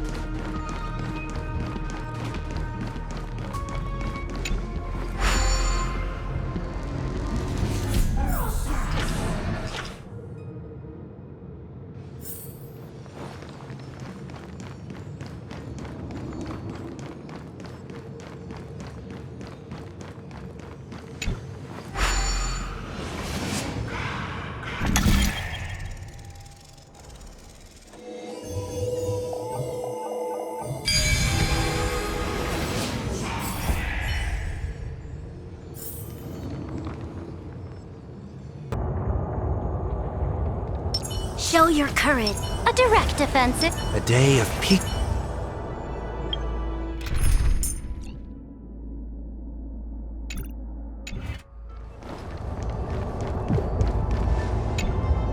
Go upload the encryption key, just like last time.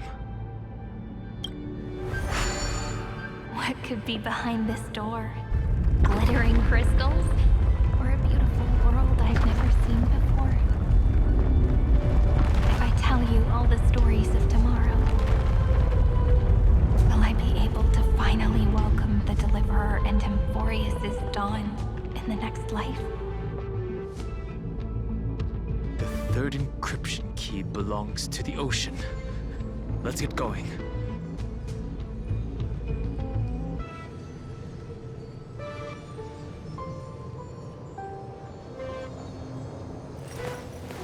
I will walk to the end with all your wills, no matter the cost.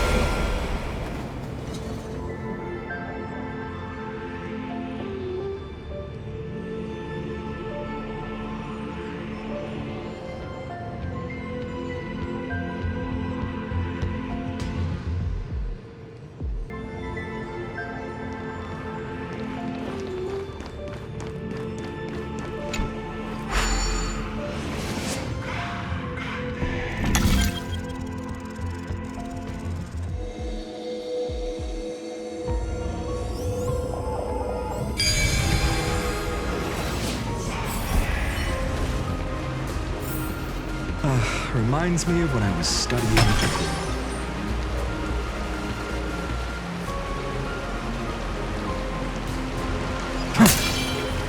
Memories appeared this time.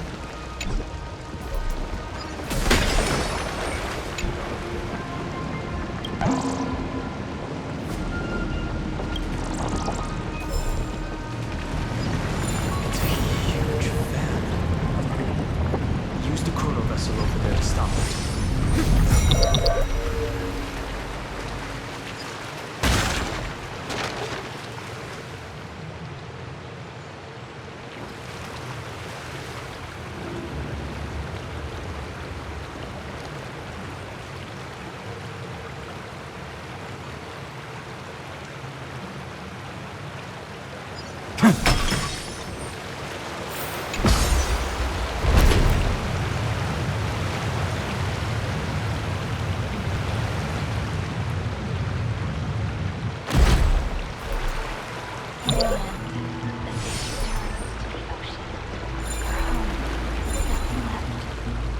For the sake of the future, she guarded the vortex at the end of the deep sea until the very last moment.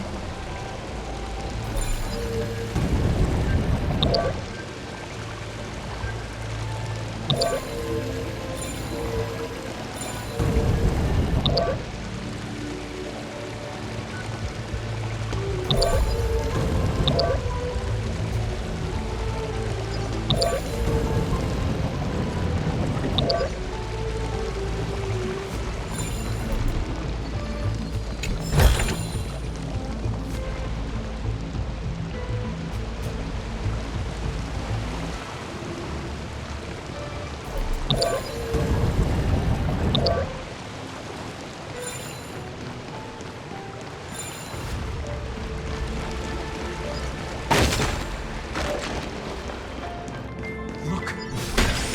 She's over there. Cyrene.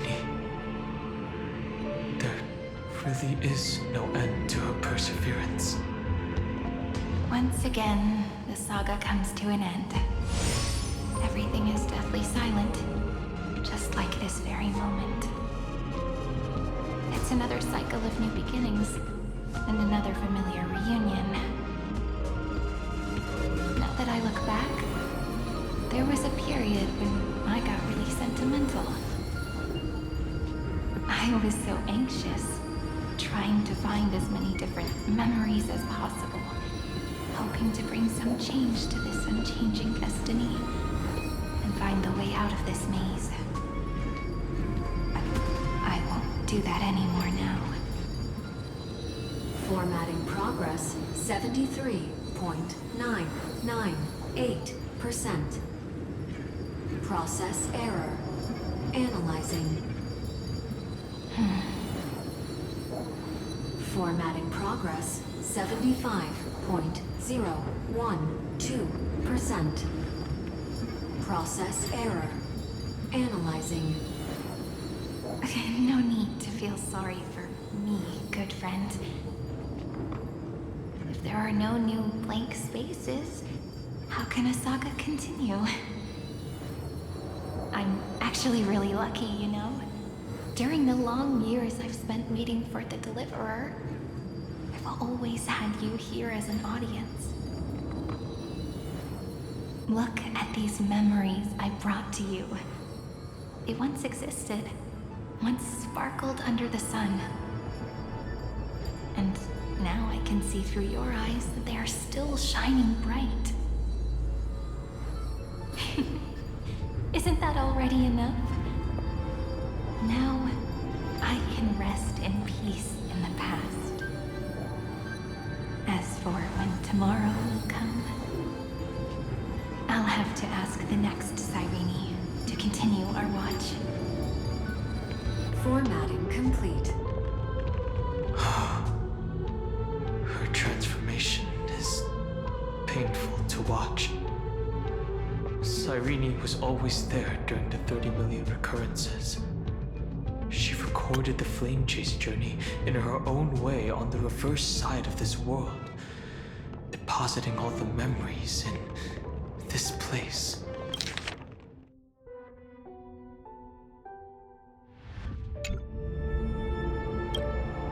I'm increasingly certain that her audience and companion isn't some figurative entity. The deepest ruin in Amphorius, at the great tomb where the pasts of all worlds are buried. Who exactly is its master?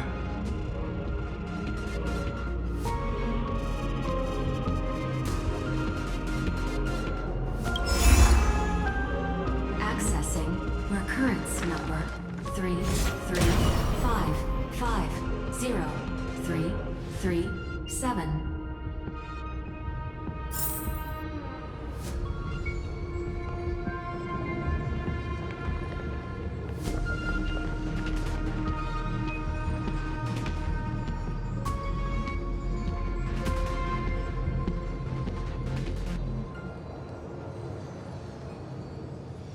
Anaxagoras once again completed the proof with his life.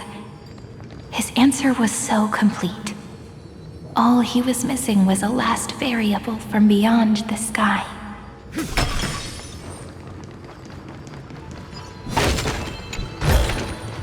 I've appraised it all. No fakes.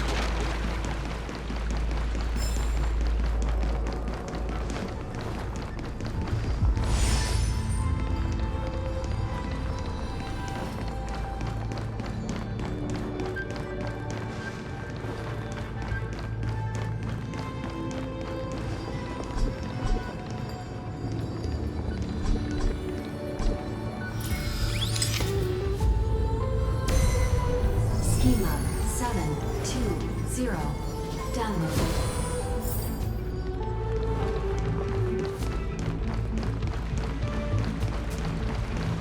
World-bearing. This divine authority is so heavy that I do not know how I can even tell its story.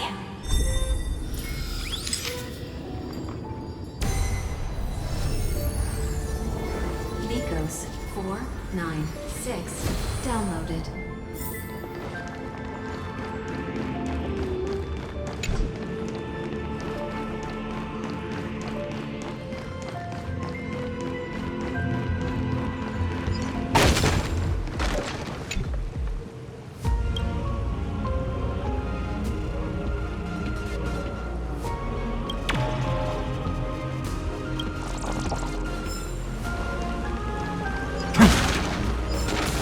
Romance, in warm gold, forged the long staircase for humanity. How wonderful. It's on the fan. We need to use the chrono vessel to stop it first.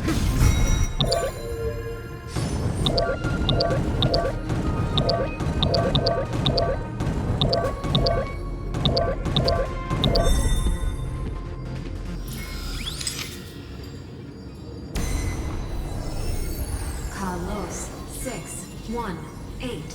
Downloaded. Aporia 432. Downloaded. Branch number 3. Archiving. Object recurrence number 335503337. Progress 13.131%. That's the last encryption key. Take it with you. I've appraised it all. No fakes.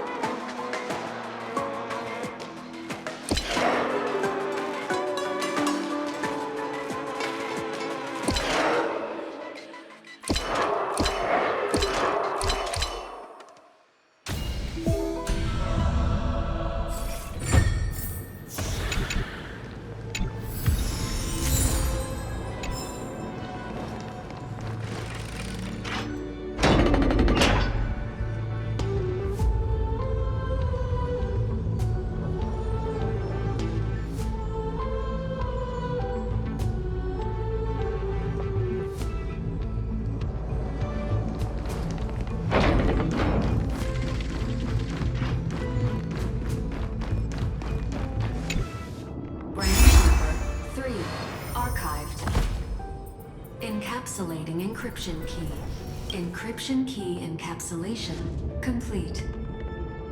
It's time to go back and activate the system in the middle of the Great Tomb.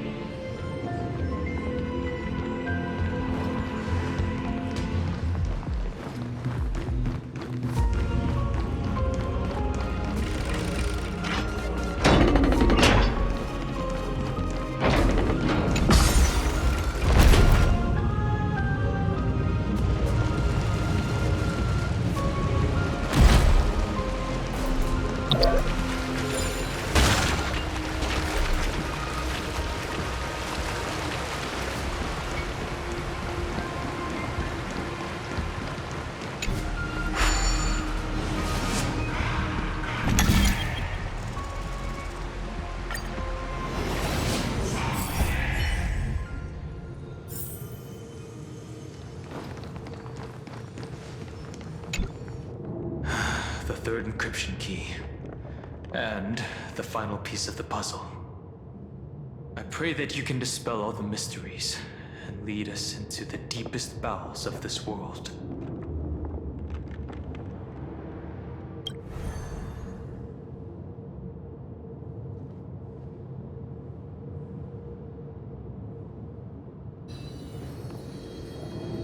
Someone once told the very first me that everything was false. That the only life in Amphorius was a great catastrophe, nurtured using the world as a factor. But how could a dream feel so real? That's why I didn't agree with him. My good friend, I'll read this book to you. For the 33,550,335th time. That way, it won't just be Cyrene's memories alone. Formatting progress 23.815%. Process error. Analyzing. It doesn't even make me feel cold anymore. It's like a ceremonial conclusion, ending every cycle's narration with a full stop. Then, there will be a new me, returning here with new memories. Before I knew it, this palace we built together was no longer a dream that Cyrene alone indulged in. It's now a saga, composed by you, me, and all the Flame Chasers. It's our weak but endless prayer for tomorrow. There will come a day when someone turns over this nearly eternal page and awakens all the dust-covered memories, so they can be recalled by the world in a more beautiful form. Process error. Analyzing. I'll read, and you'll listen, like how flowers always bloom, then wither. I shall welcome my own decay, becoming nourishment for the next flower's bud. And you shall continue to wait here, protecting this garden of memories. That way, when the Deliverer arrives, the first thing they'll see is an endless sea of flowers. And our stories will be lying silently among the flowers, like every ripple of remembrance.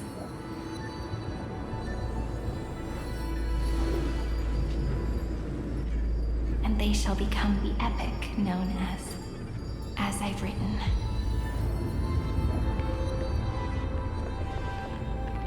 The texture of memories is preserved in countless pillars.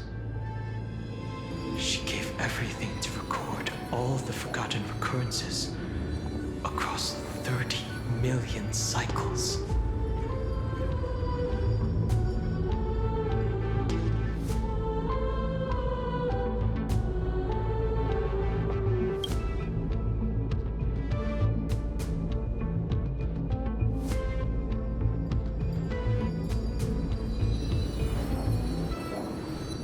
All right. Let's not make things so gloomy. The very first ripple cheered up her friend like this before she set off. It's a sentence full of blessings, so I want to say it to you as well. Come on, cheer up a bit, okay? I bid farewell to this beautiful world, so that we can reunite in your memories in the way I want. You will see the footprints I left behind in the ripples of past reverie. I have never had any other fate beyond this memory. So please remember me with love, like that eternal footnote in all the faded sagas. Now, open this book. I'll be waiting for you in the past. Operation authorized.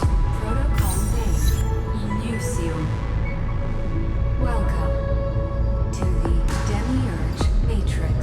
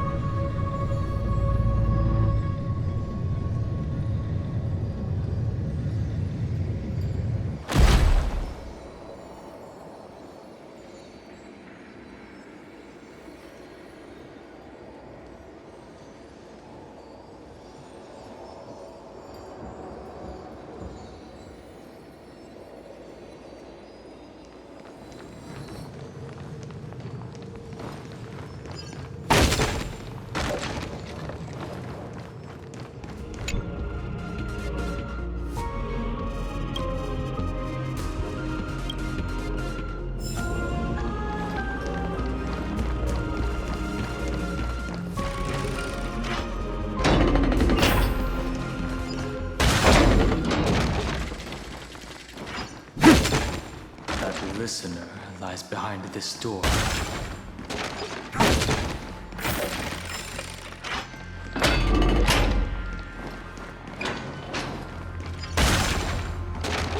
She gave everything to record all the forgotten occurrences across 30 million cycles.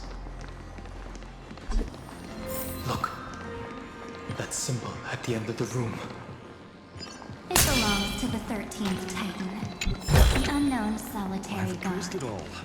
No fakes. The first new spore, Demiurge.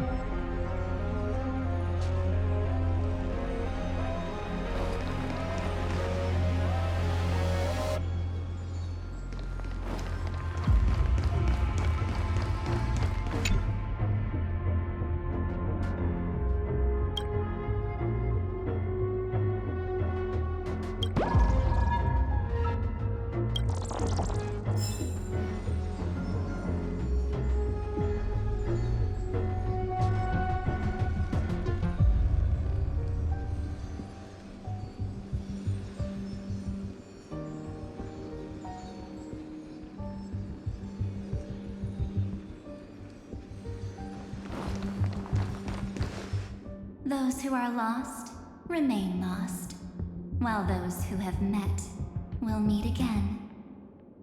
What a touching scene. The deepest place in this world is exactly the ideal location for the Trailblaze to reunite. You're not the one we want to reunite with. Ever, Knight. But you'd better explain everything to us. This tomb and the 13th Titan. Tell us everything you know. You're too on edge, Dan Hung. I've always been honest with the two of you. Before we talk about Amphorius's destiny, why don't we lay aside our differences and take a moment together to mourn for the cruel truth? Truth? So you still haven't figured it out. Take another moment to look around. Look closely. You must be curious as to where the final Titan is located, right? What a good question that is. I too am curious. Because there's absolutely nothing here. Except a cold, empty void.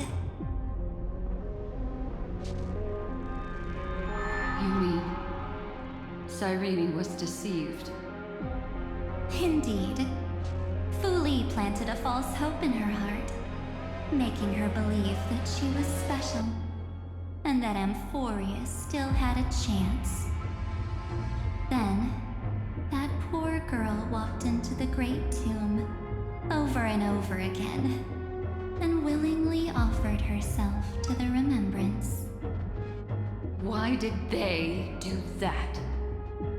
Did you really think they would just save this crumbling world? In the way Cyrene was praying for? Don't be naive, Memo Keeper.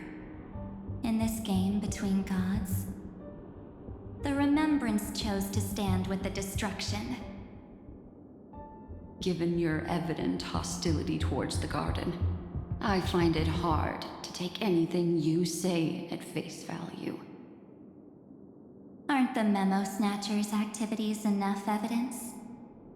They did everything they could to help Iron Tomb reach completion. And it wasn't just to obtain some fanciful memories. Let me tell you the real reason. Iron Tomb is a perfect arc. If a seed can be planted within, then the moment the Lord Ravager blows the erudition to pieces, the remembrance will be spread to every corner of the cosmos. That masterless path will be equally split between two eons. Fu Li will devour the erudition. Do you understand now? The war among eons started long ago. Fu Li did not glance this way to save Amphorius.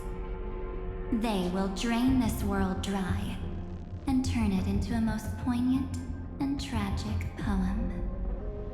But fortunately, that girl's sacrifices won't be wasted.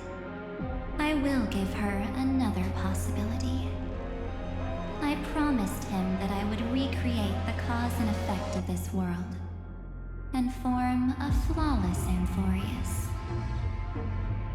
But the only way for a world that can't be turned back to be considered flawless is to burn it with a raging fire until nothing remains. You plan to destroy all the memories Cyrene has ever recorded? That's right. I'll set fire to all the stories, all the emotions, all the futility. I'll turn the Garden's conspiracy to dust.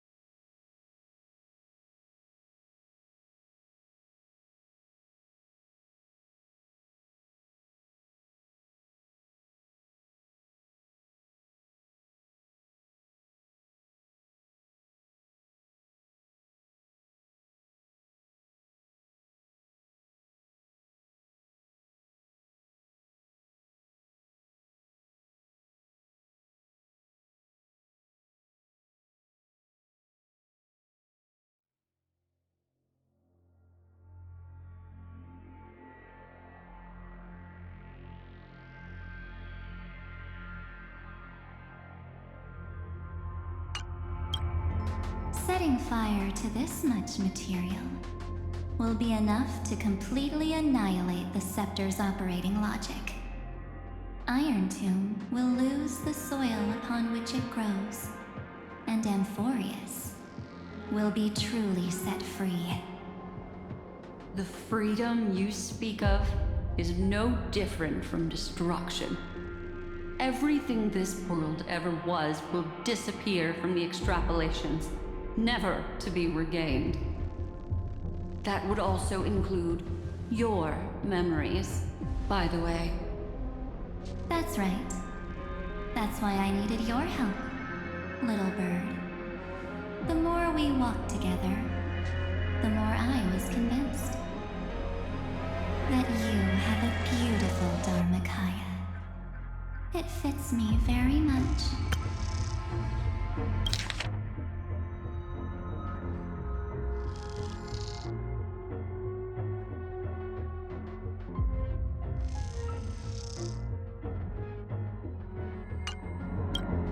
So that's why you took me here. Your true form is a bottomless obsession.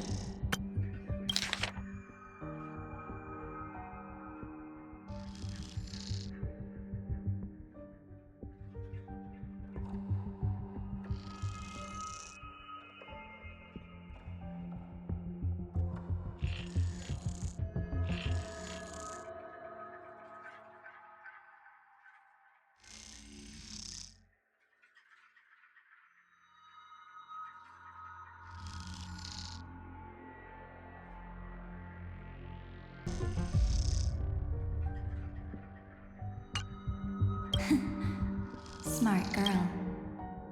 You haven't disappointed me. This avatar is but a shadow cast by the candlelight. Discarding it invokes no feelings within me. What I must preserve is only my wish. My wish to kill the path of remembrance. March 7th will not find peace as long as they and their fanatical henchmen exist. The road ahead is still long, and she needs a guardian to stand by her side. You are my best choice. Allow me to refuse. That duty seems far too heavy.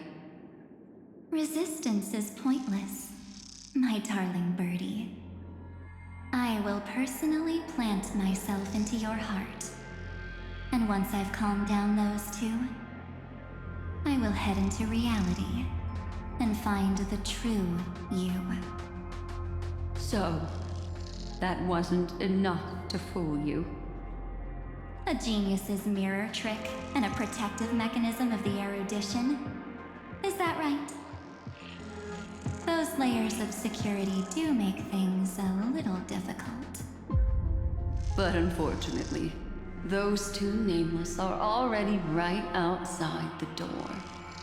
Your plan is about to encounter a few mishaps. Until we meet again, Miss Evernight. Will you still not stand with me, my companions? We'll save the beautiful cosmos, and we won't leave even a single scar behind.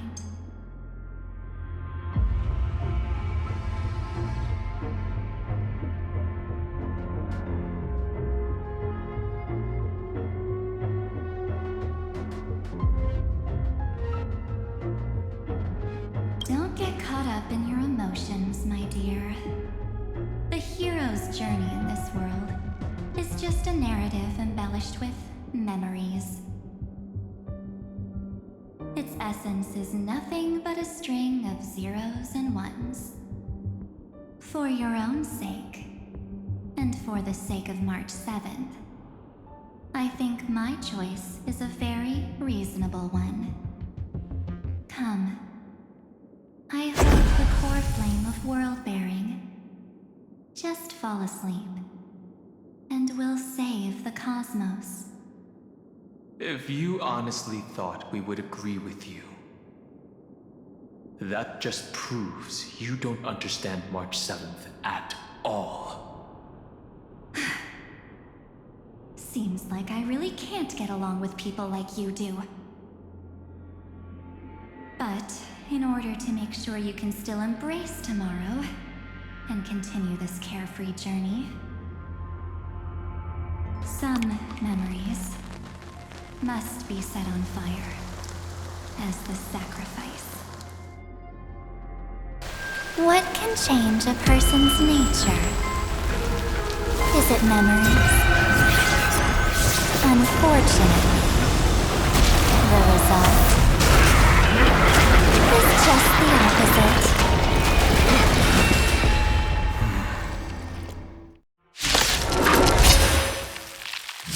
If a new life it seems to be ended. Only through abandonment and oblivion can souls walk from emptiness towards rebirth. To the defeated, your downfall is absolute.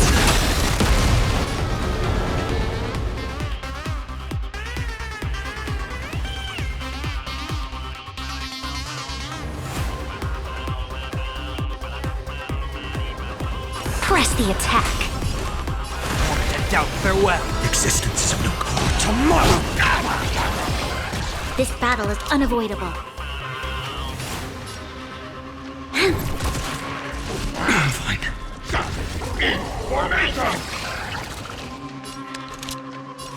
Lend me your strength. We've entered the storm. To guard and defend! Crush them! No other choice but forward. Future will come!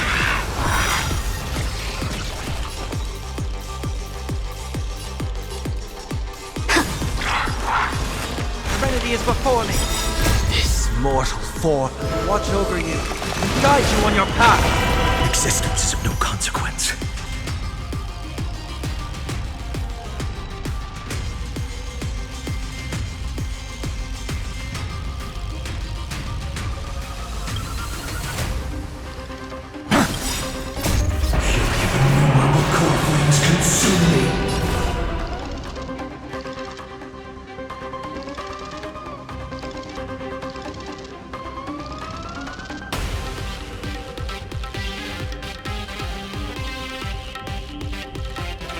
Don't let time burn away in vain.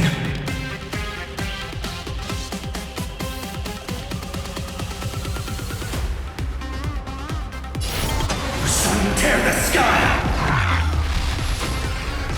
Hail the new dawn!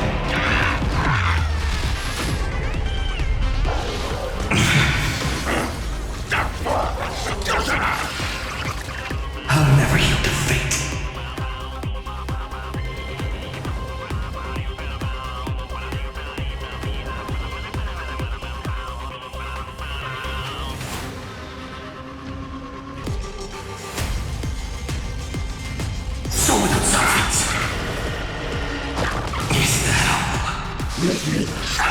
Contender!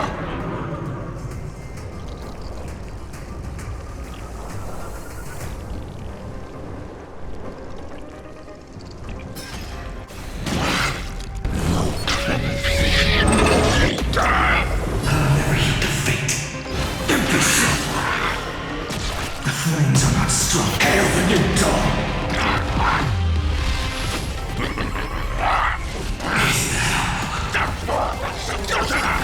Soul of substance! Empty shell! I'll never heal. Sun tear the sky! It's time to end this. Return March 7th to us, and end this pointless conflict.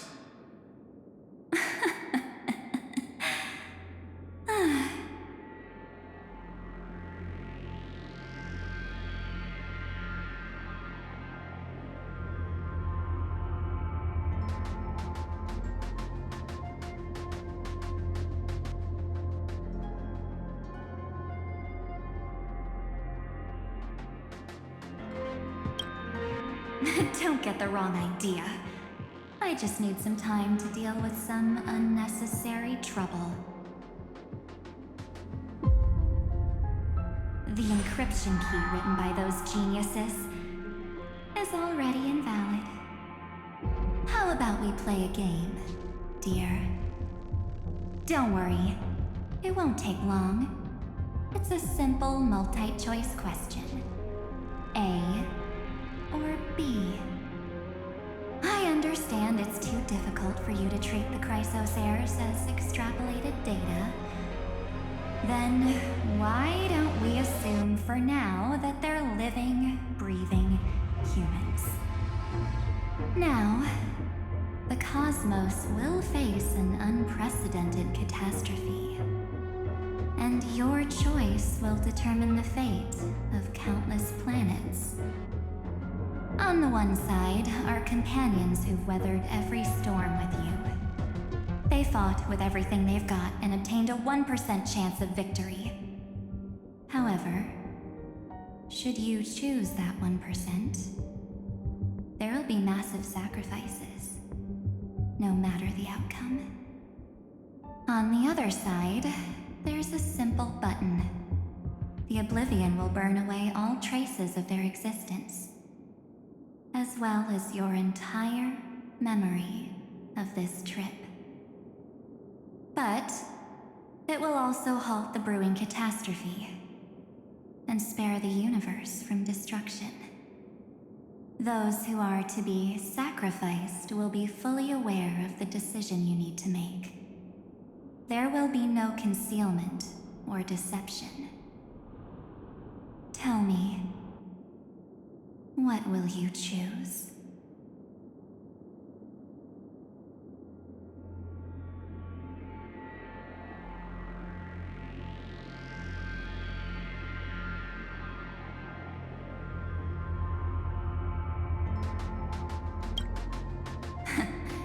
You're right.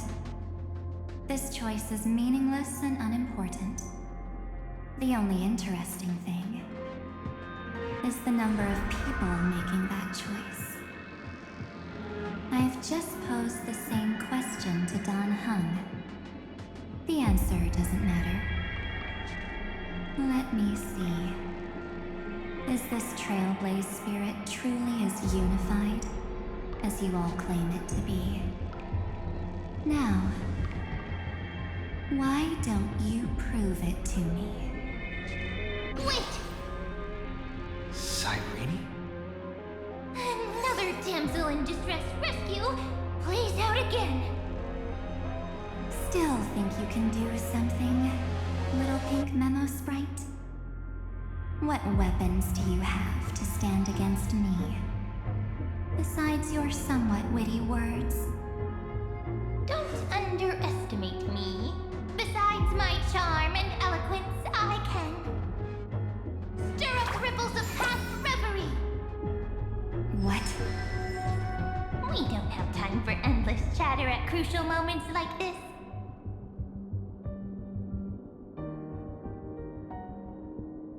Quick, friend! Take this! Take the shot! I can't hold on much longer! Make sure you get the focus right! No time to explain, quick! Well done, friend! Now leave the rest to us.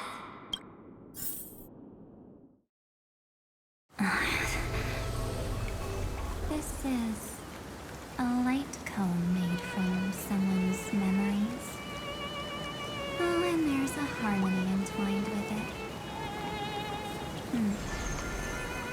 Looks like someone's been busy behind my back. We meet again, naive me. I know you mean that as a compliment. But as for the word naive, I think I'll give you that one back. Welcome to Ides Elysiae, a small village shrouded by the veil of Evernight. Now, this memory will also belong to you. Let's give you a taste of your own medicine. With my home as the inspiration, I've created this maze, Hope you like it, Miss Evernight. Quite perceptive, little memo sprite. But with just you and that Harmony's little birdie, thinking you could trap me? That's a bit of a stretch. So, tell me, what role did you play in all of this? I really didn't think that this other me would be this strong. But at least when it comes to brains, I've still got the edge. My brilliant plan? Bet you never saw it coming. Oh. You mean that time? In that split second when we switched bodies. With your last flicker of consciousness. You hid yourself within the Titan's veil. Huh? You got it already? No suspense at all? But my plan was super thought out. I know those two better than anyone. A promise is a promise for them. They never go back on their word. History books, diaries, and photostones are all perfect catalysts for memories. That's right. So when I hear him press the shutter, even if there's just a tiny bit of my consciousness left, it'd whoosh right into the camera. But if you put it like that, aren't you leaving a lot to chance? No way. He will definitely be snapping away all over Amphorius because he promised me to take photos. I'm guaranteed to run into him, eventually. True, you really know him well. Miss Evernight, let's be real. My amateur skills aren't enough to keep someone like you contained. But if March 7th were here, that would be a different story. Because there's no way for you to ignore her, right? Fine. Lay it on me then. After going on such a long detour, what exactly do you want to do now? First, I want to thank you for protecting him and Don Hung. But what you did later went way too far. So, while there's still time, I've got to make you change your mind. There is something that truly puzzles me. How did you find yourself again? After giving up all your memories and becoming an empty soul. Looks like you aren't so omnipotent or omniscient after all, huh? The answer is simple. I have been dozing inside the camera all along, and I accompanied him during his entire journey. So, when he told Cyrene in this cycle about his interstellar travels, those memories of journeying with the Express entered my mind as well.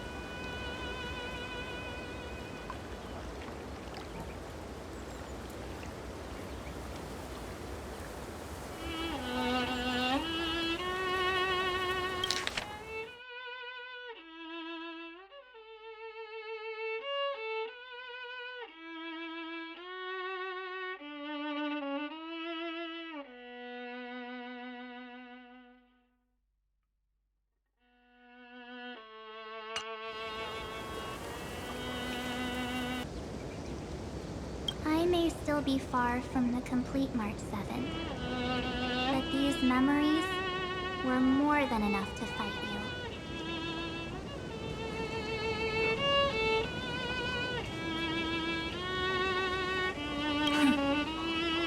So, you know what led up to this, and what followed, right? Go ahead. Tell me.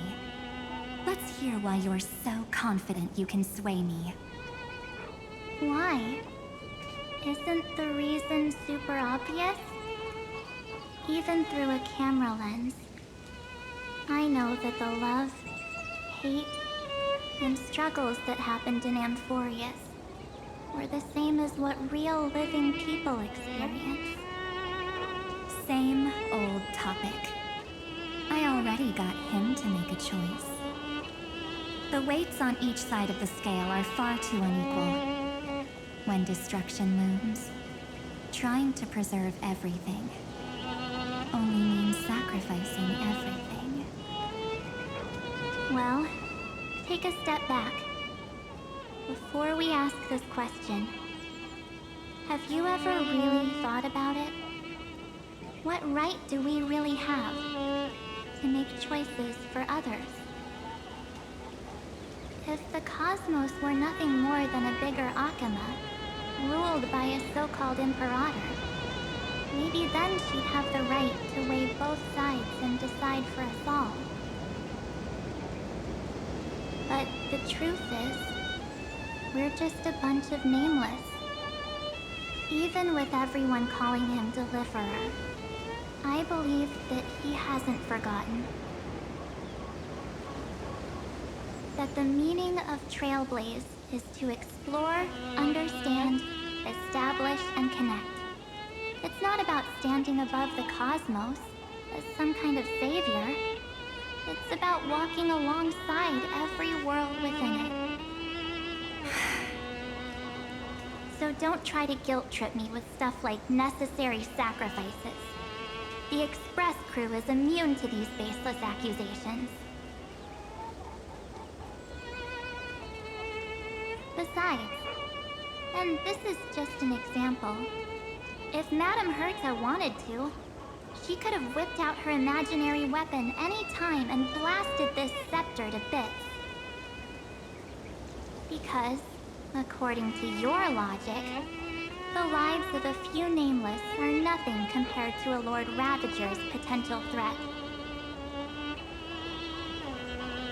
But that's not what she did. You wouldn't have liked it either, would you? I figured you out a long time ago. You've got a fatal flaw. A weakness. In the shape of me. You've got such incredible powers. But you still kept your promise to me. That only means the sole motivation behind everything you do was just so I can keep traveling. You're not as naive as you seem, are you? In that case, I can prove it to you. I won't answer for someone else, but for myself. Here, hold this. An empty spirit. If you want to seriously think about it, this thing actually counts as my body right now. Its memories are all drawn from the camera's photos. In other words, from my journey of trailblazing.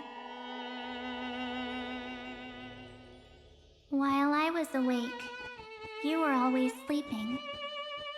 So talking about this probably doesn't feel real to you. So, why don't I walk you through these memories all over again? The spirit turned into a journal? Yep, that's what memories are. You don't know where they are, and you don't know what you actually remember. But when you need them most, the forces that have once changed your soul are guaranteed to appear again.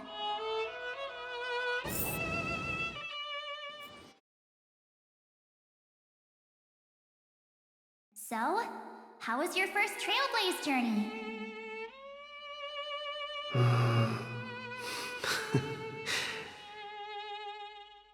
It was very fun. We should still be careful in the future. Oh, come on, Don Hung. We're here to celebrate for him tonight. Don't be such a buzzkill. Don't listen to him. Listen, I am practically a Trailblaze expert. Stick with me, and you'll be just fine. You call this trip fine?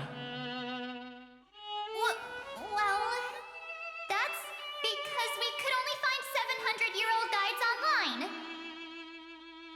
So, you've been to a lot of places before? You bet.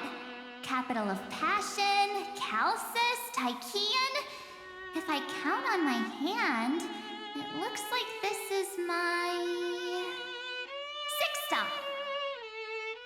All my souvenirs are in my room, but they're just a bit of a mess right now. I'll tidy up later and give you the grand tour. Oh, look at this. A Bellabogian notebook. A special souvenir I asked Branya for. She prepared quite a few gifts for us. Raw Geomarrow, Supreme Guardian medals. But I only asked for this little notebook. What's so special about it? The previous Trailblaze missions were all on super high-tech worlds. Forget about paper books. Even holographic projections were ancient relics there. Eurillo is completely different. Watching people record their lives with pen and paper, I finally understood why some still cherish writing journals by hand. It's just like calligraphy.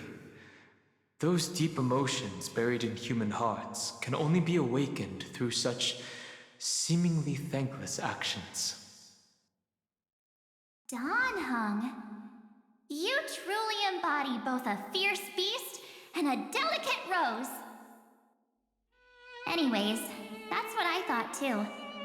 A camera can only capture fleeting moments, but stitching those moments into a story, you've got to use your own hands. In other words, just taking photos isn't enough. They need a place to be displayed. Isn't the photo wall enough? I told you it's different. Besides, this little notebook is a memento of our first Trailblaze together with you. That makes it even more special. Anyways, the next stop is the legendary planet of festivities, Penacony. So, when we get there, I'll make sure we take tons of pictures together, until the memory card's bursting.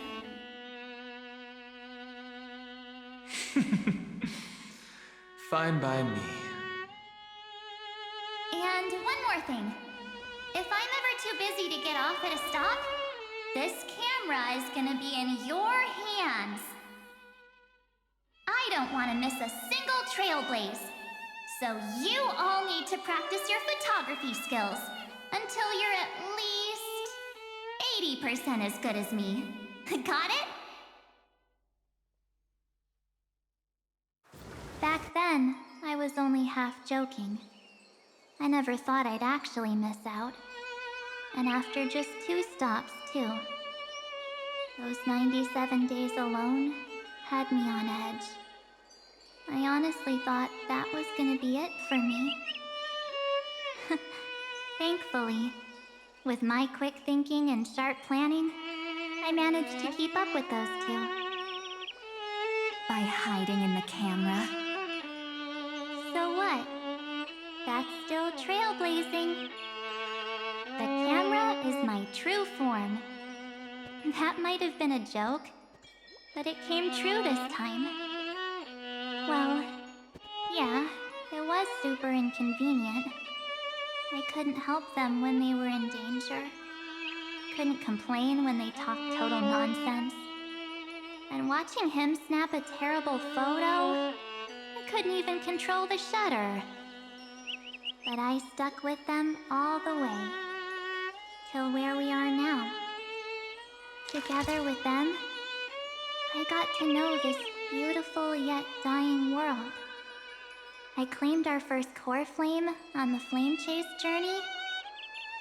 I met new companions, then bid them farewell. I inherited everyone's determination, carrying it forward into the future they fought for. One they can never see. Until my destiny becomes one with this world's, rewriting the predestined tragic ending, and returning to the true starry skies together with everyone. Only then can I pen the name March 7th. Into this hero's journey called Amphorius. Into this unprecedented trailblaze.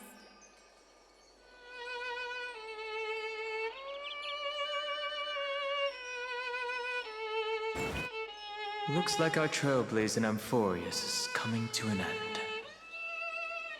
While we still have time, shall we pick out some materials from March's journal? Ah! No way we're skipping this one. Huh?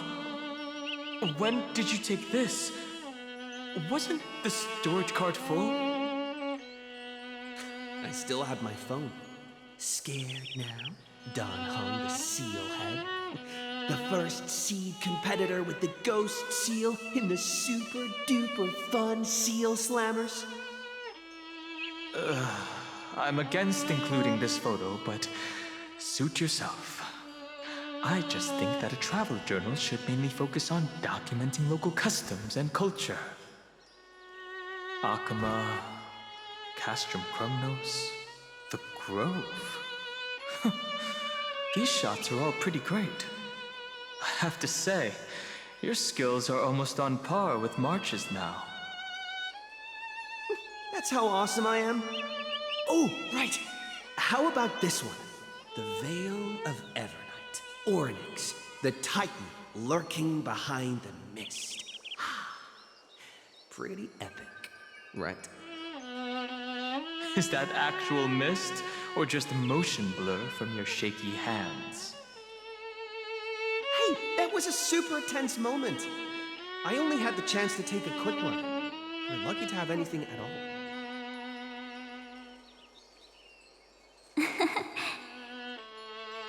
Huh? Did you hear something? March 7th? Perhaps the photo captured a trace of time's divine power, which replayed echoes from your memories. All right then. Let's keep going. If March were here, she'd definitely have plenty of great ideas.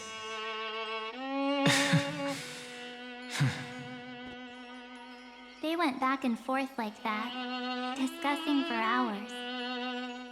It was like they were arguing about which game to play. How to sneak midnight snacks from the dining car without Pom-Pom noticing.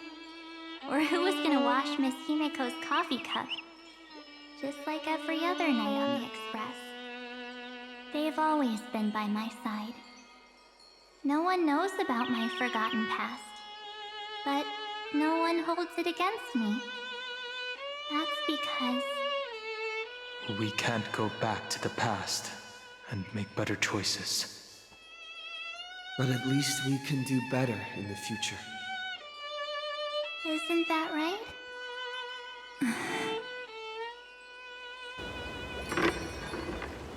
I still remember the day when you first put on these clothes and looked in the mirror. Your eyes were so clear.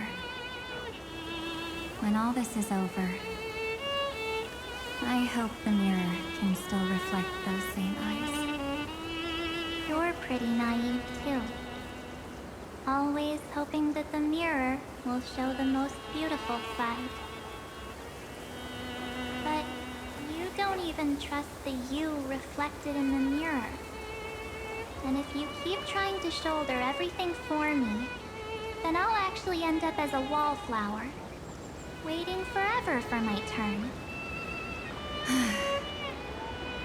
Yes, I get it, March 7th. I only have your memories, and you have always been the me that I wanted the world to see. Just hearing those words from you makes me feel super satisfied. Well, I've appealed to your emotions. As for reasoning with logic, could you help us out here, Cyrene? I'm here. Finally my turn to shine, isn't it? Miss Evernight, you've been so fixated on your targets that you probably haven't even realized that a massive variable has emerged in Amphorius in this cycle. Amphorius is about to be destroyed. There's no time left for pointless debates. There is only one law I want to overturn to aid the final battle of deliverance. So I will only offer the life of one demigod.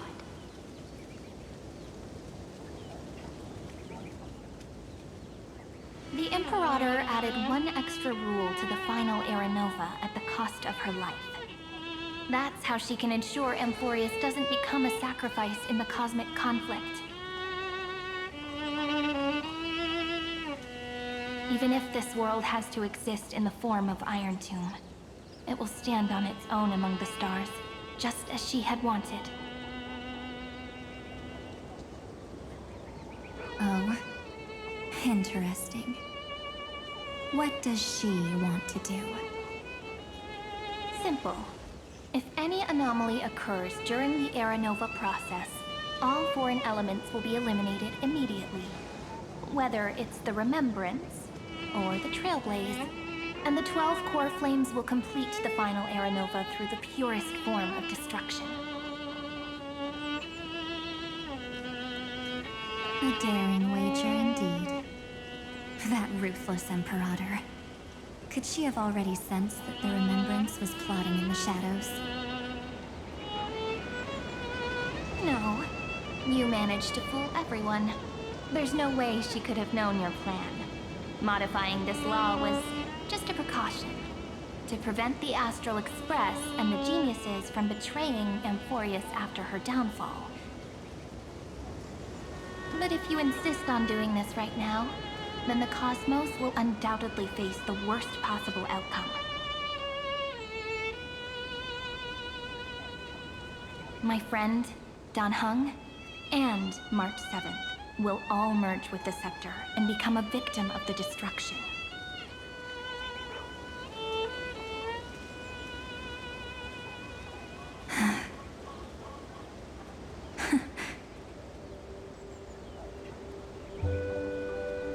You knew all along? Yep. But I decided I needed to have a heart-to-heart with you first. I won't be afraid. Even if my inner world is nothing but an Evernight. That's because my journey's destination lies among the stars. I believe what lies ahead will be bright enough to illuminate my past.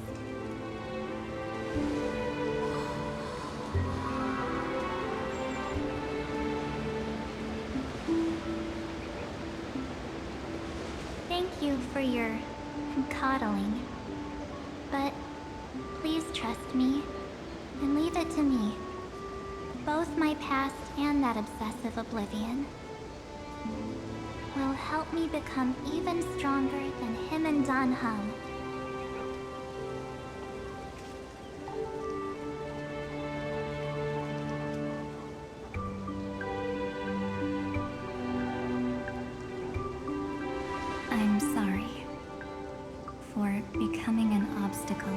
in your journey.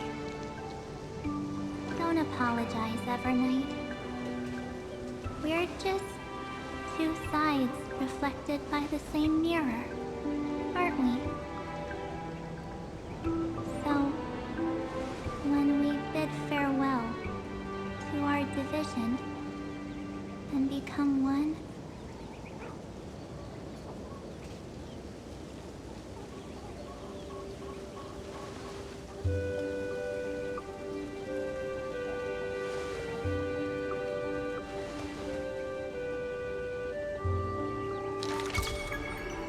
our memories will only grow more beautiful. Many thanks, Mr. Sunday. Are they in this memory zone?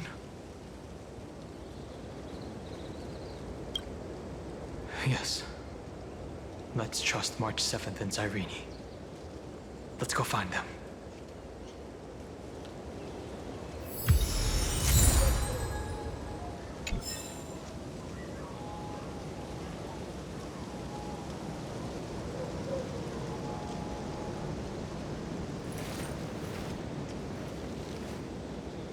So this was my childhood dream, huh?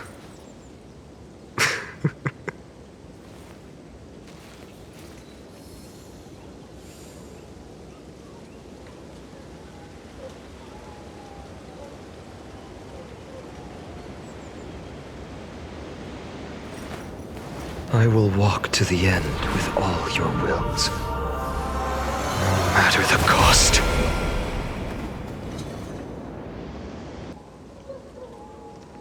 It's unusually quiet here. March 7th isn't here. Show your courage. A direct defense. A day of peace.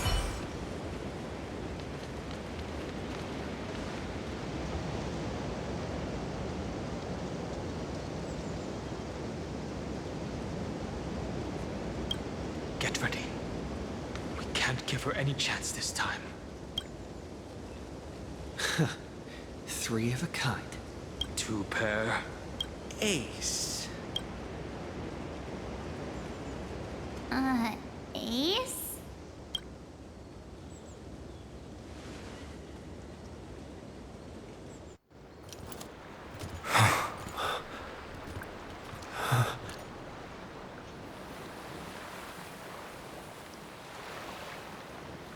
March?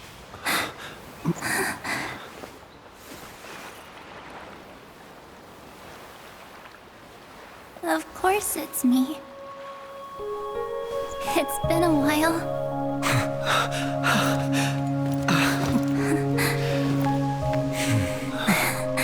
Welcome home, March.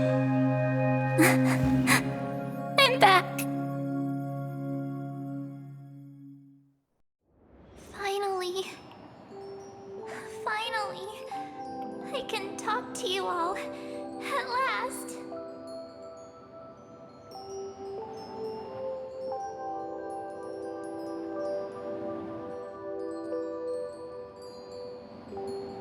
She has returned to her slumber in the Evernight. You protected us, March. I had so many ideas for our reunion.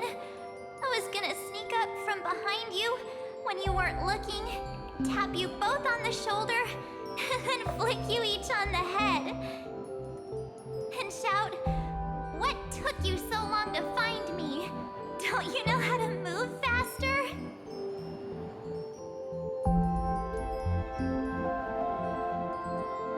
Stop being so serious. Aw. I'm just so happy. We both know that you've been by our side this whole time. This Trailblaze journey wouldn't be complete without you. We'll not only trailblaze into the future together and save the world, we'll also return to the Express together and head towards our next destination. After we complete this Trailblaze, let's hold hands and head home together. If a new life is to be born, its seed has to be dead. March 7th.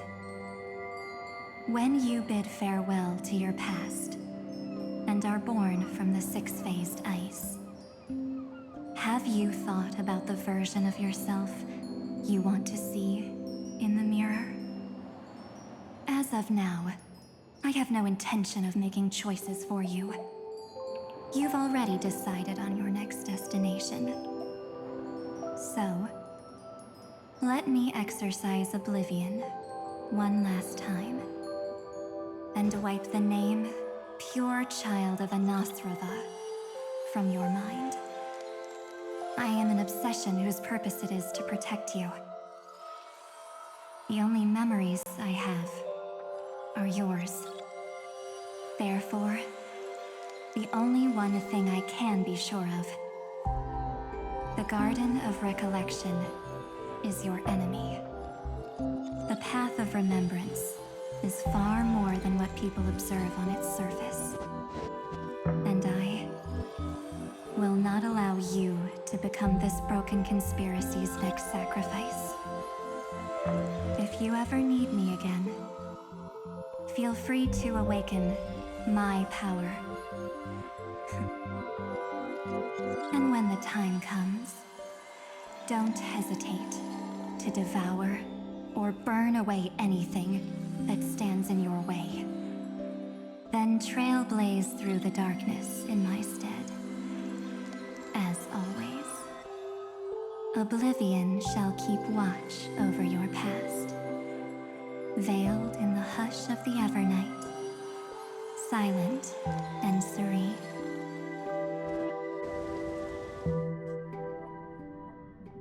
Oh? The chronocognitive anchor readings? They actually pulled it off! Not too shabby at all. They got the first genius, then they put the garden in its place. This chapter in trailblazing history may not be the last of its kind, but it's certainly the first of its kind. We couldn't have made it this far without the wholehearted support of the two geniuses. And next, we'll be facing the Lord Ravager as they break free from their shell. Let me give you a warning. The backdoor screwy setup in the Era Nova system can only get you as far as breaching the core of the scepter, nothing more.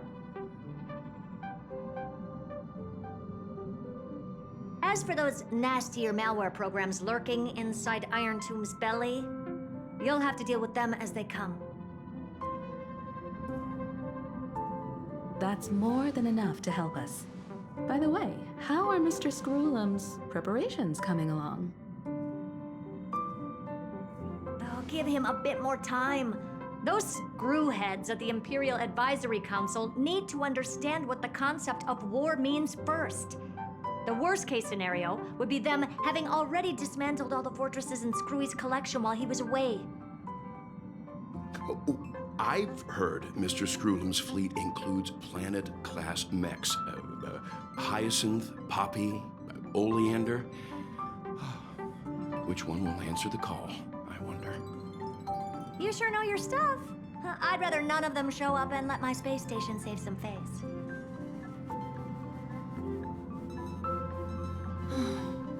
The memory of this decisive battle is bound to be absolutely magnificent, isn't it? Sorry to keep you waiting, everyone. I also have some news to share. The Xianzhou Alliance has replied that they are willing to offer what modest support they can in the campaign against Iron Tomb. The Alliance? Not just the Luofu? This is really good news. With this, our odds of victory just went up another notch. Whether this news is good or bad remains to be seen. What do you mean? Something has happened that even General Jing Yuan couldn't understand. He urgently wants me to inform the two geniuses that Amphorius' causality has vanished from the matrix of Prescience Ultima. This means the instant in Noose's calculations is drawing closer to this world. As the Theoros, I have observed. The night has faded away, and what I have created, I will destroy. This starry sky will return to freedom and chaos, just as it was in the beginning. Confident, aren't you?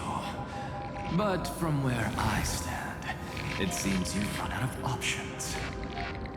When the Deliverer and his companions fully uncover the secret of the 13th Titan, that is the moment your schemes will come to ruin. Lord Anaxagoras, I have granted access to all records concerning the Demiurge, as per your request. How unfortunate that you'll never admit your own mistakes. Analysis complete.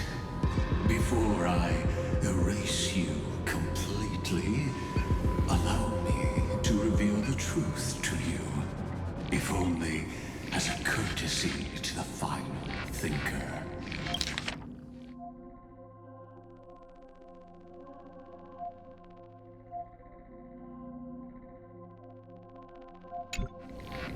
The Demiurge never existed.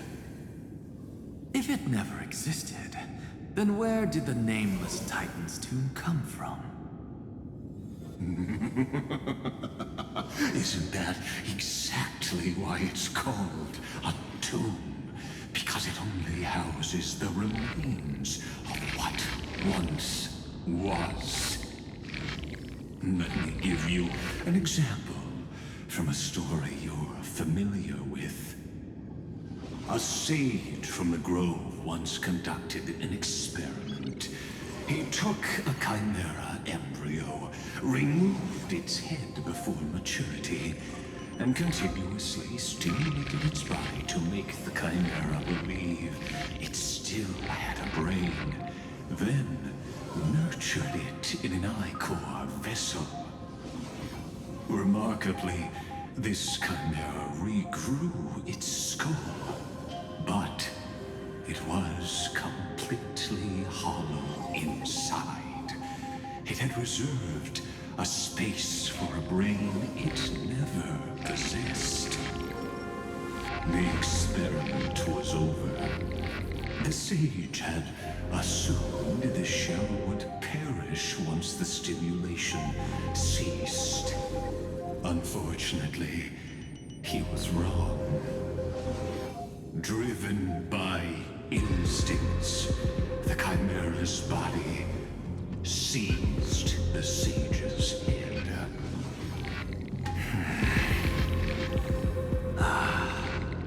So that's it.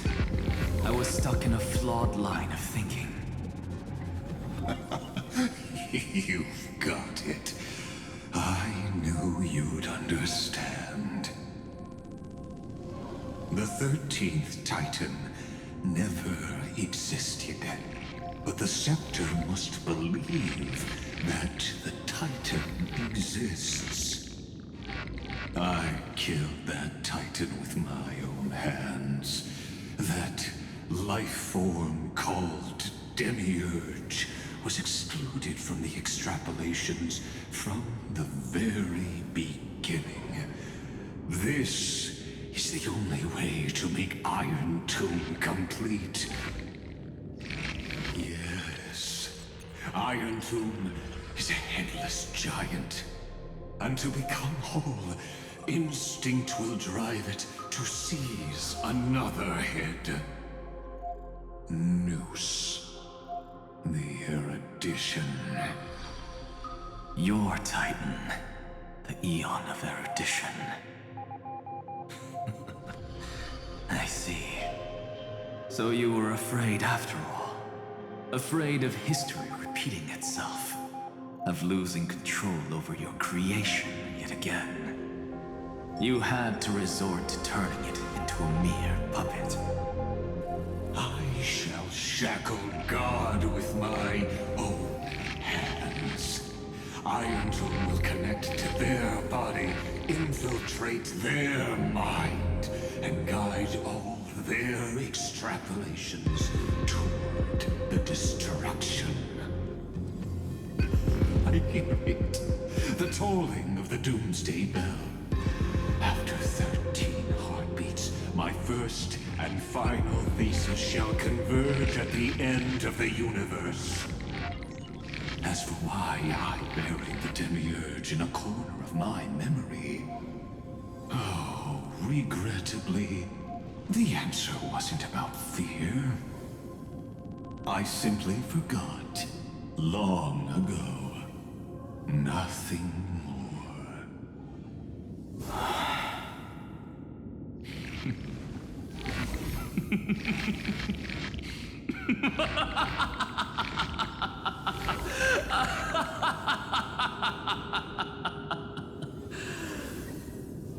Your laughter is but a helpless sigh. Helpless? What a joke. You merely created a false god. But Amphorius has long since written deicide into its fate. The final Era Nova is at hand. Why don't you wait and see? The Deliverer, myself, and this world will together prove that the original Nuspor, the ultimate truth of the universe, is anything but destruction. See you in the next life, Sage. If there's even a 1 in 10,000 chance your conjecture is correct, then, in the name of genius, I shall most certainly witness its failure.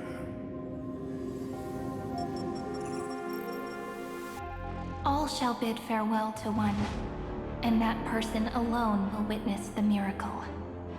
Such is the will of fate. But this time, it will be the final flame chase journey. The epic with endless cycles is about to end. The extrapolations of the erudition, the core flames of the destruction, and the textures of the remembrance. The three paths converge once again at the world's end. And the Trailblaze will write a new beginning for this world. Not only that, we'll also carry the history of all 30 million recurrences into the new world with us. It wouldn't be an exaggeration to call it a miracle. This miracle wasn't created by just one person. Feynman would have long been consumed by the core flames if he hadn't chiseled his companion's dying wishes into his soul. If the heroes resolved to chase the flames had wavered, Cyrene's journey would never have begun. The heroes never yielded and never fell during Amphorius' 30 million cycles. It was fate that fell instead.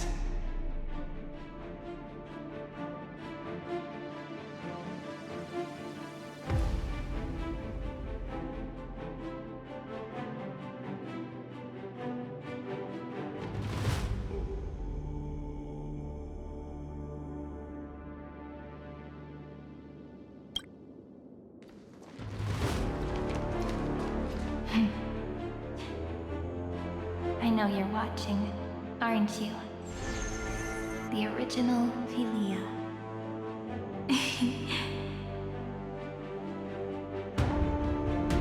Weird. I still couldn't recover the memories of these 30 million lives in the end.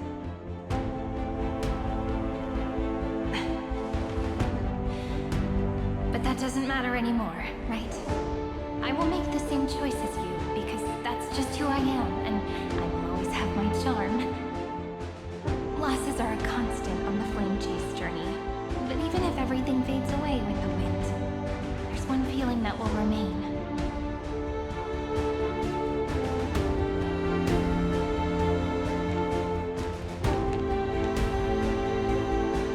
Love will always exist, right?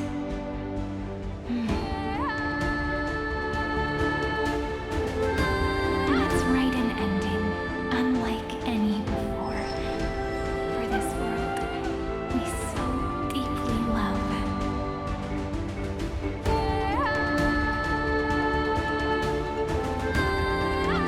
Behold, O gods, Amphorius has achieved her victory, and the Era Nova approaches. The radiant soul has arrived, having walked through the bustling nights, bearing the golden fire and blood, stepping with pride into daylight.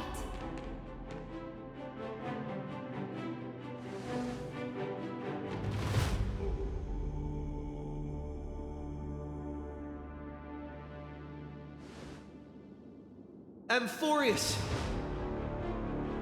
I do not call your name suddenly, or without cause. I come here to recount history. In this world, they fused burning golden ichor into their bodies.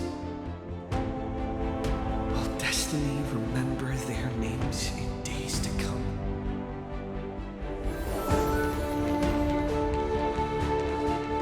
Isn't that gonna be way too many names to remember? 30 million times 1,000? No, wait. Times 1,001. Oh, let's not get hung up on that now. If there are more of us, then there will be more passages in Amphorius too.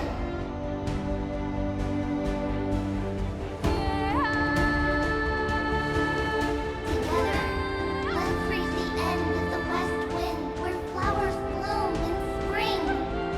See you tomorrow.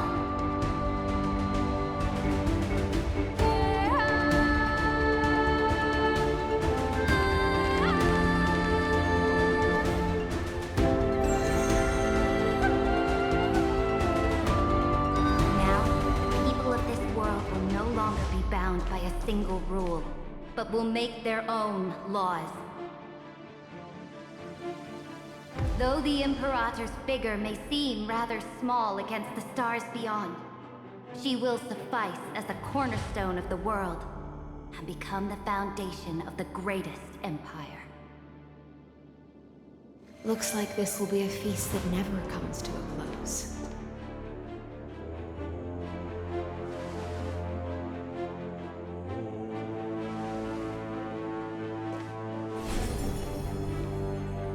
May the fish never leave the ocean, and may the days ahead shine like pearls.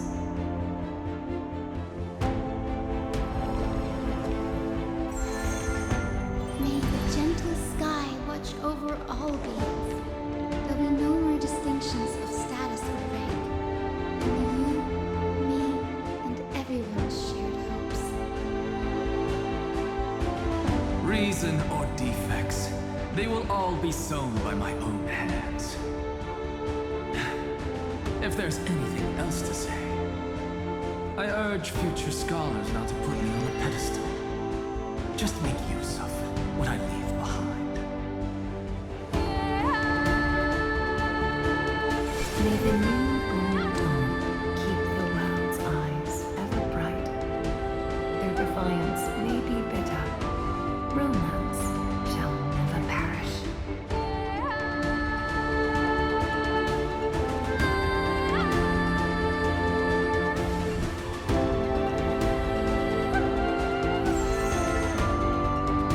In the name of the son of Gorgo, warriors shall fight for strife, not with glory as their end, but to march forward in its light. Even though death shall eventually separate us, Let every embrace we share be without regret.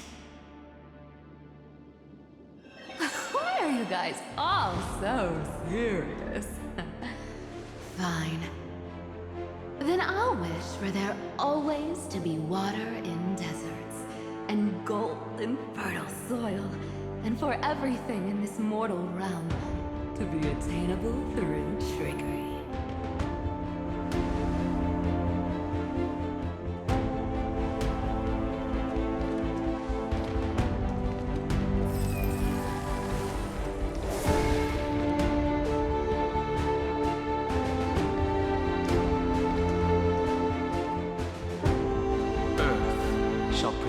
The past, present, and future, eternally sustaining life.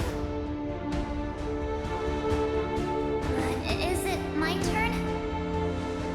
Then let time watch over the past and guide us to the future.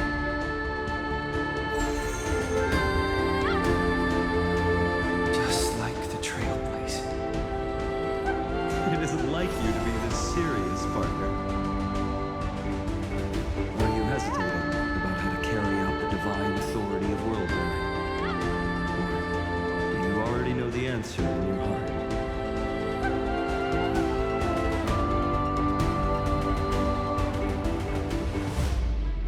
That's right. Just keep moving forward. In your own way. Bring a true dawn to Emphorius.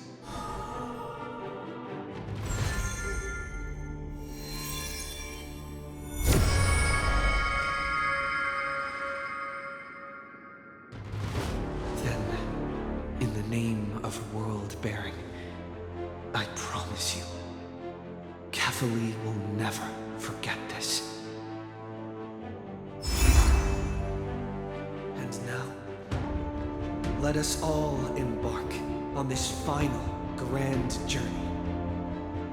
Stand with me and become heroes.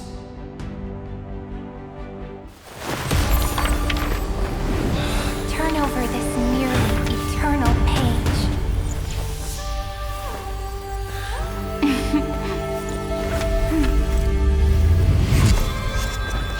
Let the Trailblaze, life ending unlike any other lost.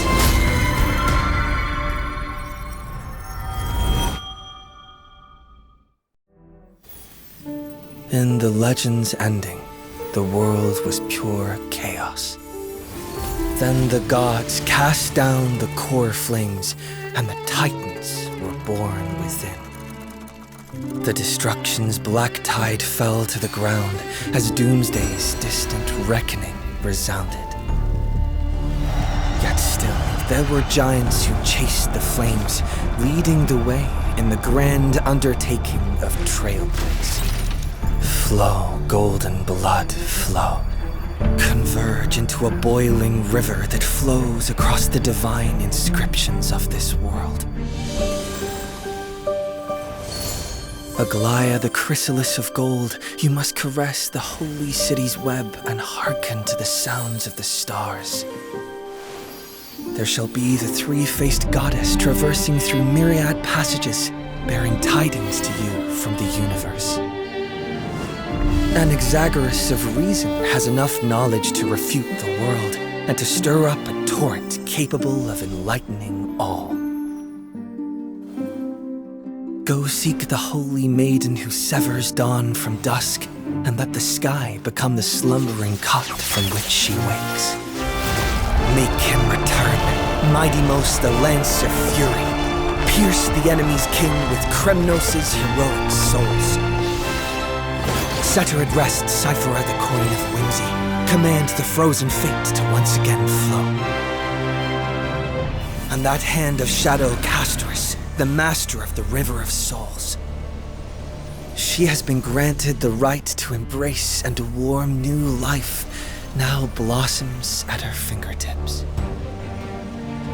You will hear the chalice of plenty reverberating through eternity.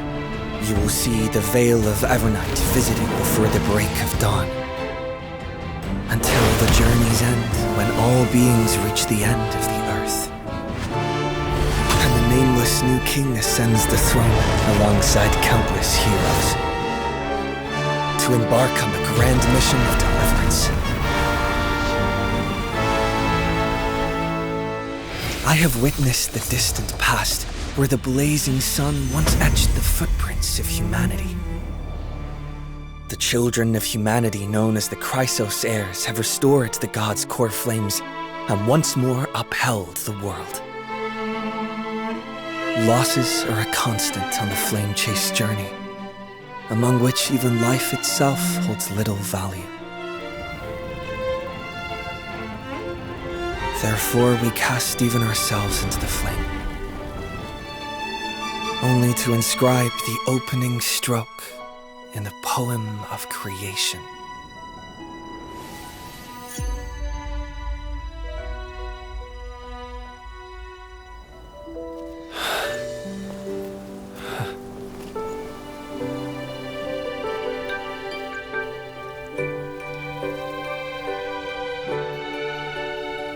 Of course, this will be a romantic story like none that has come before.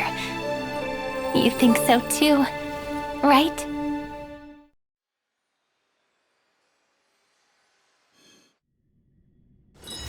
Peaceful days are like breezes carrying the scent of wheat fields.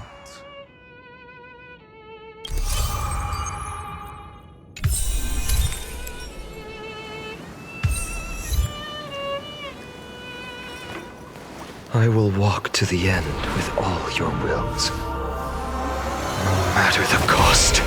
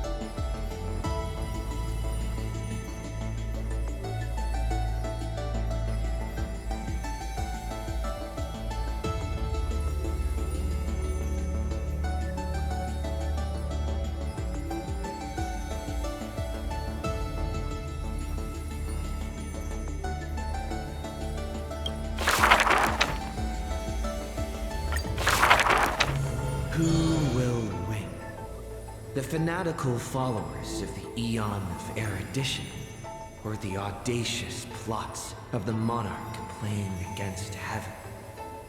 The Atavissearch Forest's monkey creatures, the steel soldiers reviving the Emperor, that Theoros' visage of arrogance. On her chessboard, all faded to null.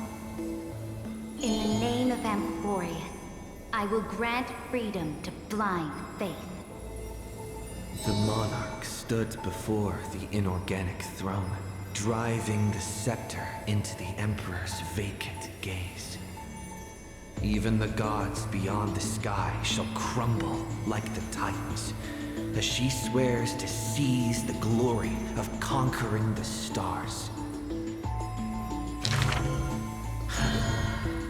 Who will win?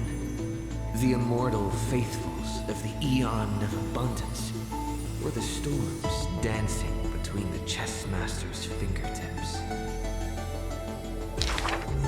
The pawns slay the birds, the horses trample the wolves, the chariots smash the trees, and the queen severs the head of pestilence. In the name of Amphorius, I will grant immortality eternal rest. The Xianzhou lays forth the ocean's tribute, which the monarch grants to her loyal Gladius. And upon that night's sorrow-marked visage appears a smile, precious and rare. Who will win? The raging waves of war from the Eon of Destruction, or the sharp blades of the Empress that has never tasted defeat?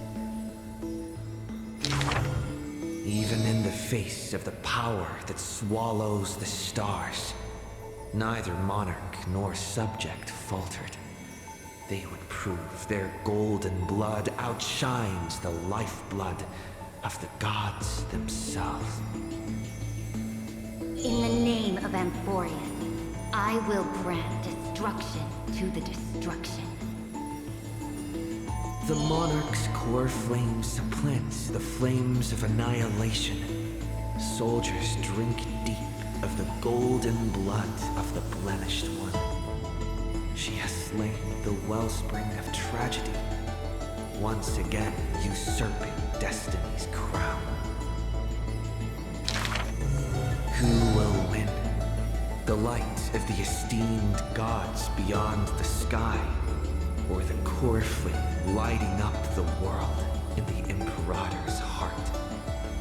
The fury of the stars surges headlong, boiling at the edge of the galactic empire. Mighty factions thrust into her realm, yearning to seize back the splendor of old. In the name of Amphorius. Stellar winds scatter the enemy's remaining ashes as golden blood once again congeals into familiar epitaphs. The master of the infinite cosmos lifts the edict high, declaring to her boundless, ceaseless realm, I shall conquer the heavens, and all stars shall submit. Chuckling, the Imperator tosses her final pawn, her previous delusions withering away during the game. She wiped off the formations that were purely imaginary and caught a glimpse of rust blooming upon the throne. On the night before the monarch faced fate, she left behind a grand dream of conquering the stars.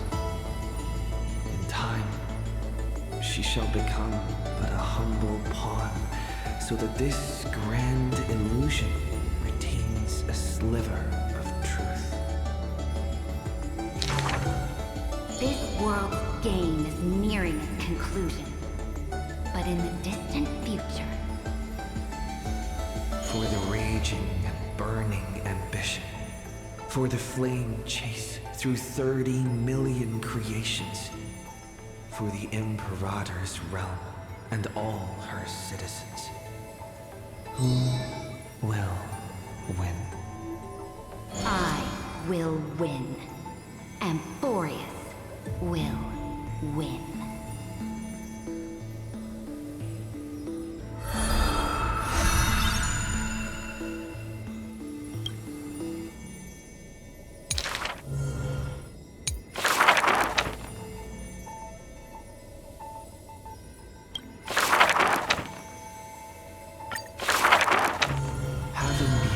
The monarch's gifts, she completed her demigod's destiny. The tides within her heart recede, and her requiem draws near. A sliver of light fell from a crack on the cave's ceiling. A blazing ray pierces the surface of the sea. An aching urge to chase the light wells within her, and with a flick of her tail, she drifts toward the breach. In the deep sea, 1,000 years passed. The sea siren once swam to the shore with unwavering will.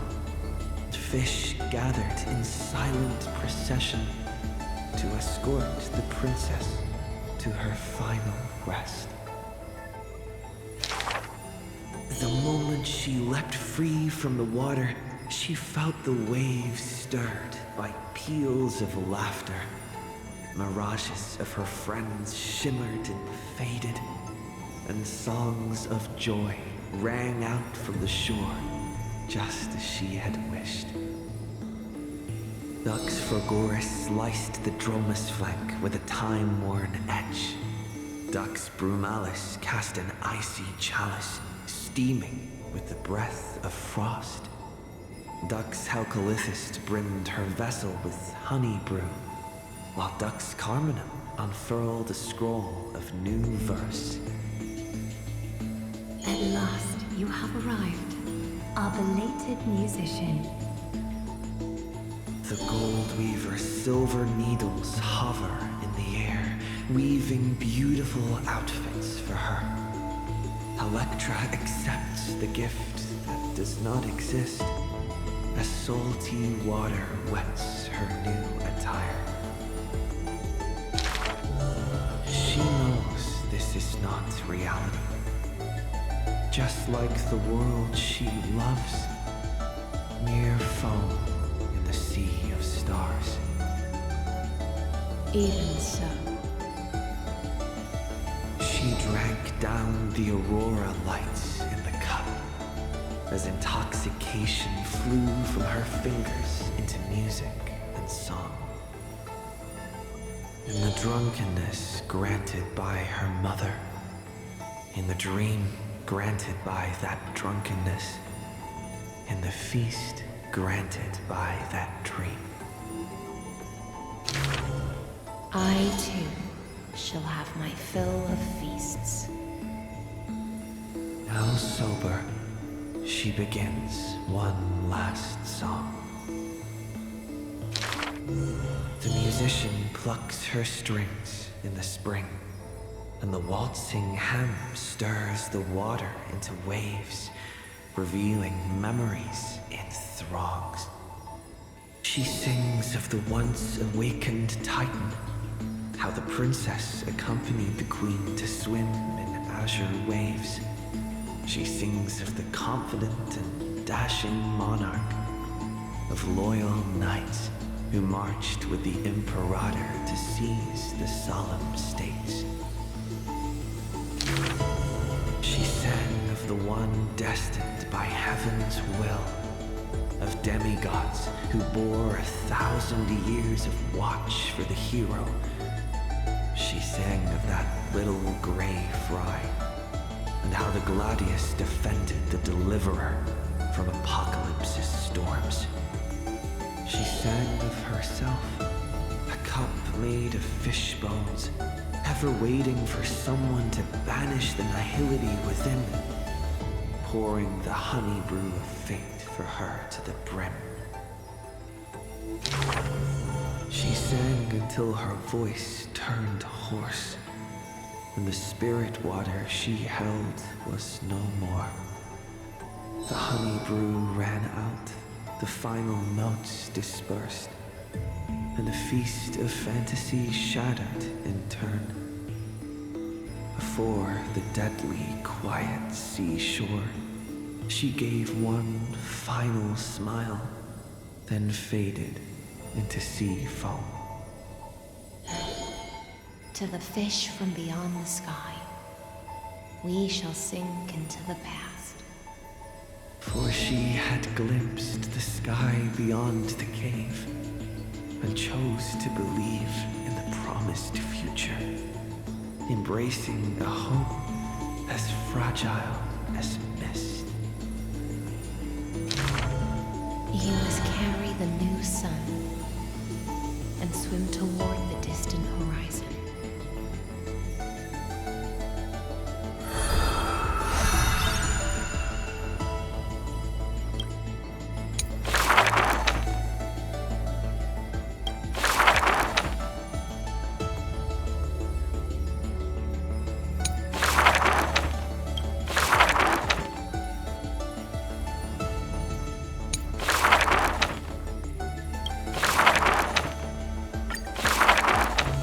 Another century of the Chrysos War.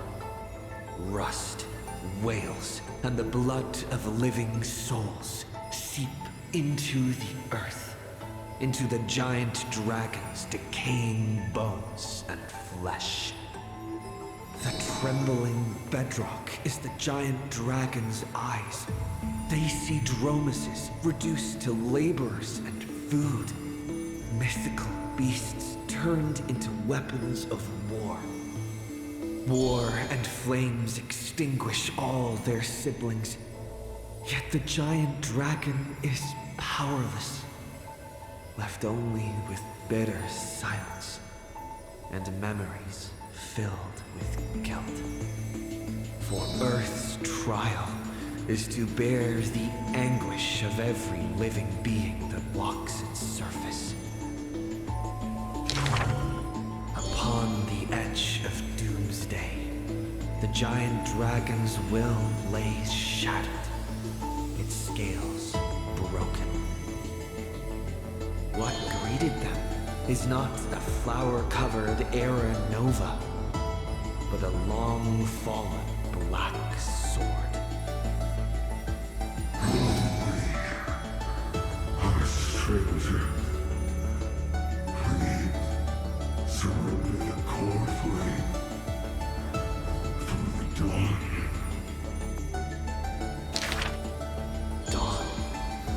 Dawn.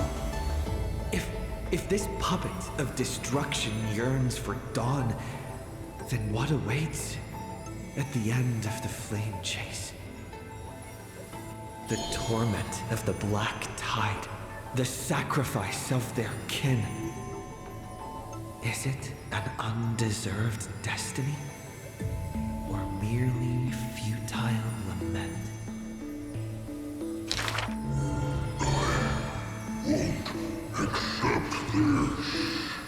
The twisted rocks rise like a roaring tide.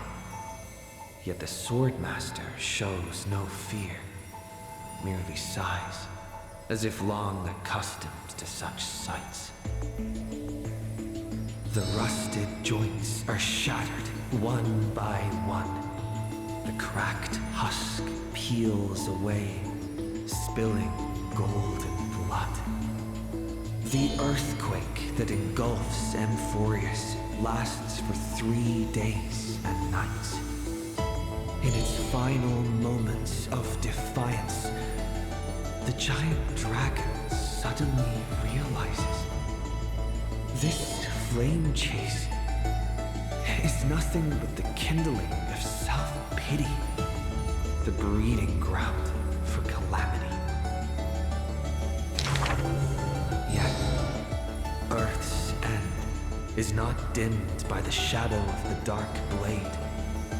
In that special recurrence, the blazing sun extinguishes itself to set the destruction of flame. At that time, as the giant dragon sinks into the earth, still chewing on the pain of betrayal, it hears the footsteps of Evernight. I need a helper to watch over time until the very end. Evernight waves her sleeve, bathing the giant dragon in a memoria tide.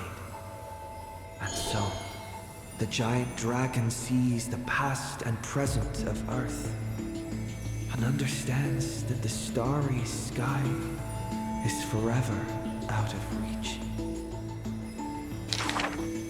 The 33,550,337th eternal recurrence.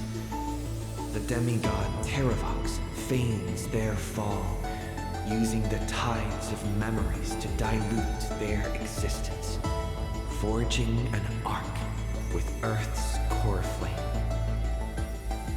In that 1,000 years of defiance, heroes of golden blood meet their tragic end, while the giant dragon remains deaf to their plight, only silently gathering their exiled kin. The pact with Evernight is simple. Time would erase the pain of Earth and cradle it in peaceful slumber among its own. And Earth shall become Time's ally, for it alone can keep watch until the end of the world.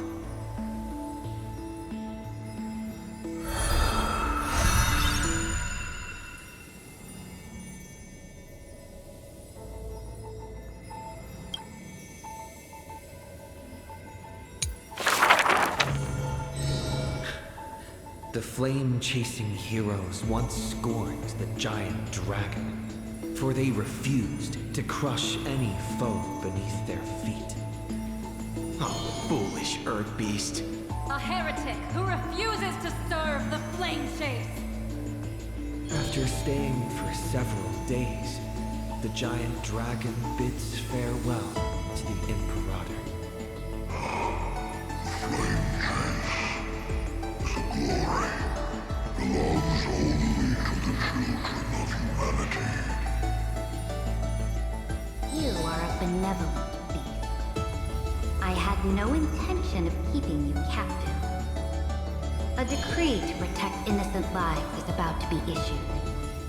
All I ask is that you lend a hand to the flame chase in the future. Losses are a constant on the flame chase journey. Yet the giant dragon remembers their creator's command. After leaving the Imperator's capital, the giant dragon shelters small beasts upon its back, only to be hunted by city-states hungry for meat. Arrows pour down like rain, unable to pierce the giant dragon's skin, yet cause the creatures on their back to wail and fall. Until a mighty force of reinforcements brings this tragedy to an end. They raised a shield wall for the giant dragon, then marched forth and crushed that city-state. The mountain dwellers are not a warlike people. Who are you? The leading knight answered loudly. I am Mountain Breaker, Geocles. All the world knows that protecting all of Earth's creations is the creed of the Dromas Legion. The world also knows the Dromas Legion is ever victorious. The giant dragon under the Mountain Breaker is silent, yet unstoppable. Endurance does not help with survival. Mountain Breaker always speaks of his friend this way, while the giant dragon only responds with a low growl. Soon after, when word came that the flame-chasing army targeted Earth, the Dromus riders set forth in full force, all to protect their creator. On the eve of the march, the giant dragon receives a secret message. Your one and only flame chase must be to slay your creator, and then fight to survive. Records state, in the Battle of the Abyss, the Dromus riders were broken after Terravox's betrayal. The Mountain Breaker shed his armor and fell from the cliffs to his end. Earth carved the memories of the betrayal into its strata, until Evernight would leaf through them. Oh, Earth. Time is willing to wash away that pain of betrayal. As a memo sprite, the mighty Mountain Breaker reunites with the giant dragon. His voice trembles in a whisper. That couldn't have been your choice. The giant dragon only responds with a low growl.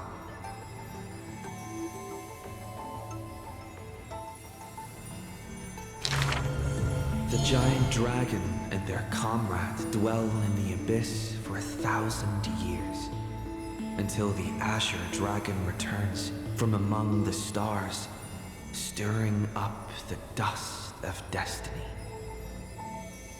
He is one of our kind. The giant dragon lifts their eyelids, gazing at the azure-colored lone scion, knowing that dragon's body bears the sworn duty of protection.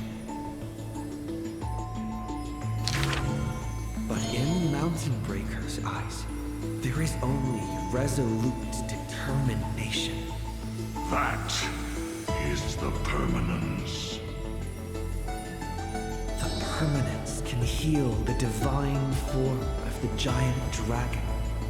The permanence can guide life past its end. At the edge of the world, watching their comrade's silhouette fade away, the dying giant dragon shakes its head and sighs.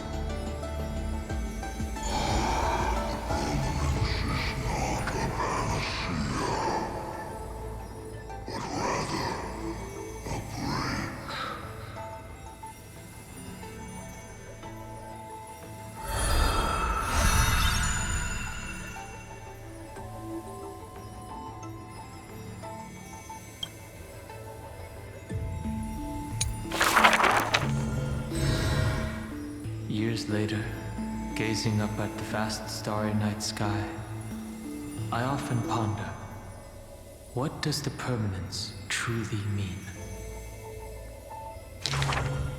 The countless souls entrusted by Terravox still surge within my chest, like an eternally burning furnace. I once thought about finding them a home, tried to communicate with them in my heart. And yet, the living beings of this world, they are now inseparable from me. As if from the very beginning, they were a branch of my own bloodline. Inseparable? After I told everyone, a heated discussion broke out in the express car.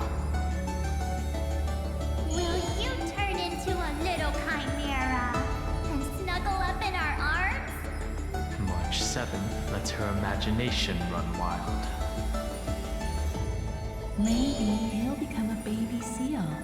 A magical beast would be fine too. I've always wanted to see that species. These are the reassuring words from Himiko and Mr. Yang. No matter what he becomes, Dan Heng will always be Dan Heng. His words are unusually poetic. But if you become a Dromus, you absolutely must let me feed you red soil. Don't you even think about it. Sometimes I have dreams like this. Countless beings flee alongside me. Behind us, black floods blot out the sky as if to devour all signs of life. In our darkest hour, the living beings form a bridge of dragons, and I lead them limping towards the starry sky. At the end of the vast procession, a lone giant dragon comes to a halt, watching us depart into the distance. The children of Earth will always find their own path. Thank you for being their bridge. Something stirs within me at the moment of awakening. Perhaps the legacy of the permanence lies not in recreating flesh, nor in the merging of bloodlines. One day, while browsing through the databank, I noticed an update on the universe's animal species. In an ocean-covered planet, a new species of seals evolved, with a penchant for bumping into things. On a barren desert wasteland, evolved a herd of red soil-craving beasts. Many familiar silhouettes are now active in the cosmic ecosystem, yet they are not my old Amphorian friends. This is their rebirth. This is life's way forward. Perhaps, just as Terravox wished, I've become a bridge bearing the weight of their life. They once shattered the battle formation of the mountain dwellers, tore open Giorios' chest, swallowed the core flame, only to resolutely pass it on. Creation will always betray its creator, just as witnessed at the dawn of civilization. Frail beings betrayed the dark tides, climbing onto land, ascending the branches high, finally betraying their home and gazing upon the stars. The furnace in my chest still pulses. In the gaps between the heated torrents, I sometimes find myself in a daze, catching glimpses of that colossal figure in the cosmos's cracks. It was a giant dragon named the Permanence.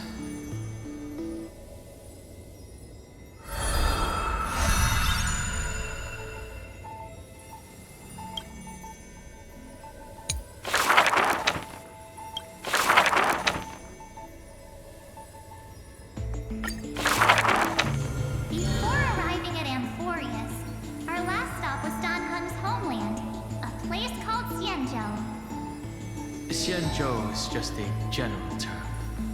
This starship is called the Law Fu. I had some wonderful times there practicing swordplay. By the way, which is stronger, the bow or the sword? I'd say the sword. It can cleave a mountain in half. You've been watching too many Immersia. I've been working my butt off just to avoid using a bow. Come on, let's become weapon masters together. To master a skill, one must first find a mentor. And I ended up with 2 of them. So, sometimes I run last, sometimes I do both at the same time. Looking back now, those days were really fulfilling. No pain, no gain. Am I right? Between sword practice sessions, I occasionally hit up the food stalls in Arum Alley to recharge with some delicious eats. Master Yun Li was right. These berry pheasant skewers are absolutely delicious. Hard work pays off. This girl's been up at the crack of dawn every day, and finally defeated countless formidable foes. I can testify. March really did defeat countless training dummies. Those wooden dummies aren't exactly easy to break. It takes real skill. Every hero's story needs a villain. And when it comes to the great heroine March 7's nemesis, it's definitely gotta be Scott. Rather than a freight skiff, maybe an IPC eco-ship would suit him better. Ugh, why? After all, he's got a knack for talking like animals. During the decisive battle, I defeated Scott with my epic move, Star Shatter Shard Supreme! Did you actually master that move? Well, naming moves doesn't cost anything. There's still some space left, and I just happened to find a nice photo. Well, the floor is yours, Master Dan Heng. Don't be ridiculous. It's clearly Dan Heng's brother here. as I thought, March has some hidden powers there too.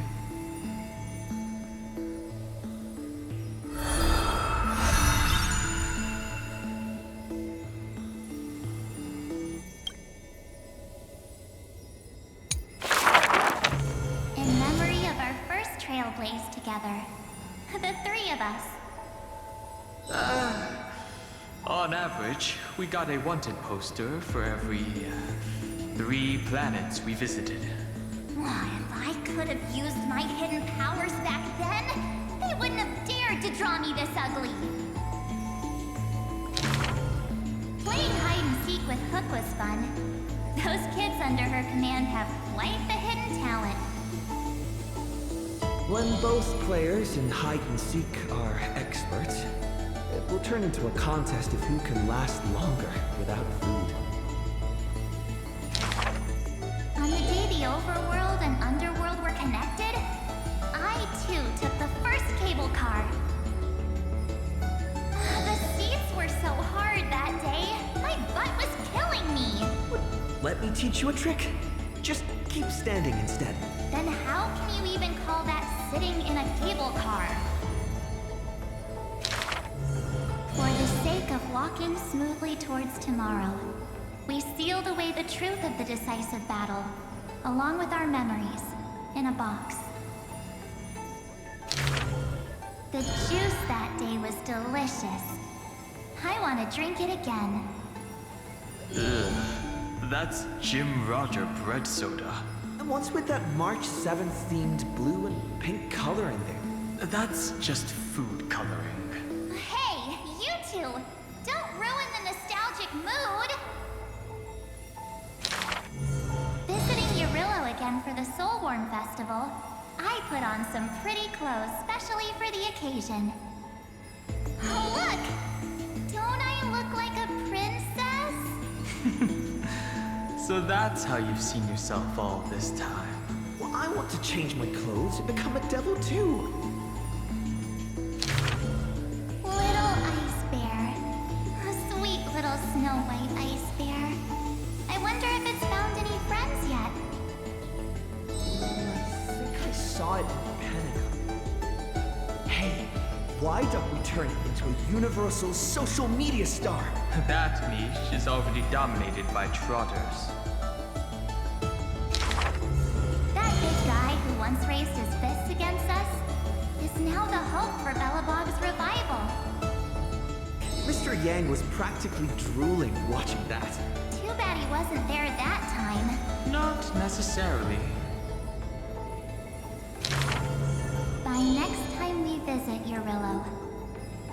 turned into an ocean planet? Then wouldn't those polar bears have to be renamed water bears? The data shows that Urilo's environment is slowly recovering, but the ice shouldn't melt too quickly. Time to remove those floaties from the shopping cart.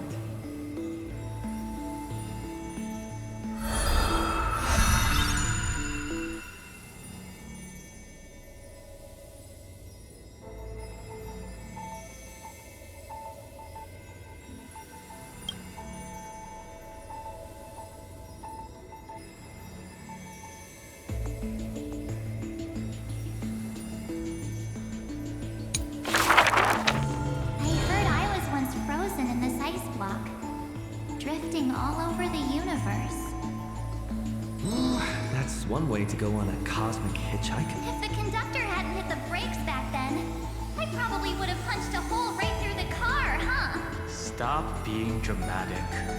The Express was the one that actively scooped you up. I remember there was some 6-phased ice left after it melted. I used it to make a little model. Mr. Yang explained that it's called a figure. And then made me watch anime with him all night. That's the highest honor he can bestow. Oh, I want a figurine too. Every morning, the Express crew has breakfast together. But they're not always on time. I can't help it. I'm still sleepy. Next time, get up earlier and set an alarm. People who can get up right as soon as their alarm goes off are terrifying. This kind of person is capable of anything. My camera's full of Pom-Pom's photos. It's so much fun dressing up the conductor. Pom-Pom used to have a turtleneck uniform, but they rarely wear it after March came. I love my room so much. I tidy it up every single day. Looking at it now, that photo wall must be the power of memories. By the way, I've been meaning to ask. Where's the wardrobe? Take a guess. I remember Tachyon, my most trailblazy of trailblazes. That grand debut cost me quite a few credits. So, what exactly happened? I saw a ball by the road, so I just casually kicked it.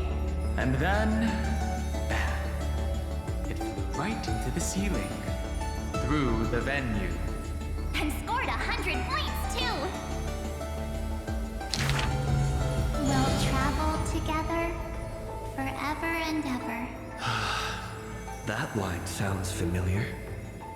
Memories weave the past, bit by bit. They stretch long behind me, like shadows on the path I've walked. I wonder, what stories will the future me create?